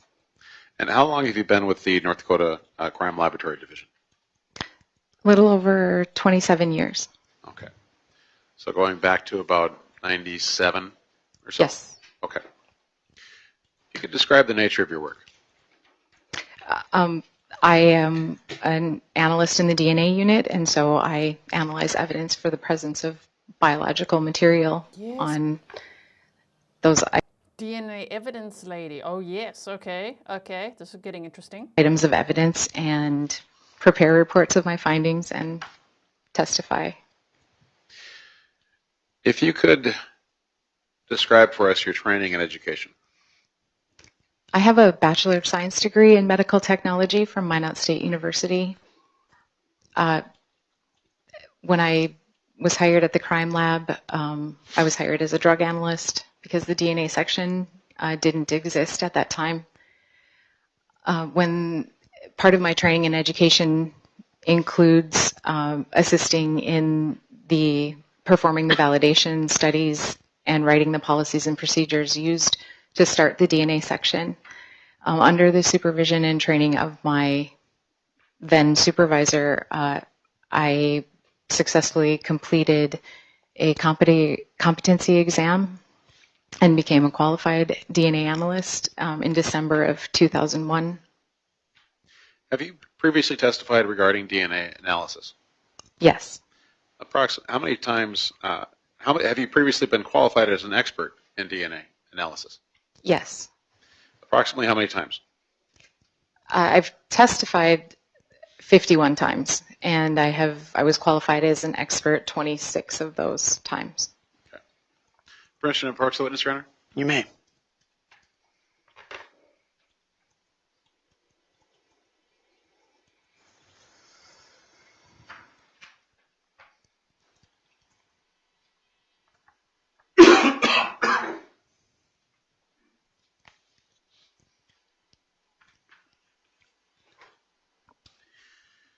Now, I've handed you an exhibit. What is that exhibit number?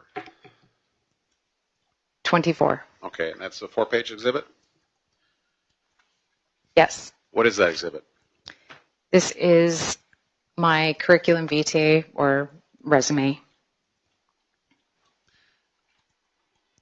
Does it reflect your educational and employment history? Yes, it does. Your Honor, the state offers exhibit 24. Mr. Sand? No objection. Thanks. Exhibit 24 is received without objection. Your Honor, at this time, the state would offer forensic scientist Amy Gebhardt as an expert in the field of DNA analysis. Mr. Sand? No objection. Court finds that Ms. Gebhardt is an expert in the field of DNA analysis and is so accepted. What is DNA? DNA stands for deoxyribonucleic acid, and it is the hereditary material that carries information about how an organism will look and function. And what is a profile? A profile is basically a visual representation of a person's unique pattern of DNA. And why is that important in forensic testing? It's important because it allows us to uniquely identify unrelated individuals in the population. Now, are controls used in the testing process? Yes, they are. What is a control? A control is a sample that is run alongside the evidence samples it has a known and expected result. And why are those important? Controls are important because they ensure the accuracy and validity of the results of the question samples that have been analyzed along with those controls. And what if those controls don't work properly? If the controls don't work properly, the results from the evidence can't necessarily be trusted, and then the lab has the responsibility, or the analyst has the responsibility, to begin investigating what possibly could have happened, at what step, why, and how to fix that. Is there anything about the testing process that can change the DNA type in a sample? No. What is a quality assurance? Quality assurance is a program conducted by the laboratory to ensure the accuracy and reliability of the tests that the lab performs. Are quality assurance programs in effect in your lab? Yes, they are. When the lab receives cases for DNA testing, what steps are taken to ensure the integrity of the evidence? When evidence is received at the laboratory, it is assigned a unique identifying number, and it is subjected to chain of custody and secure storage. And what is chain of custody? Chain of custody is a process that documents the physical movement and handling of the evidence while it is at the laboratory. It provides tracking of where the evidence is stored and who has it and at what times they have custody of the evidence. How do you make sure that a proper chain of custody is maintained? The chain of custody is maintained by, we use a laboratory information management system, and the evidence receives barcodes when it is logged into that LIMS system, and the computer program tracks the movement of the evidence by scanning the barcode in and out of custody and in and out of storage locations. Now, what are protocols? Protocols are a set of specific steps that must be followed while performing a particular procedure or method. Does the lab have written protocols? Yes, we do.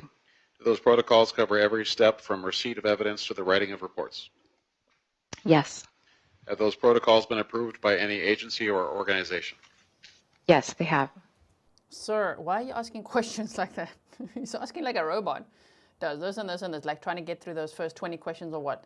Was the defendant's DNA anywhere there? But it's her apartment as well, so that's going to be pretty difficult. Even if Nichole's DNA was in the room there, or even, I don't know, it's just like, yeah, she lived in the apartment. So anyway, but I just, the questions are not being asked the most enthusiastically at this point, right? Is the crime lab accredited? Yes. By whom? We are accredited by an organization called ANAB. The first A stands for American National Standards Institute, and the NAB is National Accreditation Board. What does it mean to be accredited? It means that the lab has received formal recognition for that its policies, procedures, physical building, equipment, personnel, and quality program have met certain standards. And does your lab follow the guidelines of any organization? Yes, we do. Okay. How long has the North Dakota lab been performing DNA testing on forensic casework? Since about 2001. Okay. How are profiles generated?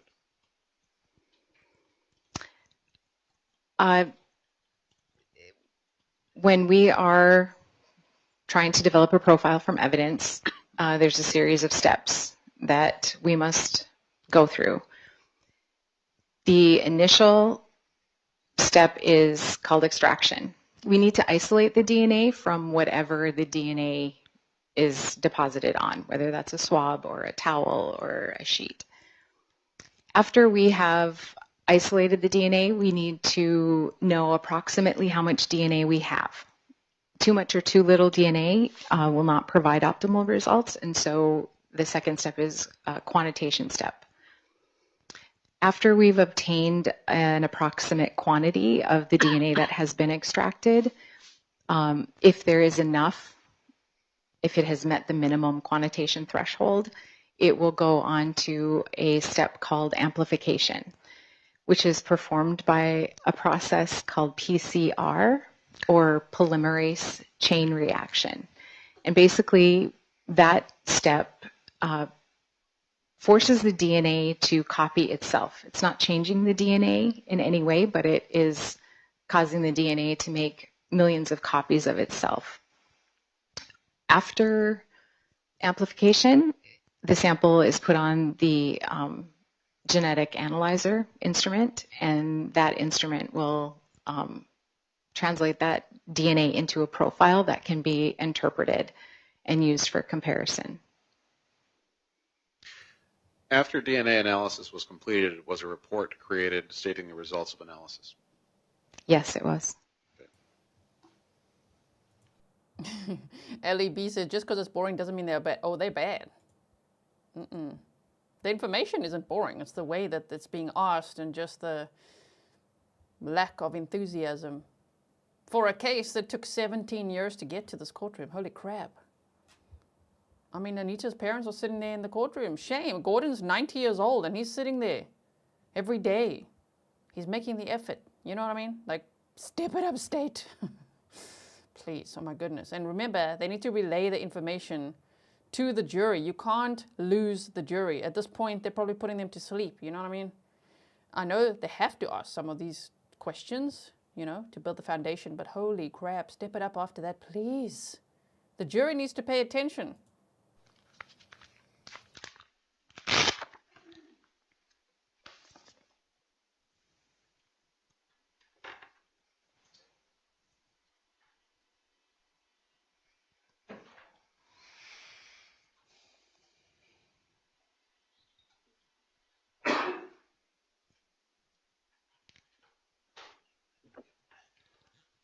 I've handed you a document labeled Exhibit 25. It should be 35 pages.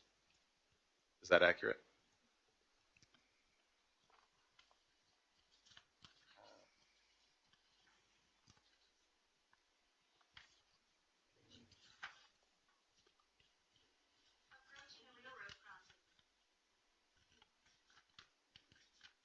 Is that somebody's phone?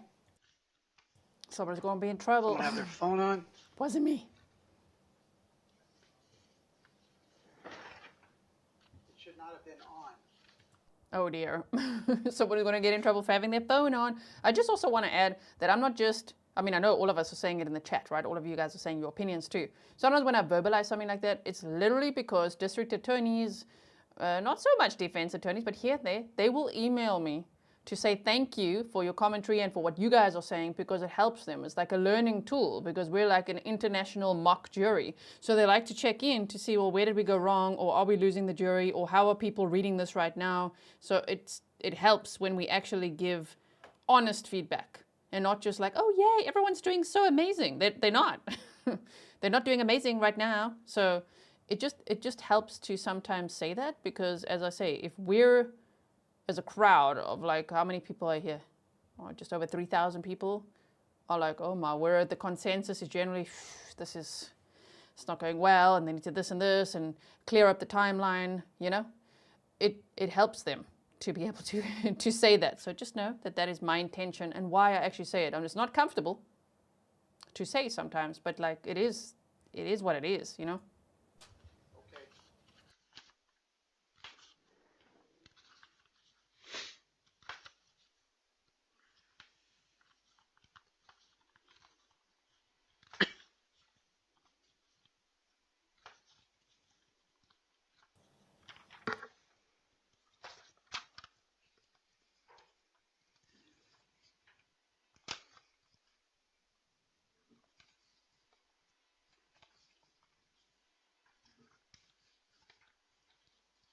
Okay, let's try to go forward. There are 35 No, we're good, pages of report and one blank page. Okay. And is this a true and accurate copy of the report for the analysis for the DNA? Yes, I believe so. Your Honor, the state would move to enter Exhibit 25 into evidence. Can I ask whose DNA you're talking about? It's the report from the case, Your Honor. Okay. A particular person's DNA? A lot of it's going to be Anita Knutson's DNA. Okay. Mr. Sand? No objection, Your Honor. Plaintiff's Exhibit 25 is received without objection. Now, this report, does it accurately represent the conclusions for each one of the items that were analyzed in this case? Yes. Okay. Let's take a look at 1A. What is 1A? Item 1A is a swab from the back of the knife handle. And what can you tell us about that? There were several attempts made at developing a profile from the knife, none of which provided a usable profile. So does the same thing apply to 1D and 1E? No. Please tell us about those. Item 1D was a swab of the front half of the knife handle, and item 1E was a swab of the blade of the knife. The profile developed from item 1D, the front half of the knife, a swab of the front half of the knife, provided a profile that matched the profile from the known sample from Anita Knutson. So Anita Knutson's DNA was on the knife? Yes. Okay. Excuse me. What about 1G and 1H? 1G was a swab of the internal components of the knife, and 1H was a swab of the exterior of the knife handle.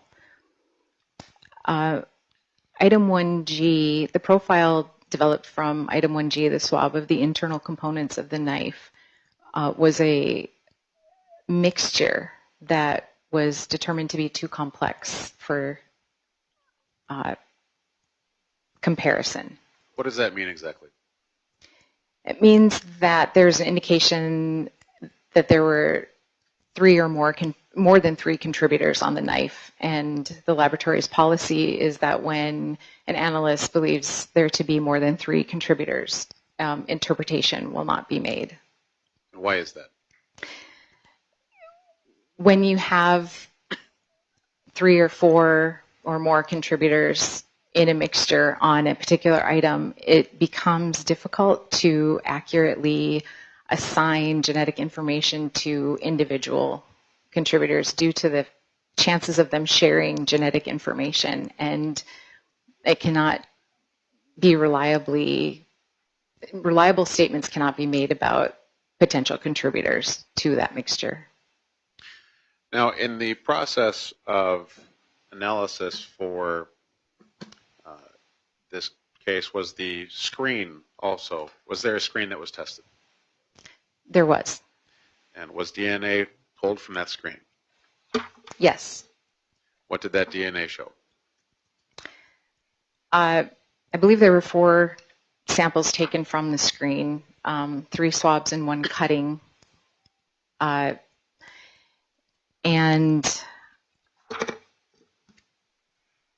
the profile from a swab of the top inside left edge of the screen matched the profile developed from the known sample from Anita Knutson. The same with the profile from the cutting of that was taken of the screen. It was a profile that matched the profile from the known sample from Anita Knutson. There was a swab taken of the inside of the metal screen frame that was a partial profile and a mixture.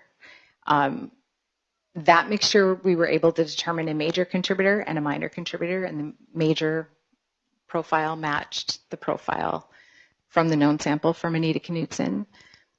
The minor profile was a partial profile and contained limited genetic information that was not suitable for comparison. So Anita Knutson's DNA was within the cutting portion of the screen, where it was sliced? That's correct. Okay. Now, you mentioned that some of these tests were found to be too complex. Was that the term you used? It was too many contributors? Yes. Okay. What was that mean, that there could have been contamination at the scene, or does that tell us anything else? What does that tell us? Objection, Your Honor, he's leading. Sustained. Does that tell us anything? A mixture that's too complex for interpretation means that there are, for our laboratory's purposes, more than three contributors. And we have made the determination in our laboratory that when there's an indication of more than three people, we will not interpret that data. Now, were statistical frequency calculations performed for the matches reported? Yes. And what is the significance of population frequencies? Population frequencies provide significance to a match. It's one thing if I am able to tell you that the profile from A matches the profile from the subject or victim or whoever the contributor, the known person is. But it's important to substantiate that match by giving an estimate of how frequently we would expect to find the profile from the evidence in a given population of unrelated individuals. Did all the controls show that the tests here were performed properly? Yes.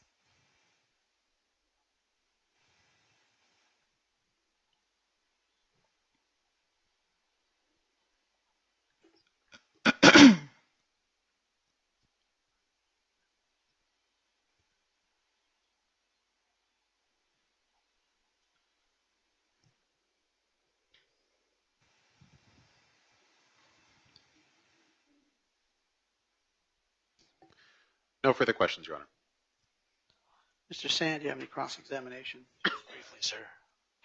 Can you hear me all right with this microphone? Okay.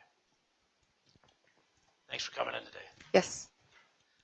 Can I have you flip your report to page 30?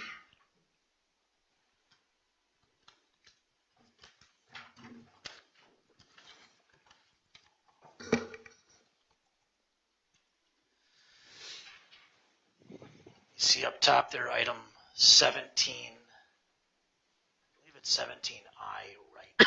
Yes. Do you know what item that is? Yes. What is it?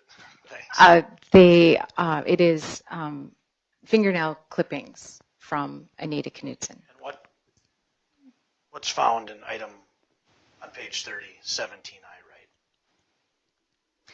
17I right was subjected to Y chromosomal analysis or male-specific DNA testing, and there was a partial profile developed of an unknown male. Under her fingernail? Under her right fingernails, yes. Okay. And the knife that you tested, based on Mr. Nelson's questions, came back with Anita Knutson's DNA on it as well, right? The knife that was tested, yes. Yes. Well, you didn't test it, I'm sorry. I did not. I'm sorry. And that was a folding knife. Yes. That's what you have from the report, because this report was done by someone who's not there anymore, correct? Correct. That's why you're here. Yes. It's a folding knife. Yes. Had Anita's DNA on it. Yes. She had male DNA under her fingernail. Yes. No further questions. Thank you. Mr. Nelson, do you have any redirect, sir? Yes, Your Honor, very briefly.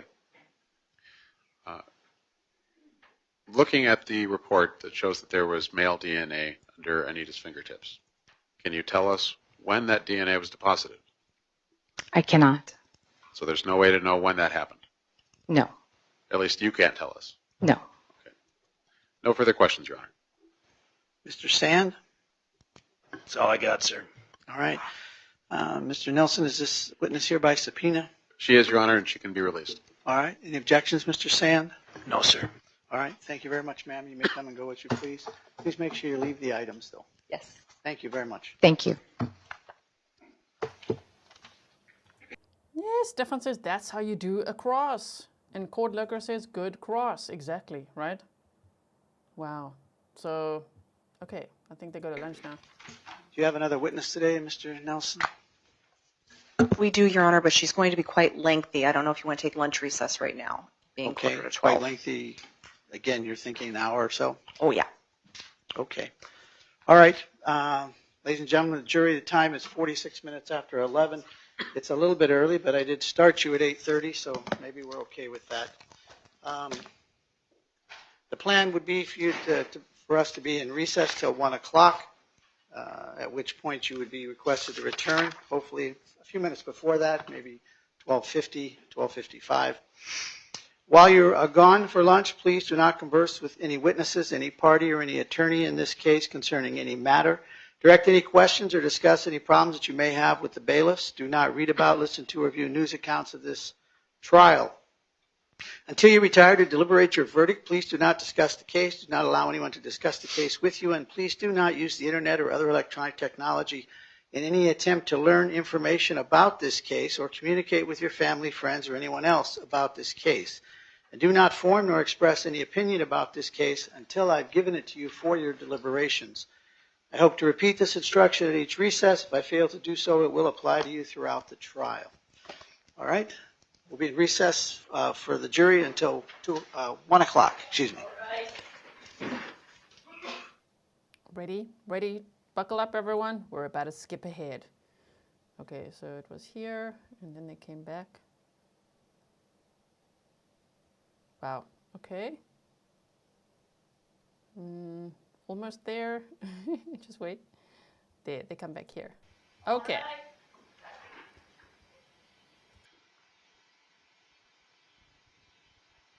Thank you very much. Please have a seat.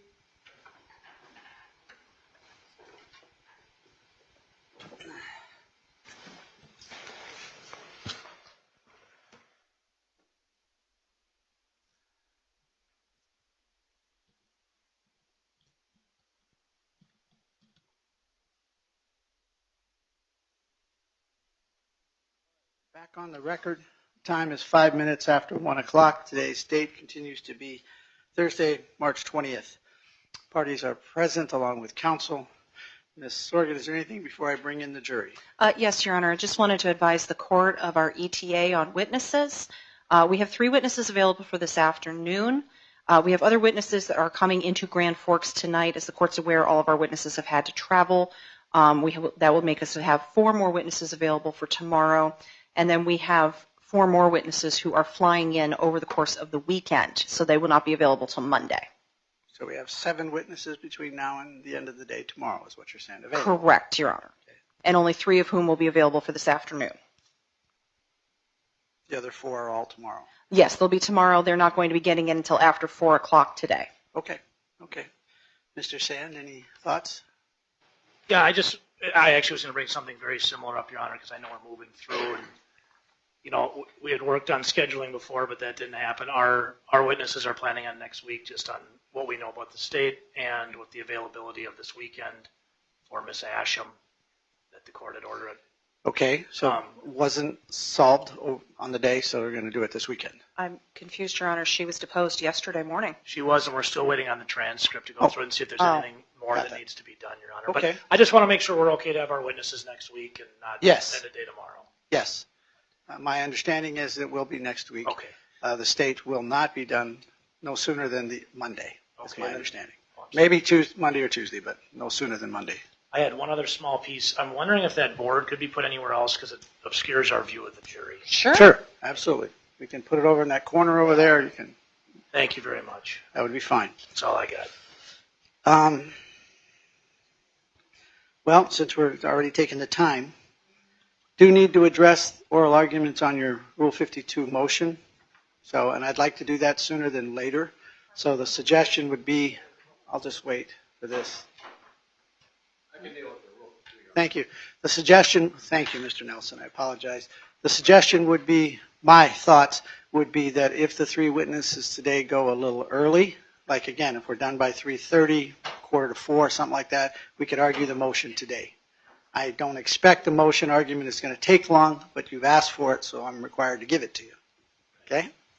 All right, that's what we'll try to do. It just depends on how the witnesses go today. Sounds good. Thank you, Your Honor. All right, then. I'm going to call in the jury, please. Thank you for the cameras. Wait. Please have a seat. Jury is now present. Again, the time is 9 minutes after 1 o'clock. Miss. You see, that's the thing. People are mistaking snark for impatience. We all know this is not a TV show. No one's being impatient. It's just like, holy crap, there's no evidence against Nichole Rice yet. At all, nothing yet. And it's Thursday. Am I right? It's Thursday, right? Yeah. So they've got Friday. They've got 3 witnesses still today. 4 tomorrow. And 4 on Monday. Sure. They better be good, eh? They better be good. What do they have? What are those? There's a lot of pressure on those witnesses. Damn. Okay, so it sounds like they could rest by Monday. And then the defense will be presenting their case, and I'm sure that they will, like in other trials we've seen sometimes the defense just rests. I don't think so in this case. They're going to have some witnesses. It's going to be interesting. Mr. Nelson, do you waive roll call of the jury? Stay away. Stay away from roll call, Your Honor. Thank you. Mr. Sand? We waive as well, Your Honor. All right, then. Mr. Sorgan, Ms. Sorgan, do you wish to call your next witness? State calls Mikali Talbott.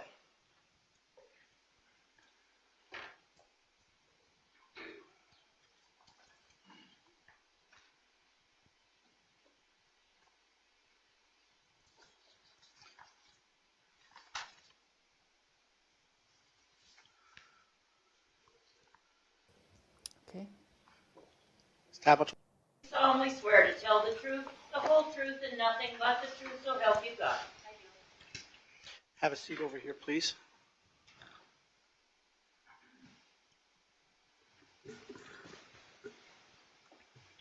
Ms. Talbott, are you an officer still? Yes. With the St. Paul Police Department, yes. Okay. Again, once you're situated, make sure the mic is at your chin, and then make sure the little light's on saying it's available. Okay? Go ahead, Ms. Thank you, Your Sorgan. Honor. Would you please state your name and spell your first and last name for the record? Mikali Talbott, Mikalitalbott. Where are you currently employed? The St. Paul Police Department. In what capacity? Patrol officer. How long have you been with St. Paul PD? Hired in May of 24. Prior to that, where were you employed? The Minot Police Department. Okay. In what capacity? I was a master officer when I left. When were you employed by the Minot Police Department? From 2015 to 2022. And how did you start off in the Minot PD? I started off on patrol. Okay. And at the time that you left as a master officer, what was your assignment? When I had left, I was assigned to the investigations division. Okay. And how long had you been in investigations? Not quite 5 years. What were some of your duties in the investigation department? I was assigned to many different roles. The main one was to investigate criminal cases. And you were a licensed peace officer in the state of North Dakota, is that correct? I was, yes. Are you still a licensed peace officer in North Dakota? I am not. Okay. No. Since you've moved to Minnesota, that's changed. Correct. Okay. And could you please tell us about your training and experience? For which department? Minot. I had over 1,100 hours of post-certified training through the state of North Dakota at the time of my departure. And what is post-certified training? It is approved training through the post board for peace officer standards. And what kind of training specifically would you engage in? Anything from like DUI stuff to interviews to crime scene to standard firearms training. Okay. And during your time while you were in the Minot Police Department, did you receive any kind of special assignments with regards to investigations? I did. In 2019, I was asked, along with another investigator, to review Anita Knutson's case. And who was the other investigator? Carmen Asham. Okay. Case Agent Asham today? Yes. Okay. When did the two of you receive that assignment? In, I think, September of 2019, roughly. What did you do to commence your review of this case? Initially, we were tasked with just reviewing tips that came in, along with gathering any evidence that was still at the state lab and itemizing it to see if everything was accounted for and making sure it was correctly logged in our system. Did the nature of your assignment change after a period of time? It did. And how? We were tasked with reviewing the entire case file, from any tips that were previously submitted to current ones that were coming in, along with all of the previous investigators' reports that were filed. And how much did you end up having to review? Thousands of pages. Was there also audio or video information that you had to review? There was photos, there was video, there was audio. Okay. And approximately how many hours of audio and video did you have to review? Couldn't even tell you, to be honest with you. Okay. And you and Sergeant Asham reviewed all of this? We did. Okay. Then what happened? From there, we were assigned to review it, and the department decided to bring in Cold Justice, who then assisted us with reviewing it as well on their end, and from there an arrest was made. Okay. Can you tell us about the Cold Justice portion of the investigation and how they worked with you and Sergeant Asham? It was a week and a half where they came to Minot and reviewed the case. They assisted us with locating individuals and re-interviewing them, along with sending items out for testing to facilities that they had. Okay. And the re-interviewing, who was re-interviewed that you recall? Several people were re-interviewed. Okay. Anybody in particular that you remember? A lot of people, I guess. That's okay. That's all right. During the time that you were working with Sergeant Asham and with Cold Justice with regards to this investigation, were persons of interest identified? Yes. And who was identified? The defendant. Okay. Were there any other persons of interest? I believe Marty was one of them. Marty Annell? Mm-hmm. Okay. Anybody else? And I believe Devin Hall was one of them. Okay. And Marty is he was the maintenance man. He took his own life a year after Anita's murder. And we got over that in the trial prep. So if you want to just check out those details there. And they mentioned Devin Hall, which the defense is like, yeah, there it is. And in reviewing the defendant, Marty Annell and Devin Hall, how did you go about investigating and narrowing down the list of suspects? Based on their statements alone, as well as evidence that didn't support either Marty or Devin being the person of interest at the point, and inconsistencies in the defendant's statement. Okay. And then eventually an arrest was made, is that correct? Correct.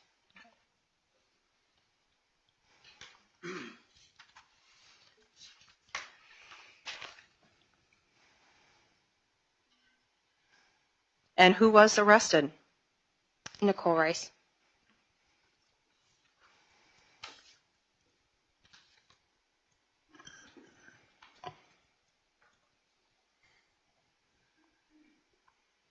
I have no more questions for Detective Talbott, Your Honor. Mr. Sand? Yes, sir.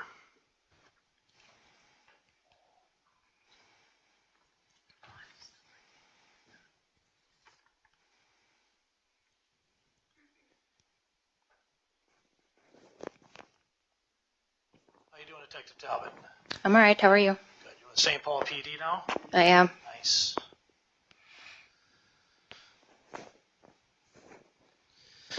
When did you leave the Minot Police Department? November of 22. Can you tell me why you left? Just personal reasons. Okay. I won't go any deeper. So you did a full review of the case file in this case? I did. How long did it take you? A while. Long time. It's a big file. We had to review it too. Do you recall putting a report together? I did, yes.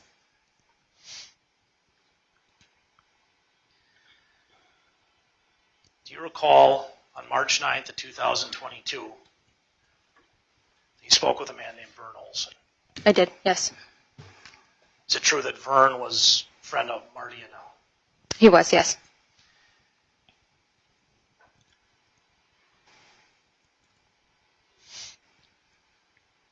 Vern told you that he received... Objection, hearsay. Sustained.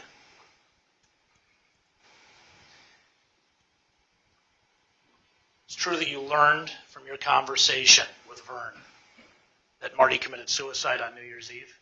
Yes. And you learned from your conversation with Vern that there was something happened to Marty? As far as?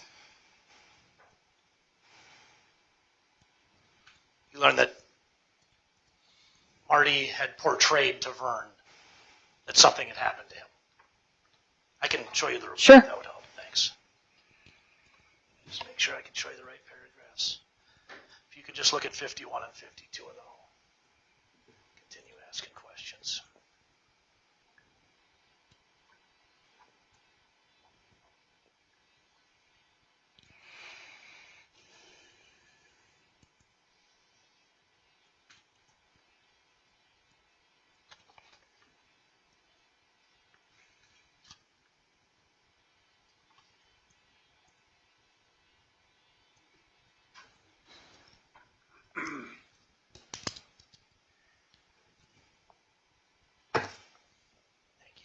A chance to look at those two paragraphs?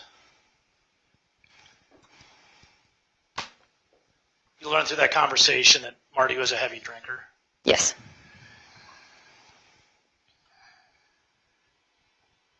And that after Anita's homicide, Marty was never the same? That's what Vern indicated, yes. And Vern indicated something had happened to Marty?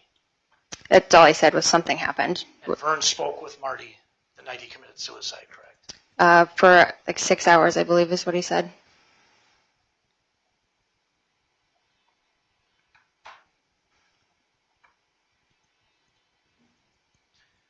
You learned that Marty had several firearms and knives? Yes.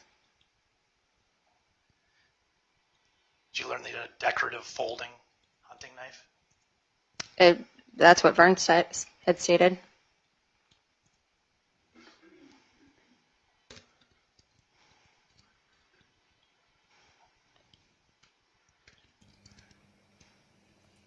Sure, this defense, they ask great questions on their cross. We'll give them that. A lot of you are saying, what happened to like over an hour with this witness? All right. They said the next witness will be pretty lengthy, so they'd have to go to lunch. And it's like, wow, 5 minutes later you're done? Okay. That wasn't that lengthy. Did you ever interview Devin Hall? I did not, no. Why not? I didn't need to. Well, the state's attorney had asked you about the three people you were interested in. It sounded like Marty and Al, Nichole Rice, and Devin Hall, but you didn't call Devin Hall? I did not call Devin Hall. Okay. Did you go visit him out in Montana, Fort Peck Indian Reservation? I did not, no. Did you talk to the FBI at all that had pointed at Mr. Hall? I did not, no.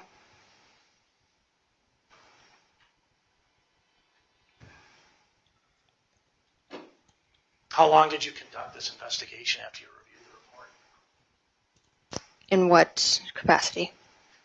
Making calls, meeting with people. I started in 2019 with the report. And then you arrested Nichole in 2022. Correct. Without talking to Devin Hall or the FBI? Correct. Okay.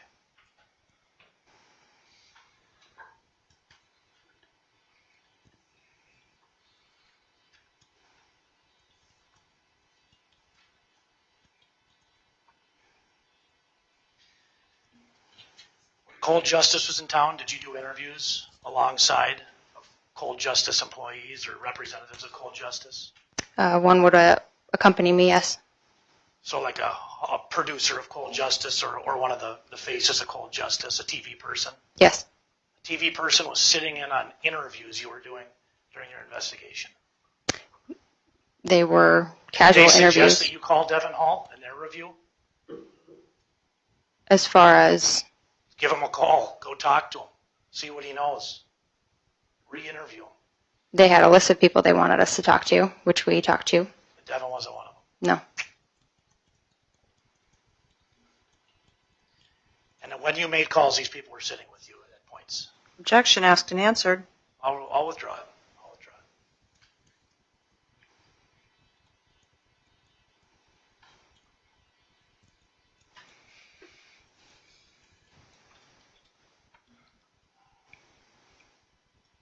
How long were they in town for? How long was Cold Justice in town with you guys?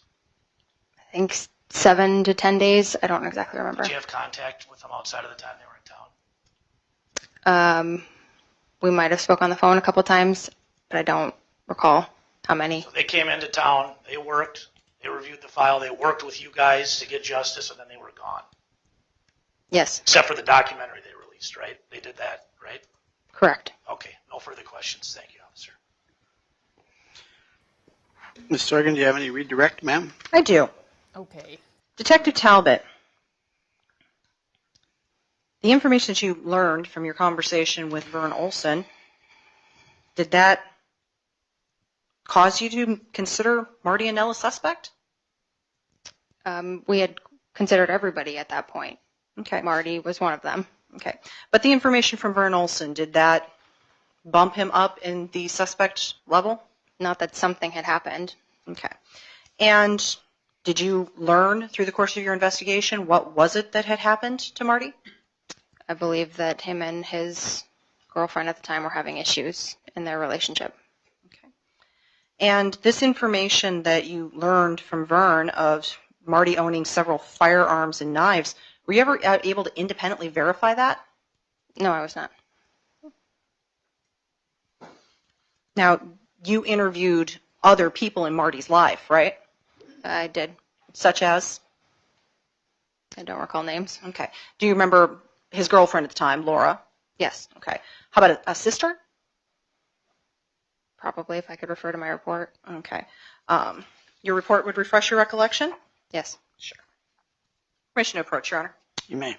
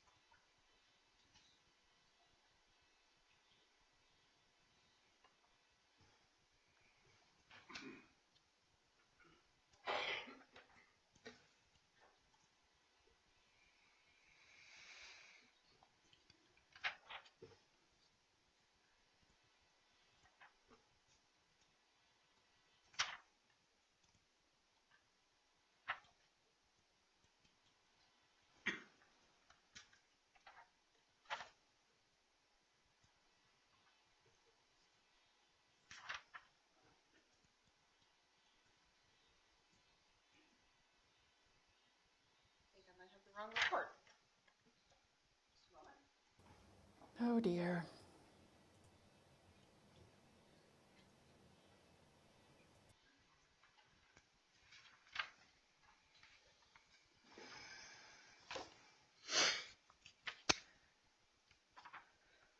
Well, while I keep flipping on this, you also indicated that you didn't interview Devin Hall, correct? Correct. And you said when Mr. Sand asked you about that you didn't need to, right? Correct. Why didn't you need to? There was enough evidence to support that he was not in town at the time of the murder. And through your investigation, what did you learn about where he was at the time of the murder? Based on items that I reviewed, he was in Montana at the time of the murder.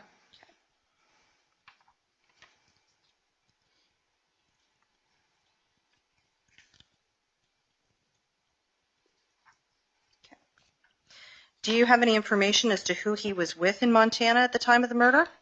He was with a friend and the friend's family. Okay. And what was that friend's name? Jordon Vivier. So your information in your investigation determined that neither Jordon Vivier or Devin Hall was present in Minot at the time of the murder? Correct.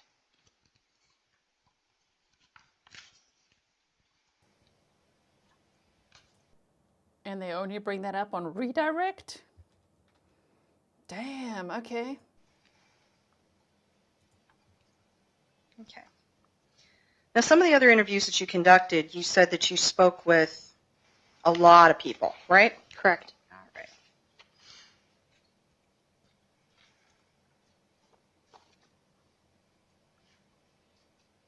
You didn't speak with the FBI, is that right? Correct. All right. And what was your understanding of what time period the FBI had information from? I think it was the beginning of the case.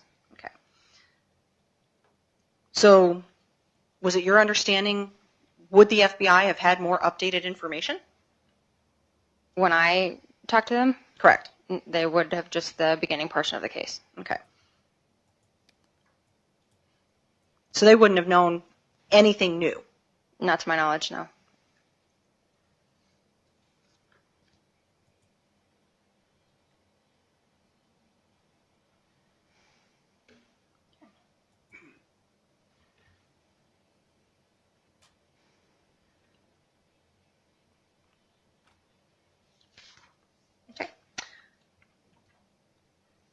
Now, Mr. Sand asked you about the fact that you interviewed people alongside Cold Justice, correct? Correct. All right.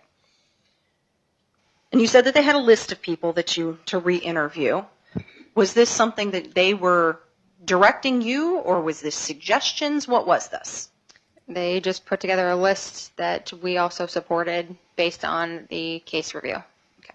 And that was based on their investigation, correct? Correct. Okay. And your investigation dovetailed with theirs, is that right? Correct. Devin Hall was not on that re-interview list, is that right? Correct. Why wasn't Devin Hall on the re-interview list? Because there was enough evidence to support Asked that and he was... answered, Your Honor. Sustained.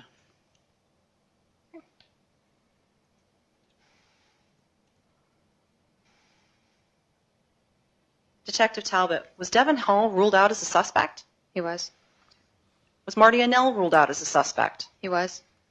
How about Jordon Vivier? He was also ruled out based on him being with Devin. Nothing further. Any recross, Mr. Sand? Just one thing regarding Mr. Olson.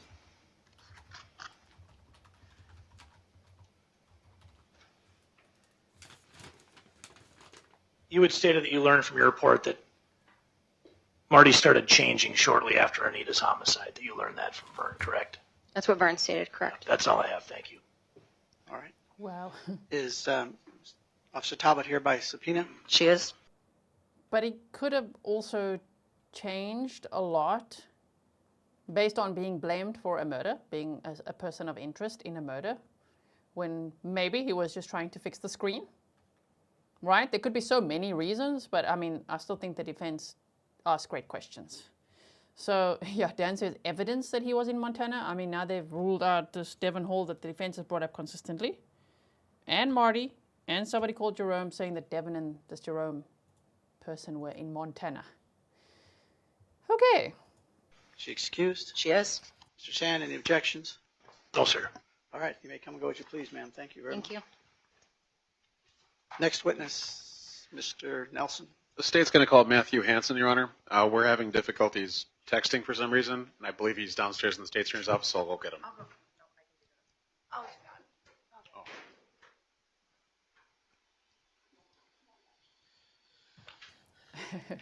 Beth Ann saying it for all of us. Give us something further.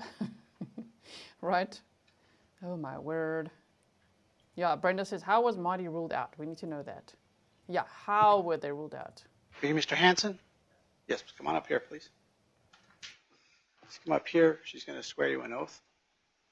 You solemnly swear to truthfully answer the question. You solemnly swear to tell the truth, the whole truth, and nothing but the truth, so help you God. Please have a seat over here, sir.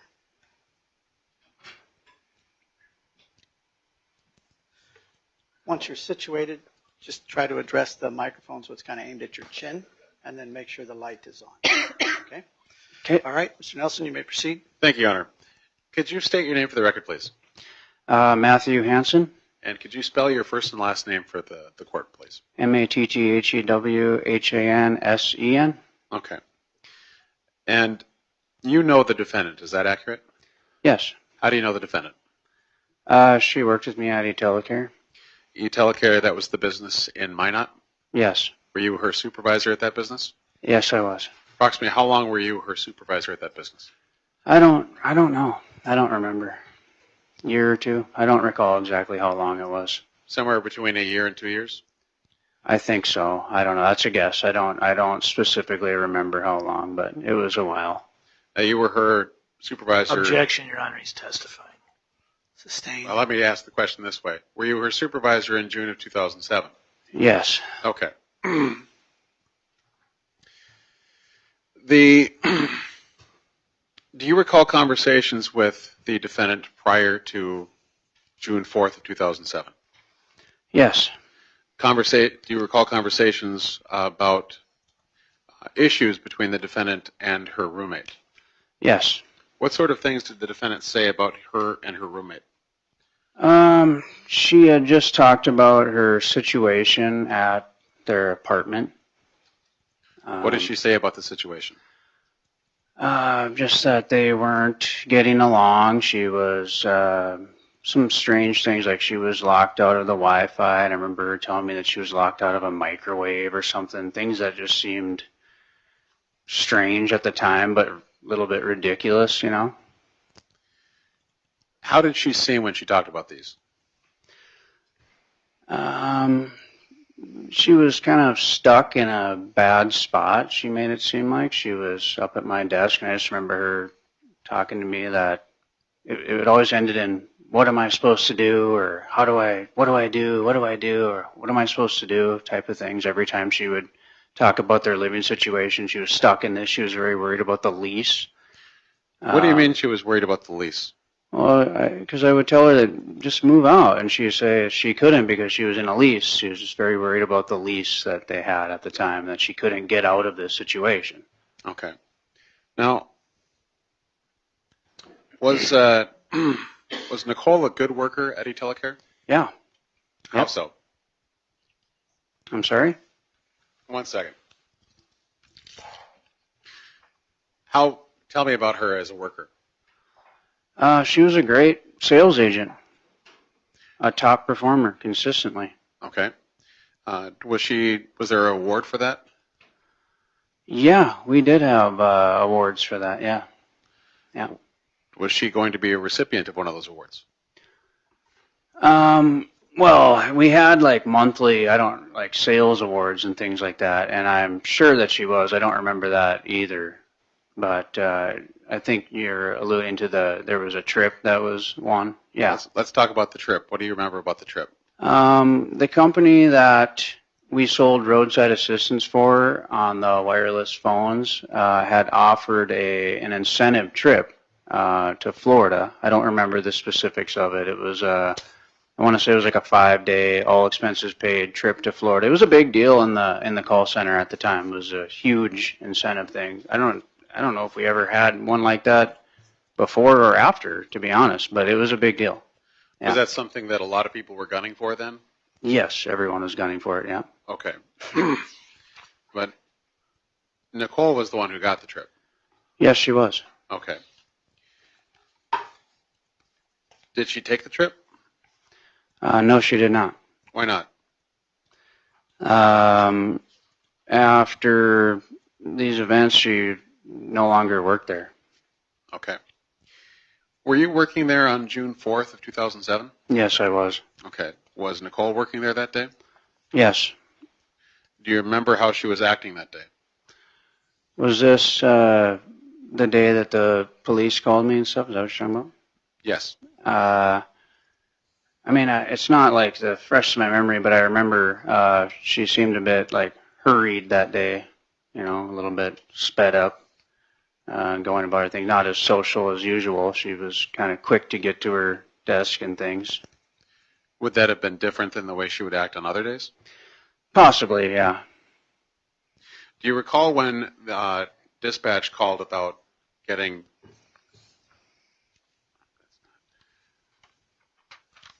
were you there for a phone call from dispatch? Yes, they called.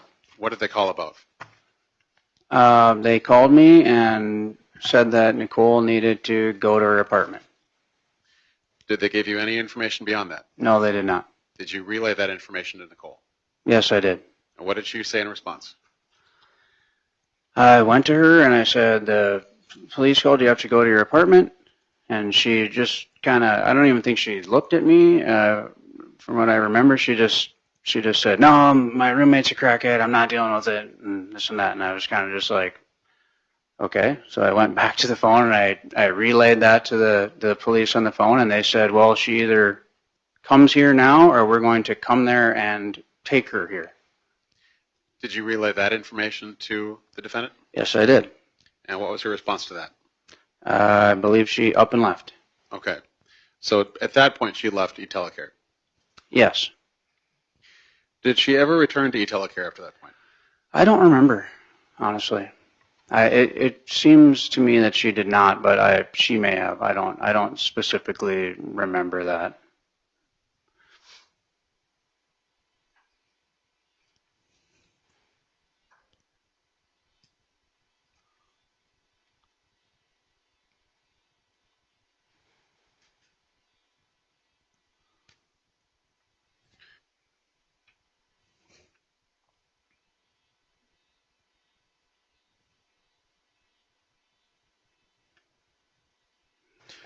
No further questions, Your Honor.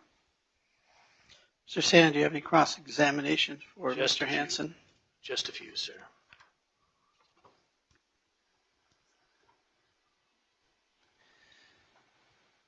How many years ago was this, sir? What are we, is it 17?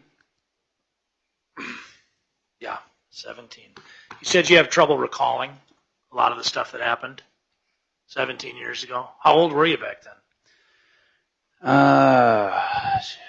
24, I think. And you were a supervisor.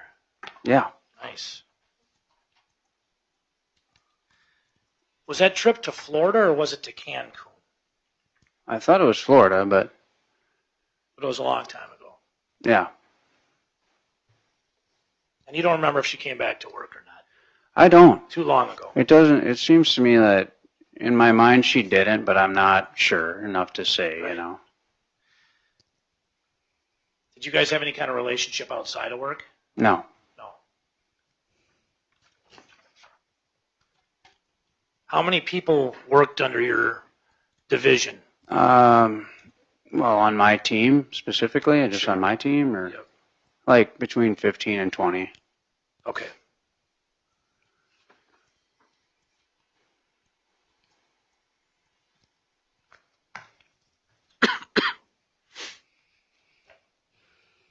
That's all I got. Thank you very much, sir.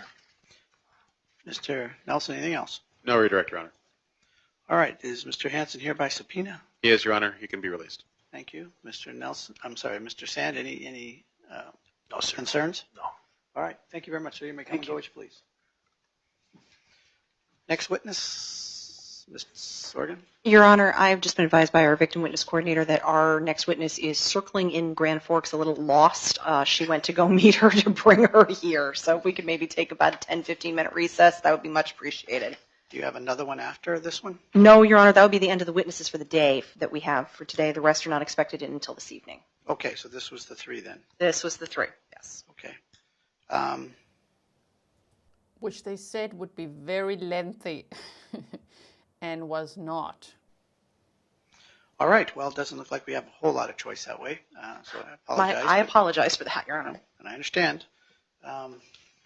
Okay, ladies and gentlemen of the jury, a little short break. Hopefully short. I won't give you an exact time, but the time right now is 40 minutes after 1. Please do not converse with any witness, any party, or any attorney in this case concerning any matter. Direct any questions or discussions that you may. Okay.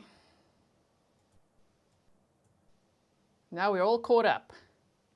I am aware my microphone is a little bit soft today. The freaking thing wants a software update now while I'm live, and I'm not going to do that now, okay? I'm not going to be miming again, so just deal with it for now. Okay, so they should be back shortly. In the meantime, let me just quickly just boost your own volume there. Okay, hello? I just want to quickly fetch the document. Hold on one second, which should be the probable cause affidavit that I've been wanting to show you, which I think is this one. Hold on one second. Yeah, okay. So I haven't read you this whole thing yet. So let me just monitor the court feed and read this to you, okay? I'm just going to zoom in like this. There we go. Can you hear me? Are we good? Okay. State of North Dakota, County of Ward, Affidavit of Probable Cause. Mikali Talbott, we saw her on the stand today, being first duly sworn and under oath, deposes and states that she is a law enforcement officer employed in the Investigations Division in the city of Minot Police Department located in Minot, North Dakota. On June 4th of 2007, at approximately 5:12 p.m., officers with the Minot Police Department were dispatched to a deceased person call at 2420 4th Street, NW, Northwest, apartment number 5 in Minot, North Dakota, located in Ward County. It was learned that this was the residence of Anita Knutson and Nichole Thomas, now Rice. The deceased individual was identified as Anita Knutson, 18 years of age. Nichole was 19 at the time, okay? She was discovered when her father, Jordon Knutson, came over to find out why she'd not been responding to calls and why she had failed to show up for work. Her death was ruled as a homicide as a result of 2 stab wounds that caused her to bleed out. Jordon saw Anita laying on her bed through her open window. He reached in and touched her and she was cold. Laura Knapp, Anita's landlady, ultimately unlocked the door for Jordon and then called the police. Ms. Knapp indicated that when they opened the apartment door, it was locked and she was required to use her key to get in.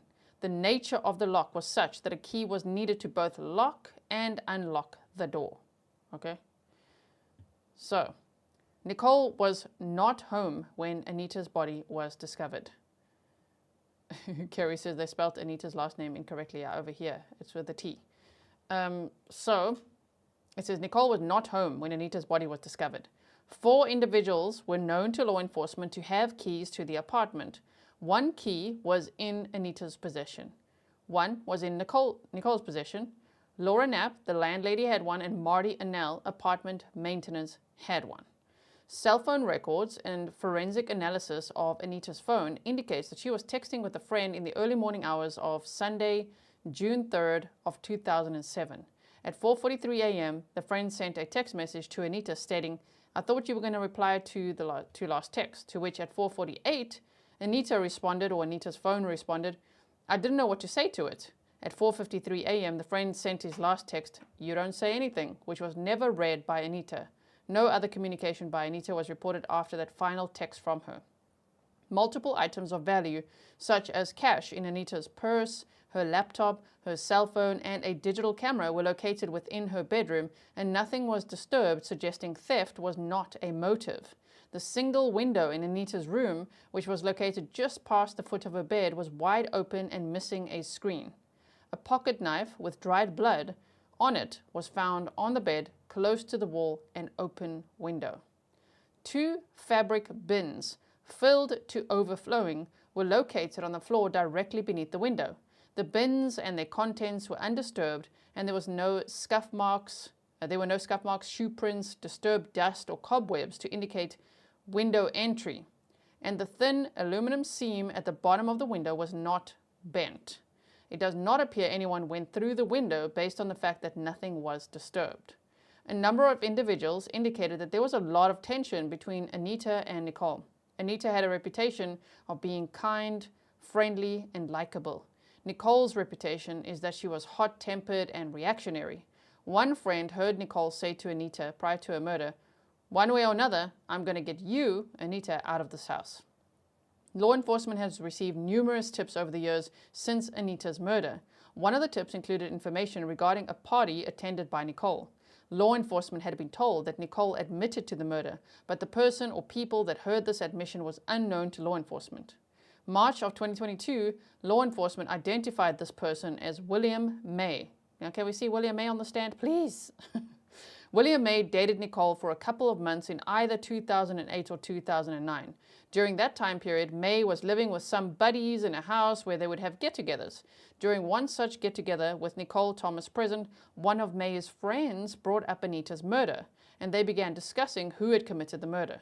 May described Nichole as having gotten belligerently drunk, and as they were all about to go to bed, May said that Nichole told him that she did it. May said that he later attempted to get Nichole to admit it again while she was sober, but she became angry at him. Nichole told police that she was at her family's farm by Velva when Anita was murdered. Statements received from Nichole were inconsistent and contradicted each other. Statements by members of her family were also inconsistent. Nichole stated that she and Anita were best friends, and she's never complained about Anita to anyone. This was contradicted by a number of people who indicated that Nichole did not like Anita. See paragraph 10. On September 10th of 2008, witness 1 told officers that after Anita's murder, Nichole had referred to Anita as a effing bitch and a effing little see you next Tuesday. Nichole had also told witness 1 that she had been at her parents' farm all weekend when witness 1 knew that Nichole had been at a bar in Russo on Saturday night, June 2nd of 2007, until the early morning hours of June 3rd of 2007. Nichole told witness 1 that after she left the club in Russo, she went to Minot to her apartment to get some clothes that night. Witness 1 said that Nichole has changed her story multiple times. Nichole and Kevin Thomas, Nichole's father, previously told officers that Nichole was at her parents' house from approximately 7 p.m. on Saturday, June 2nd until the morning of June 4th, 2007. Those statements have changed several times and contradict each other. Witness 1 said that Nichole told her details about the scene that would not have been known to Nichole or anyone outside of the investigation team. Law enforcement re-interviewed multiple people, including the defendant, in 2022. Based on the foregoing, this affiant requests a warrant be issued for Nichole Rice Thomas. Date of birth is there for the public record for the criminal offense of murder, a Class AA felony. Signed by Mikali Talbott, who's the one who was just like on the stand, right? Wow. Okay, so now I've shown you that, finally. I just want to quickly see if I have... oh yeah, there was that McLeod report as well that the defense kept bringing up, but as I say, I just don't know if that is really at all related to the case. Then, while we're at it, we might as well just, I'm still waiting for the court feed to come back. They're still waiting for the person who's circling the courthouse to join. Okay, so let's just do a little bit of map time.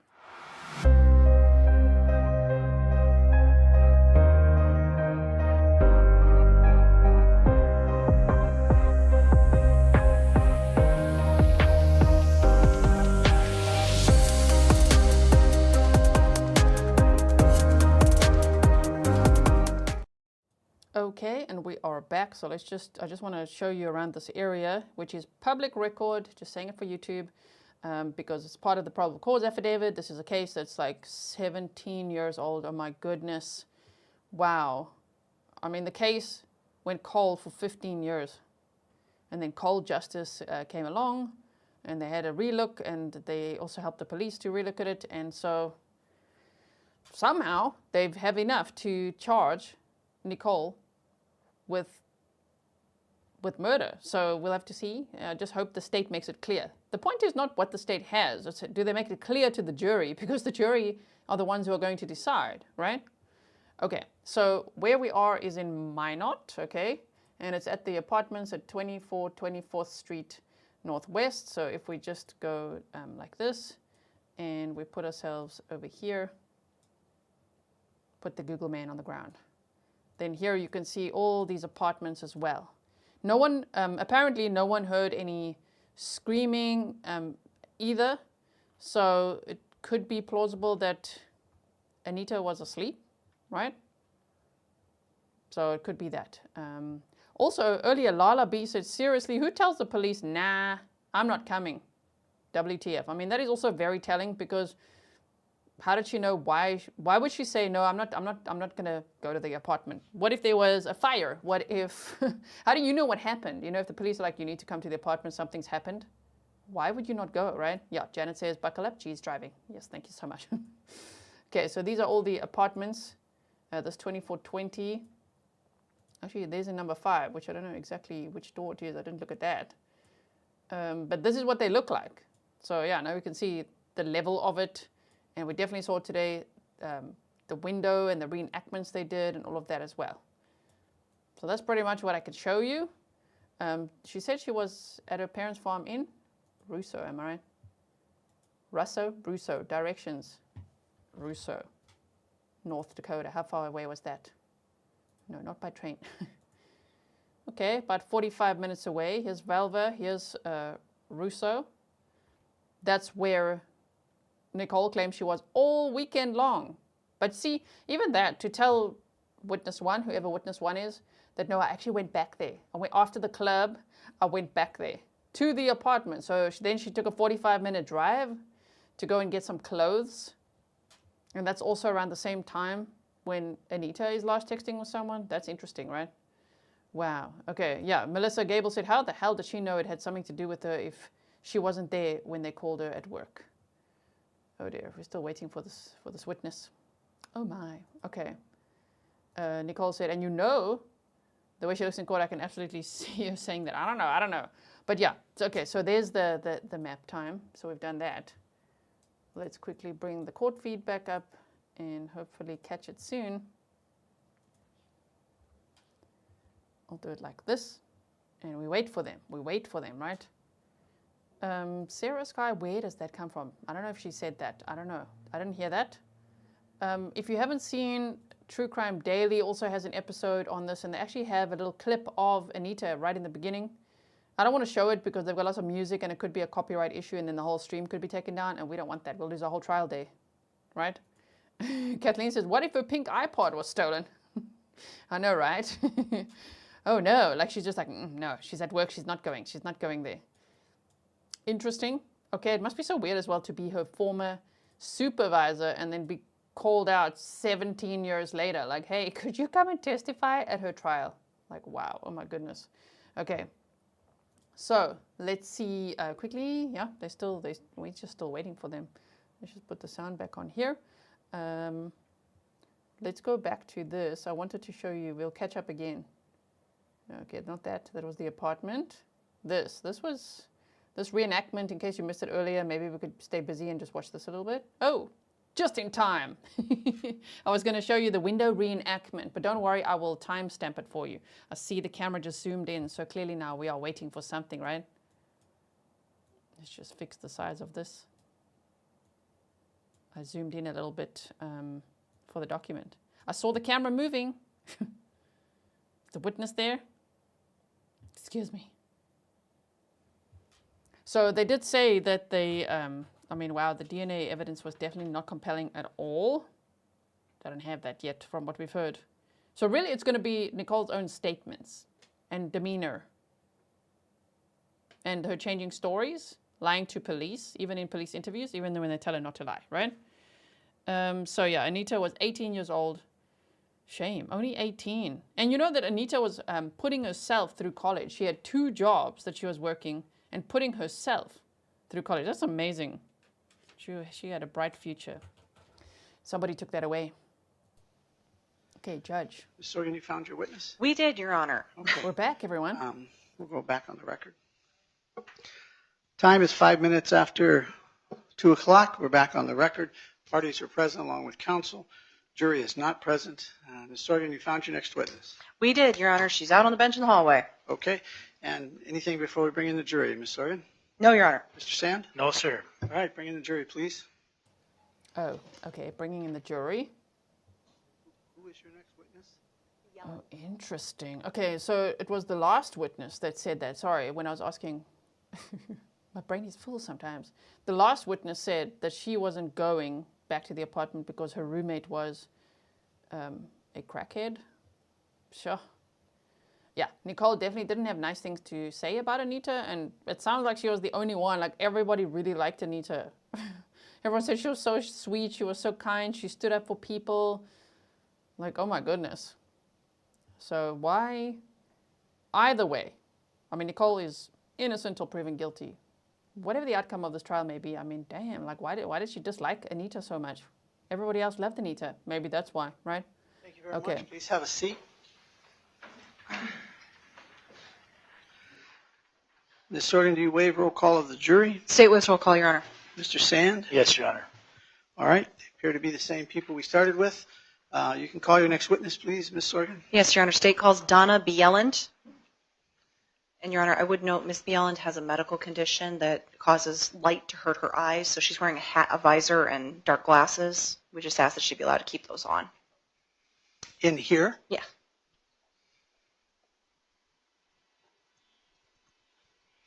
Have you come up here, ma'am? She's going to swear you an oath. Do you solemnly swear to tell the truth, the whole truth, and nothing but the truth, so help you God? I do. Please come over here and have a seat, ma'am. Watch your footing there. There's stuff.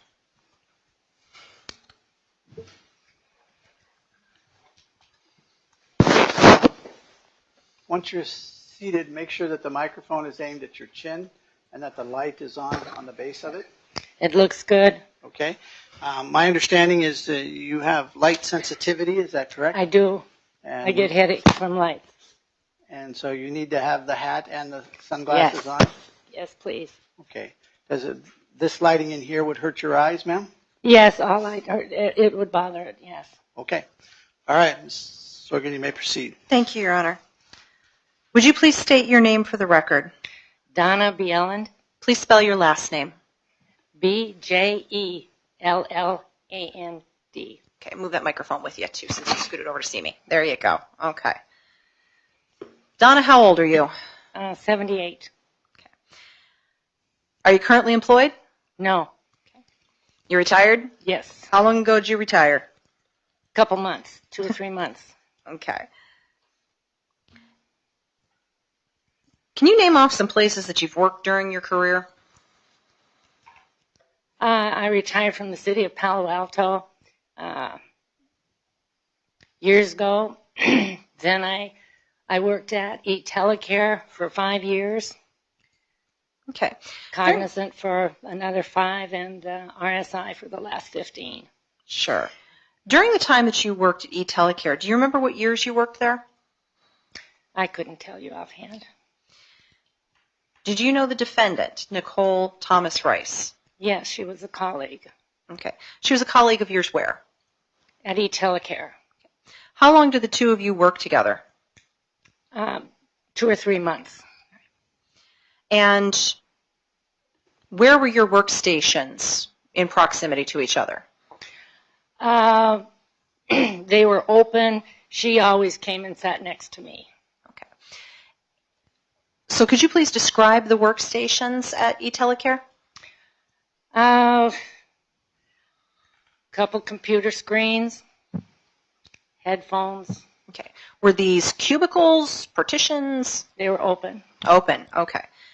And what kind of work did you do at eTelecare? We helped people. It was a call center, so we helped people with their telephones. And, of course, we were encouraged to sell. Okay. Who started working there first, you or the defendant? I don't know. I think I did. I just remember her coming and sitting next to me. Okay. You remember the very first day you met her? Yeah, I remember the first things that she said to me, yes. Okay. What were the first things that she said to you? What do you think about a roommate that sets their alarm, locks the door and leaves, and you can't get in to turn the alarm off? How did she seem when she said that to you? She was angry. She was angry when she sat down, complaining about it. Okay. Is that the only time that the defendant was angry about her roommate? No. She was angry with her, I would say, on a daily basis. Okay. Something was going on. They fought a lot. Okay. And how do you know that? She told me. She said when they got into fights that Anita would go in and lock her door, her bedroom door. Okay. And so that she wouldn't, have it out with her. She'd go into the bedroom door. So Anita would walk away from her. Yes, Anita would go into the bedroom and lock the door. Okay.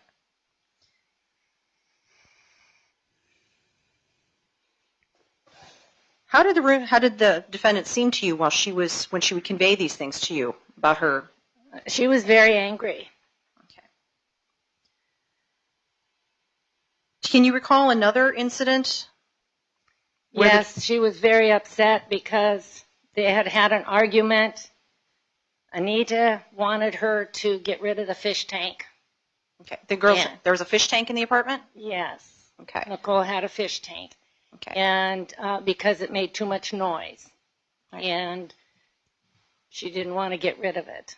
Okay. And then I know that on 2 more occasions she brought it up in that Anita had turned the fish tank off while Nichole was gone. And when she came back, it had been turned off. So she was very upset, and they had it out then because she didn't want those fish to get killed. Okay. And eventually, it happened again. The same thing happened, and she said she turned it off again. The 3rd time she turned it off, the fish were dead. And how did Nichole react to her fish being dead? She was very angry, and it looked in that anger, that time when she was upset, she said it was as if, I want to put words in her mouth. It was as if that Anita had really crossed the line then. Okay. She had moved from being, this is my interpretation now, she moved from being the worst roommate in the world to being a really bad, evil person. That's how she acted. And to your knowledge, how long before Anita died did this incident occur with the fish tank being turned off and the fish dying? The week before. That happened before that weekend. Were you at work on June 4th, 2007? I don't know. Okay. I don't know the date at all. How did you come to find out that Anita had died? She came in, Nichole came in and said that her roommate had been murdered and that they thought it was her. How soon after Anita's death was that? I think it was the next weekend because she had just gotten back. The police took her and her parents to the scene of the crime, and when she came back,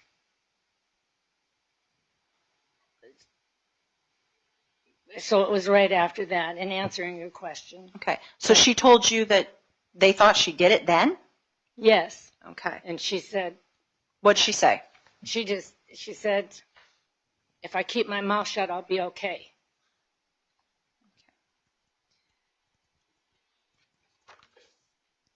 Okay. Did Nichole ever discuss Anita's murder with you again?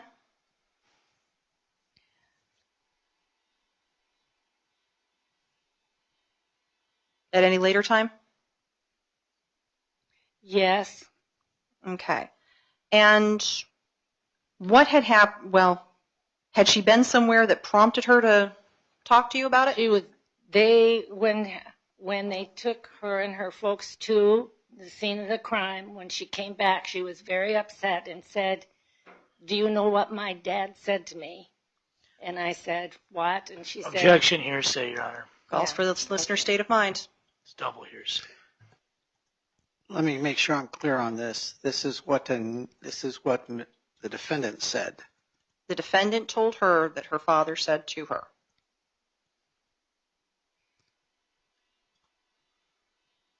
Sustained.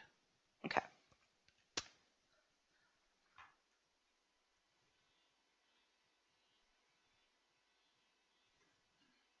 Did you have a conversation with Nichole about where she was the evening after Anita's body had been found? Yes. Okay. Where did she tell you that she was? She wanted to go home, but her dad wouldn't let her, told her she couldn't stay there. Okay. And did she tell you where she stayed? She said they let her come out to the farm, but she had to stay in a shed outside.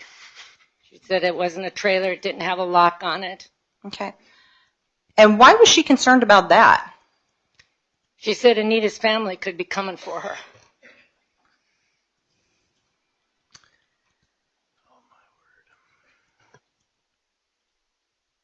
And she told you this when?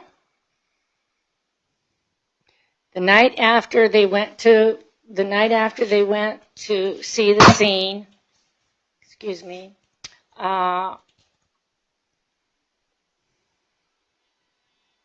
That night she had no place to stay because her dad told her she had to clean up that mess. She was not coming back to the farm.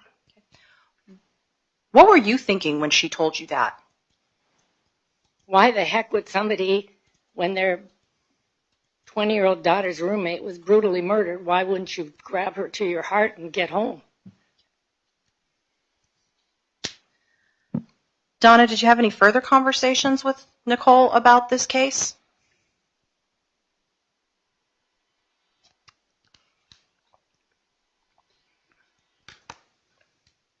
Yes, but nothing comes to mind. Okay. Donna, you gave a deposition at one point, is that right? Yes, I did. Okay. And you remember having that deposition? I remember the deposition, yes.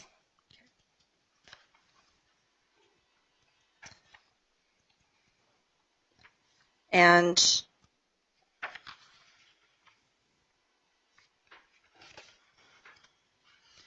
if I were to show you a transcript of your deposition testimony, would that refresh your recollection as to statements that you've made previously about further contact between Nichole and law enforcement? Yes.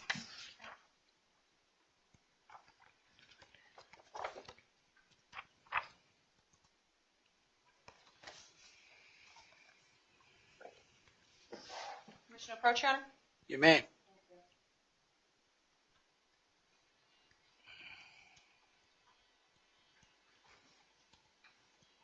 Donna, I'm just going to show you this, have you read it to yourself, and then when you're done reading, I'll take it back from you.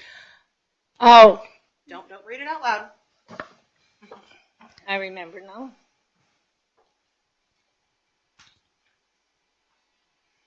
Do tell.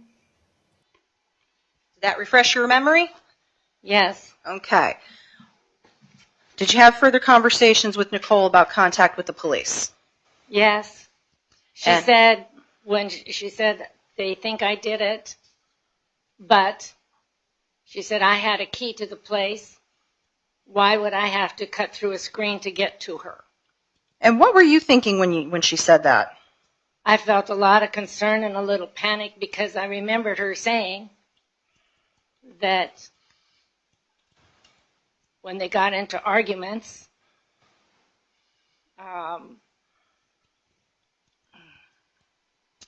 that, I'm sorry, I'm lapsing on the victim's name. Anita? That Anita would go into her bedroom and lock the door, and she said I would have no reason to go through that. But I remembered her saying that Anita locked the door, so yeah, she would have to, if she wanted to get to Anita, she'd have to go through the screen to get to her if the door was locked. Mm-hmm. And that scared me when I realized that. Okay. And did something happen shortly after that conversation between you and Nichole? Yeah, that's when there weren't very many people working, so I don't know exactly what time it was, but she screamed, "You don't want to get me angry." And I was shocked, and I looked up, thinking she'd had a bad conversation on the phone, which it could be, but she was looking at me, and I thought, oh, she knows I know that she would have had to go through the window to get to her. So I was very concerned then. Okay. Thank you, Donna. I have no more questions. Okay. Mr. Sand may have some questions for you, though. Of course. Mr. Sand, do you have any questions? She's right on the edge here. I'm afraid she's going to fall right out there. Okay, move her chair. Thank you. Thank you very much. It has happened before, so thank you. And I would probably do it, too. Mr. Sand, do you have any questions, sir? I do, sir. Donna, where'd you come in here from today? Minot. Okay. And you worked for Palo Alto, the city of Palo Alto before? I'm a retiree from the city of Palo Alto, yes. Out in California? Yes. Okay. You testified earlier, you don't remember the years you worked at eTelehealth or No. eTelecare or whatever it is. Okay. No. You testified earlier that Nicole's dad had told her to clean up the mess at the apartment and then sleep in a shed. Clean up. He said, "This, you better take care of this mess because you're not coming home." And he made her sleep in the shed because he was worried Anita's family would come hurt them. Found out the next morning, I asked her, where did she sleep? Because I was concerned about her. Okay. So this is, you're 78 right now, is that correct, Donna? Yes. So were you 60 when this happened then, 2007? That's my math, but right Good around. math, yeah.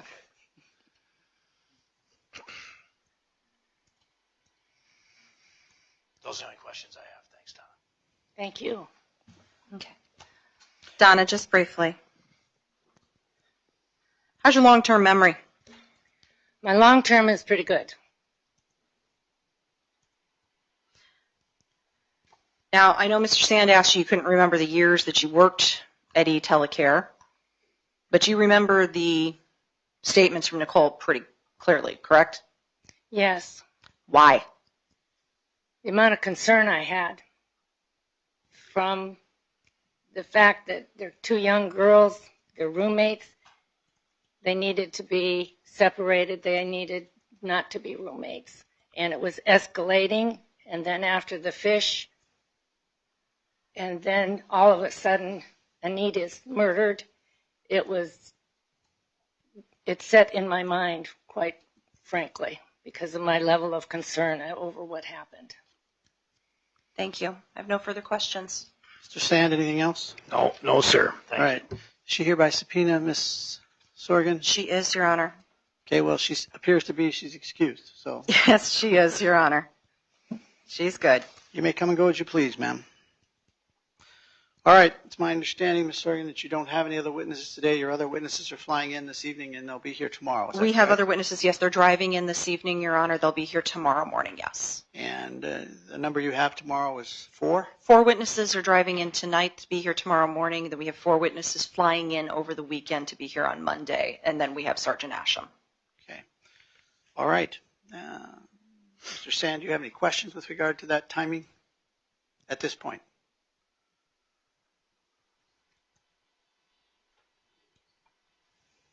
Nothing right now, Your Honor. All right, ladies and gentlemen of the jury, I'm going to have you come back tomorrow morning at 8:30.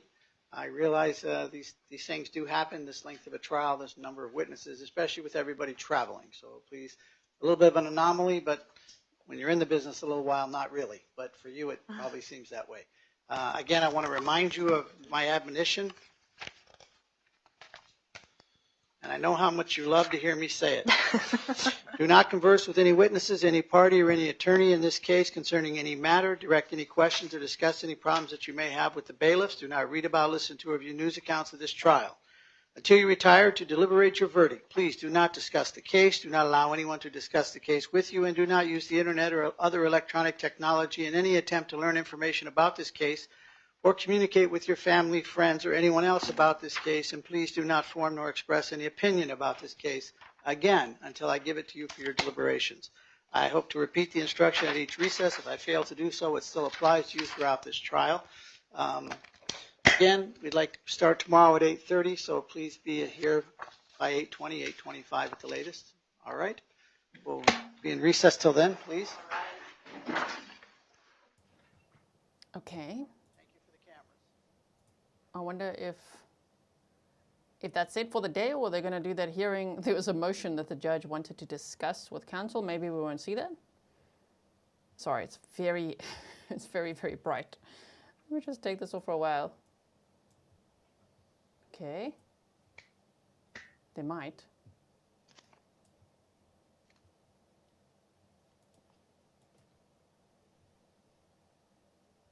Sure. Yep, okay. Jury is no longer present. This will be a perfect opportunity this afternoon to argue the motion. So it's 26 minutes after 2. We'll recess for about 9 minutes, give you a chance to get your heads on where you want them to be, and we'll argue the Rule 52 motion at 35 minutes after 2. Yes, Your Honor. Mr. Nelson will be arguing that for the state. Okay. Is that good, Mr. Sand? Yes, sir. Bill's going to be You're going to have young Mr. William do it? Young Mr. William. Okay. All right, then. We'll be in recess for 9 minutes. Thank you. Okay. 9-minute recess. Wow. What did you all think about that? That was an interesting testimony. Is it enough evidence? Is it building towards enough evidence? Who else will be on the stand? There'll be 4 witnesses tomorrow. 4 on Monday. Interesting. Okay. Cinnamon Salt said, no, it can't be done already. Maybe we'll do another live stream later on another case. There's always news in so many cases. Thank you all for your emails. I really appreciate it. I feel like that was a good witness for the state. And yeah, it was probably smart of the defense to not to not attack her. If true, it's a little weird that Nichole's dad was like, listen, you're going to clean up this mess, okay? You're not going to stay in this house. You stay in the shed. Like, what? That was interesting. Peggy says, in my opinion, they should let all defendants chew gum. Angry, chewing. Very, very telling. Right? Real Happy says, love his random time breaks. Yeah, 9 minutes. 9 minutes. Wow. Healing Art said, I didn't see cold justice. I'm rather glad I didn't. Maybe now I could go back to that window demonstration. So this witness that we just saw, wait, her name was Donna? Yeah. Donna, the grizzly granny. She was concerned. I mean, everyone's saying in the chat as well, how did Nichole know about the screen? So it depends on exactly when she said that, because she said it was like a week later. Maybe she heard it. Maybe she heard it from the property manager, known as the landlady in the PCA. You know, it depends when she said it, but that's also interesting. So in case you missed it earlier, let's just watch a little bit of this window reenactment instead of just staring at a blank screen. How about that? You see, for me, Nichole's innocent, okay, till proven guilty. If Nichole is the person responsible, then her saying to Donna, well, why would I have a key, so why would I even need to cut the screen? To stage it, to stage a burglary, that's why. And they believe it was cut from inside Anita's room, and after Anita was stabbed. So, yeah, that's interesting. That's why they looked at people with the key. There were 4 persons of interest because of a key. Not really. The landlady, the resident property manager wasn't really ever a suspect, right? A person of interest. But Marty, the maintenance man, was, Nichole was, and of course Anita's the victim. So Tammy Donaldson is the defendant in custody now, or does she get to go home every night? She gets to go home every night, okay? She gets, somebody was saying this. Jenny Lynn said, you must watch the behavior panel video from today. I haven't watched it yet, but I've been wanting them to cover the case. Somebody said that they gave us a shout out earlier. So I'm going to play this. I'll have a look quickly there what they covered.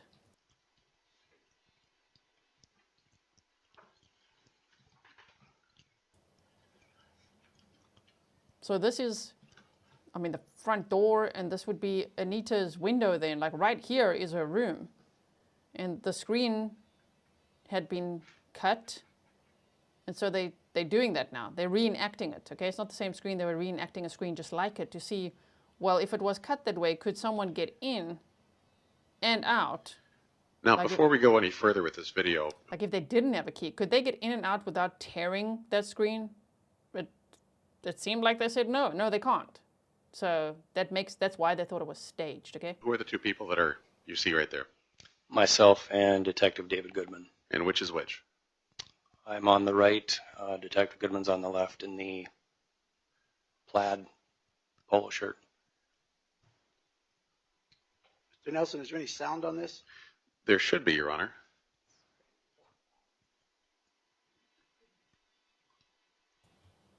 Okay, we will go forward again. There we go. So we're just doing this because we're waiting for the judge and the counsel to come back. The jury's gone home for the day, okay?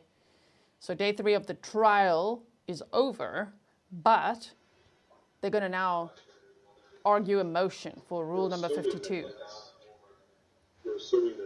The judge said he doesn't think it'll take long. Now looking at this, I don't know if that would be possible. This isn't as tight as what you think. out in the lake, throw it down there, and they rip it. So now you've got this much of an area to get to.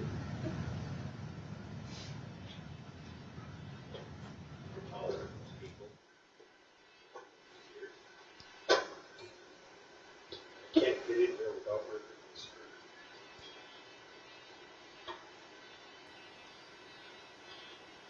Dragonfly Lady says, and if they came through the window, wouldn't Anita have woken up? The screen and the cut in the screen was staged. Whoever did it went through the bedroom door for entry and exit. Less muscular than you do? Yeah, I was going to say he's pretty big guy.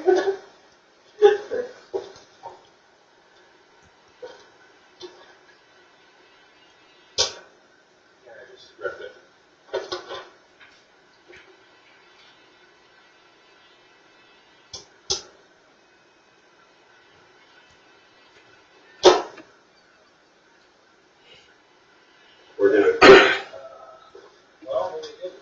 Right here, maybe. That was not easy to get about doing what happened. okay.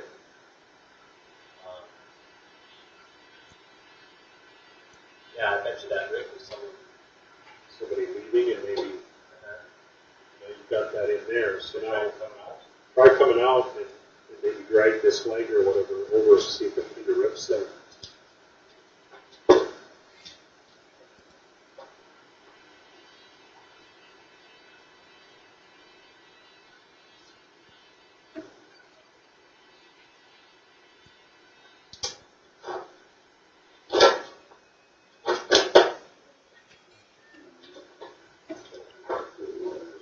Is this the same style screen and everything?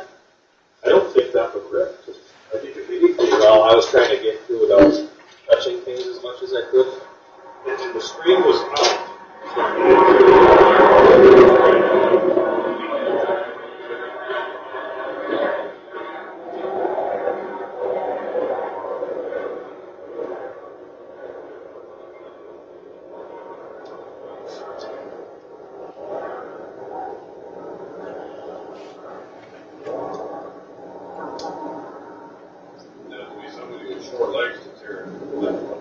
Yeah, but even him, that was not easy getting in or out.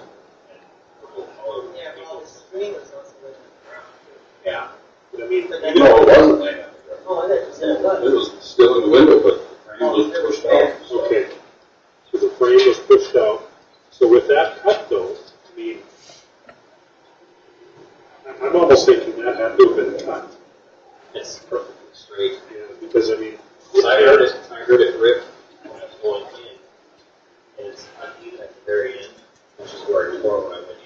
right. And same thing. If you were coming out and your leg drags here, look at the pressure it's putting on the end of the screen. It's going to rip there. It's not going to rip here.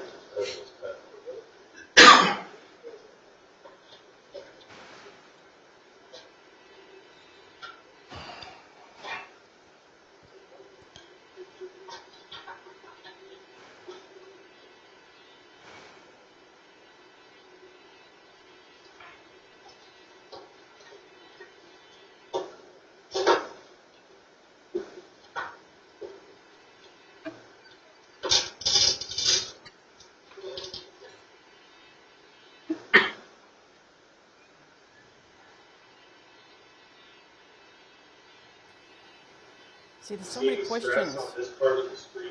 Kay says, did we determine the bedroom was locked? I don't think it was. Especially because Anita would, according to testimony, lock, especially like Donna saying, lock her door when Nichole was fighting with her. But Nichole said she was going to her parents' farm for the weekend, so maybe that's why Anita didn't lock her door. There's no reason to, you know what I mean? So that's interesting as well. What's the timeline? It's just about proving it. You know, with Nichole saying that she was at her parents' farm the whole weekend and she was watching movies and she stayed there the whole time. And then later her aunt said, no, you were at a bar. Like, I think her aunt owns the bar. She's like, no. She told the police she was at the bar. And she's like, oh yeah, I was at the bar. And then she also said that she went back to this apartment in the early morning hours of June 3rd to go and get some more clothes. See, that right there is a red flag, but I mean, they would have to prove that. right? The pictures? Yeah, this. T.N. Gell said it was the front door It that was looks like locked. in this spot on the picture there's a slight, possibly a slight tear that's not straight. Okay, which means whoever killed her had to have a key, as it was a deadbolt type that required a key to lock from the outside. Yes, yes, exactly that. So if that's what people were asking, yeah, that. But it's about right here, where it's perfectly straight almost to the bottom.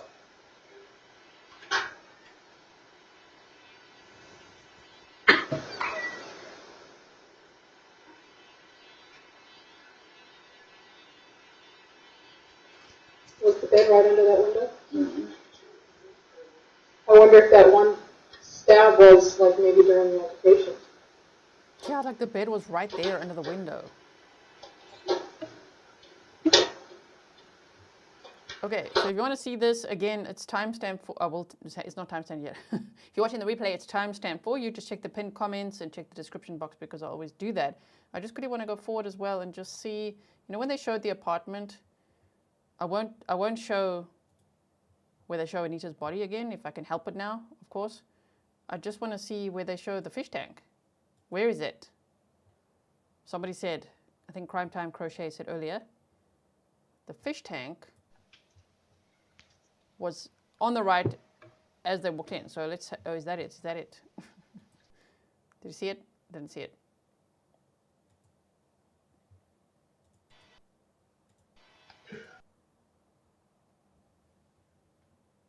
Where is it?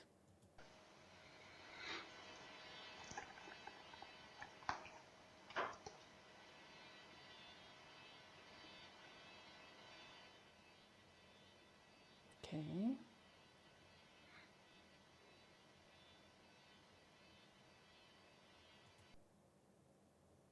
I don't see the fish tank, still not. Where's the aquarium? Okay. I'll have to watch it slowly again later myself. Dragonfly Lady said, usually there's a deadbolt lock and a lock on the door handle. Did law enforcement state that the deadbolt was locked? They said the door was, it would require, they were looking at someone with a key because they said it was locked. So whether they specified those minor details, I don't know. They just said it was locked and someone would need a key to go in and out, and they don't believe that they went in through the window. Big Alpaca Mama said, leave your DNA, Grizzlies. Oh, thank you so much. Let's go forward again. Oh, okay. Mr. Sand, do you wish to proceed with argument on the motion? Yes. Or actual? Excuse me. We need to catch up now. Wait. Here they come. They're coming back. Okay, so the jury's gone home for the day. Motions are being argued outside of the presence of the jury. I'll put a banner up now.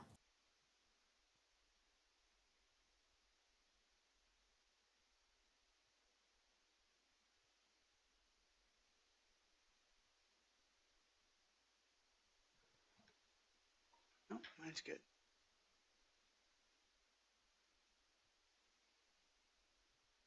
We're back on the record. The time is 36 minutes after the hour of 2 o'clock.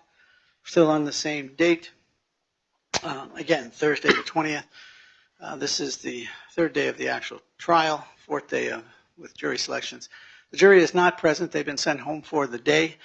We have run out of witnesses available for the day, but we still have one motion to be argued. There was a motion made by the defense with regard to Rule 52, an admin rule that has to do with having a witness by something other than personal. Again, a remote, a reliable electronic means witness for a trial. This defense made the motion. The state has objected. I believe they objected for, first off, that the timing was incorrect, that there wasn't sufficient time given, it was the wrong rule perhaps, and that the guarantees weren't assessed sufficient for allowing it. I think that's where we're at, and I don't remember which one, but one of the parties wanted to have a hearing. So this is our hearing. Mr. Sand, are you prepared to go forward with the argument on your motion? Yes, Your Honor. And Thank you. I apologize, William. And the state, Mr. Nelson, are you prepared to go forward with the argument? We are, Your Honor, but I would like to point out no one actually requested a hearing. It was requested that there was some statement about reserving the right to argue something, but at no point did either party request a hearing on the motion. So we're done? From the state's perspective, yes. Okay. Well, I'm easy. I thought for sure somebody had requested it, and that's why I've been putting it off for a while. It was never requested by either Well, writer. Your Honor, if I can look.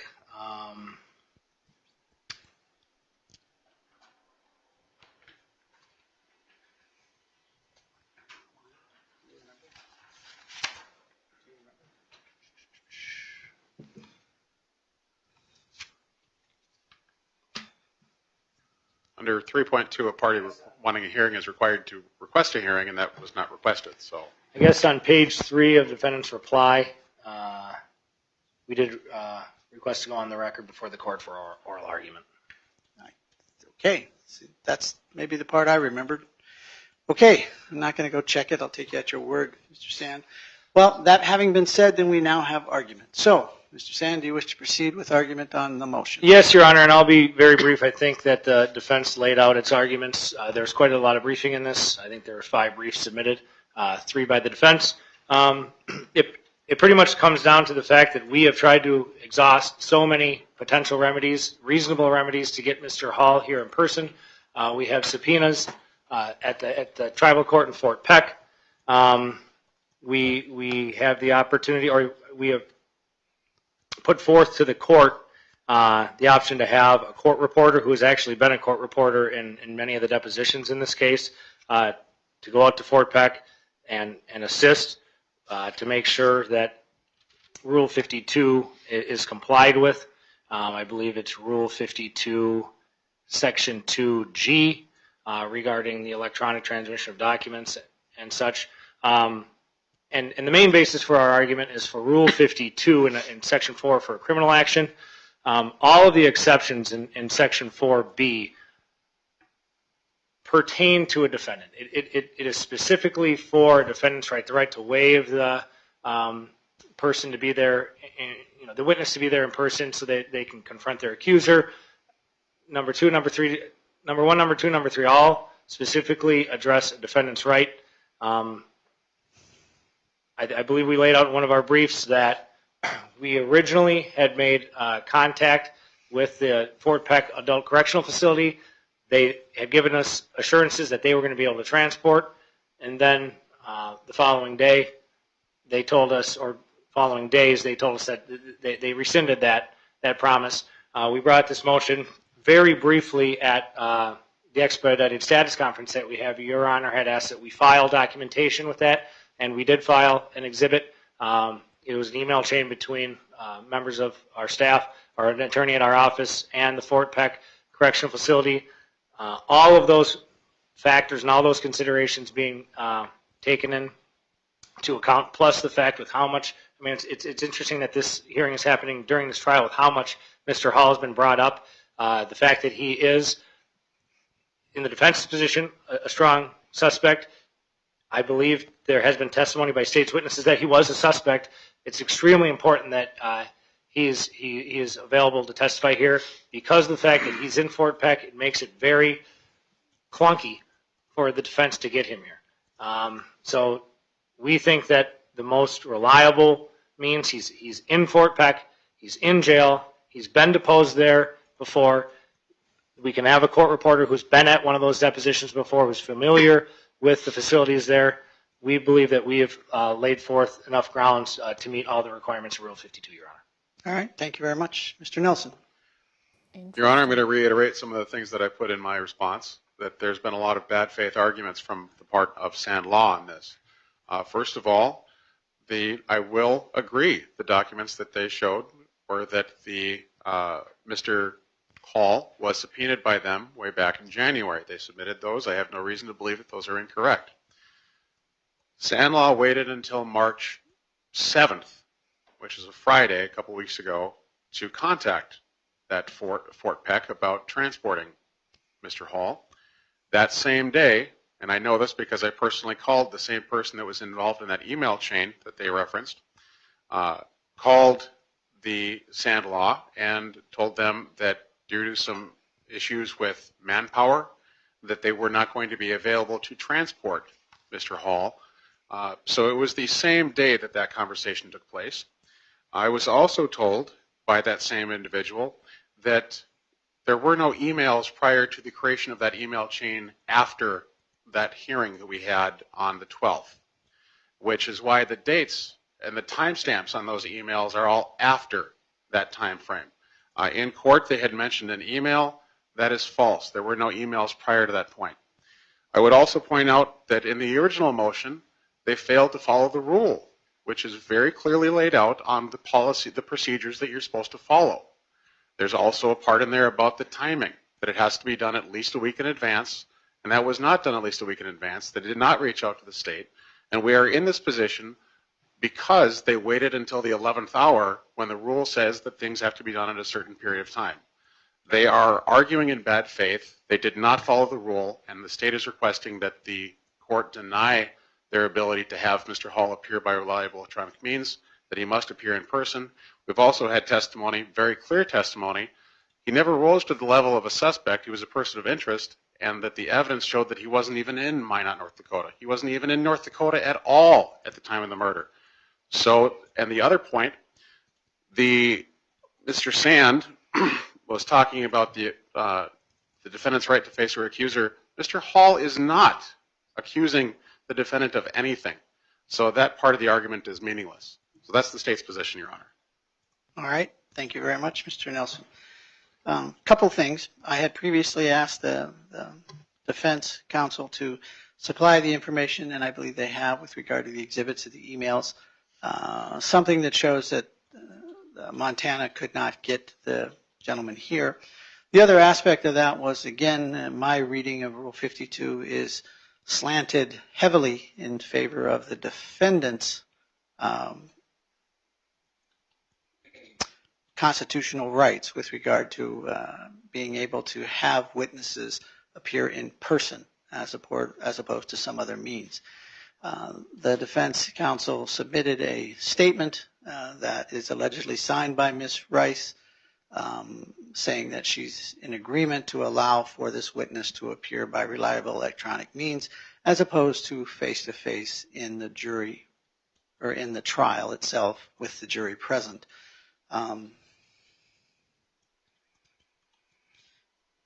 The signature on that statement, however, had no, I guess the term would be attestation with regard to it was a notary or anything that says it's her signature.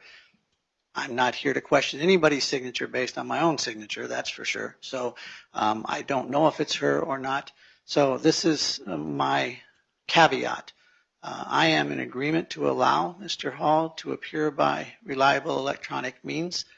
All of the burden of making that happen is on the defense counsel as far as electronics, availability of both you and the state to show him exhibits and him availability to respond to those exhibits. Again, not just yours, but the state's also. And then the last caveat is I am going to require Ms. Rice to take the stand, raise her hand, and swear an oath that she's in agreement with this gentleman's appearance by reliable electronic means. That would be the only question. It would be given to her by the court. And if she's in agreement with that, then I have it on the record. And that would occur during... Right now. Right now. Do it now. Mister, do you wish to talk about it? I'm just asking because, again, this is unusual, but I've never had this request before, so this is my cover all the bases. No, Ms. Rice is indicating... Ms. Rice, do you understand what I'm going to be asking you? Yep. All right, then I'll just have you stand up. Pull one of the mics. Sure, I got you. Have you raise your right hand. Do you swear to tell the truth, the whole truth, and nothing but the truth, so help you God? Yes, Your Honor. All right, you can have a seat again, ma'am.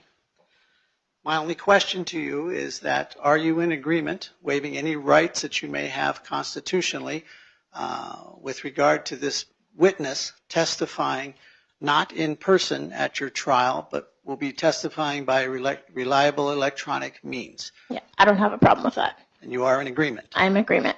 All right. You're no longer considered under oath. Thank you very much. All right. Based upon that, the court will grant the defense's motion over the objections of the state. Your Honor, the state does have a couple of requests in relation to that then. Hang on. But again, I'm very clear on this as far as the electronics. All of it's your responsibility. All of the availability for reviewing documents, et cetera, is your responsibility. Okay, Mr. Nelson? The state would request that the court require stand law provide, or the defendant, I should say, provide for the defendant to be wearing street clothes while he is, or not the defendant, excuse me, Mr. Hall. Let me be very clear on this. Provide for Mr. Hall to be wearing street clothes while he's testifying so that he's not wearing a prison uniform. The implication being that because he's wearing a prison uniform that he is guilty of something. I would also request that the court direct defense to not specifically identify the facility that he's in, because that also has the same inference to the jury that because he is currently housed in a correctional facility that he is somehow guilty of this crime. Makes sense. Fair. Mr. Nelson, I appreciate both of those. Both of those seem to be very legitimate concerns.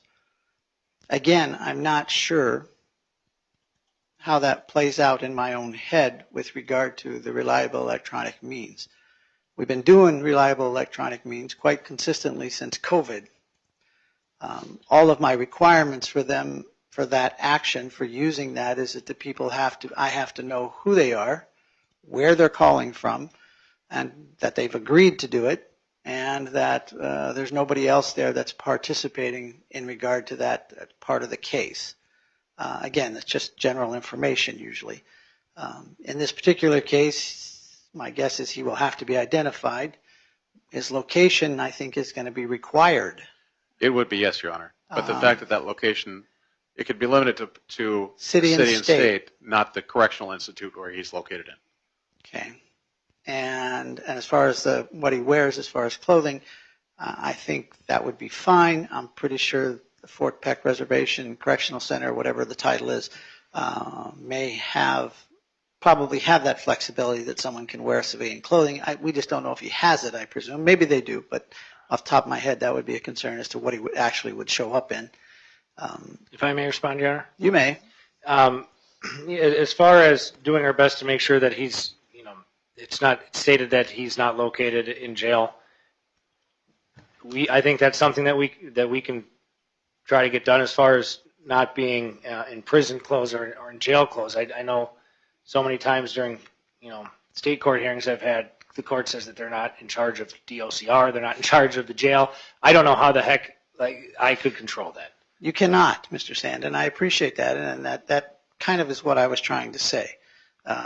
To bring them to court, I can control it. But as far as what they wear inside their facility is a whole other deal.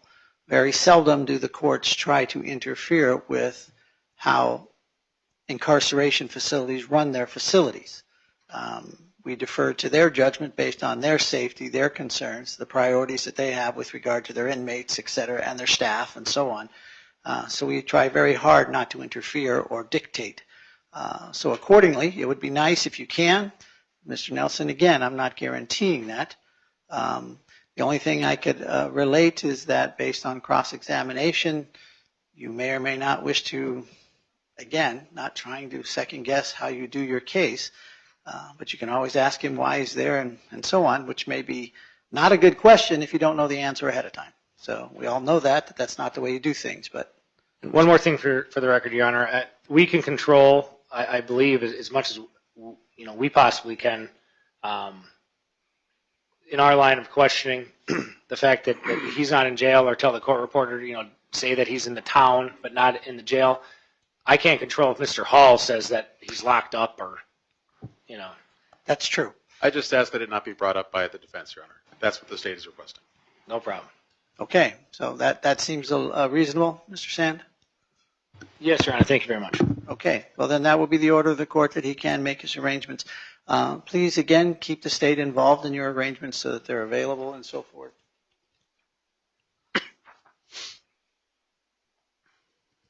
Yes, Your Honor. Oh, yeah. Is this something I need to sign? Oh, okay. That sounds like a good plan. Thank you. All right. Any last thing, Mr. Sand? No, that's it, Your Honor. Thank you. Mr. Nelson? I can't think of anything, Your Honor. All right. Lonnie, was there an actual order in there for this or not? I think there was. Okay, I'll have to look at that. Maybe I want to change it. But here, Mr. Sand, I'll give you this, one of the Sand gentlemen. This is the information for contact information for the trial. Thank you. All right, then that will conclude our hearing then.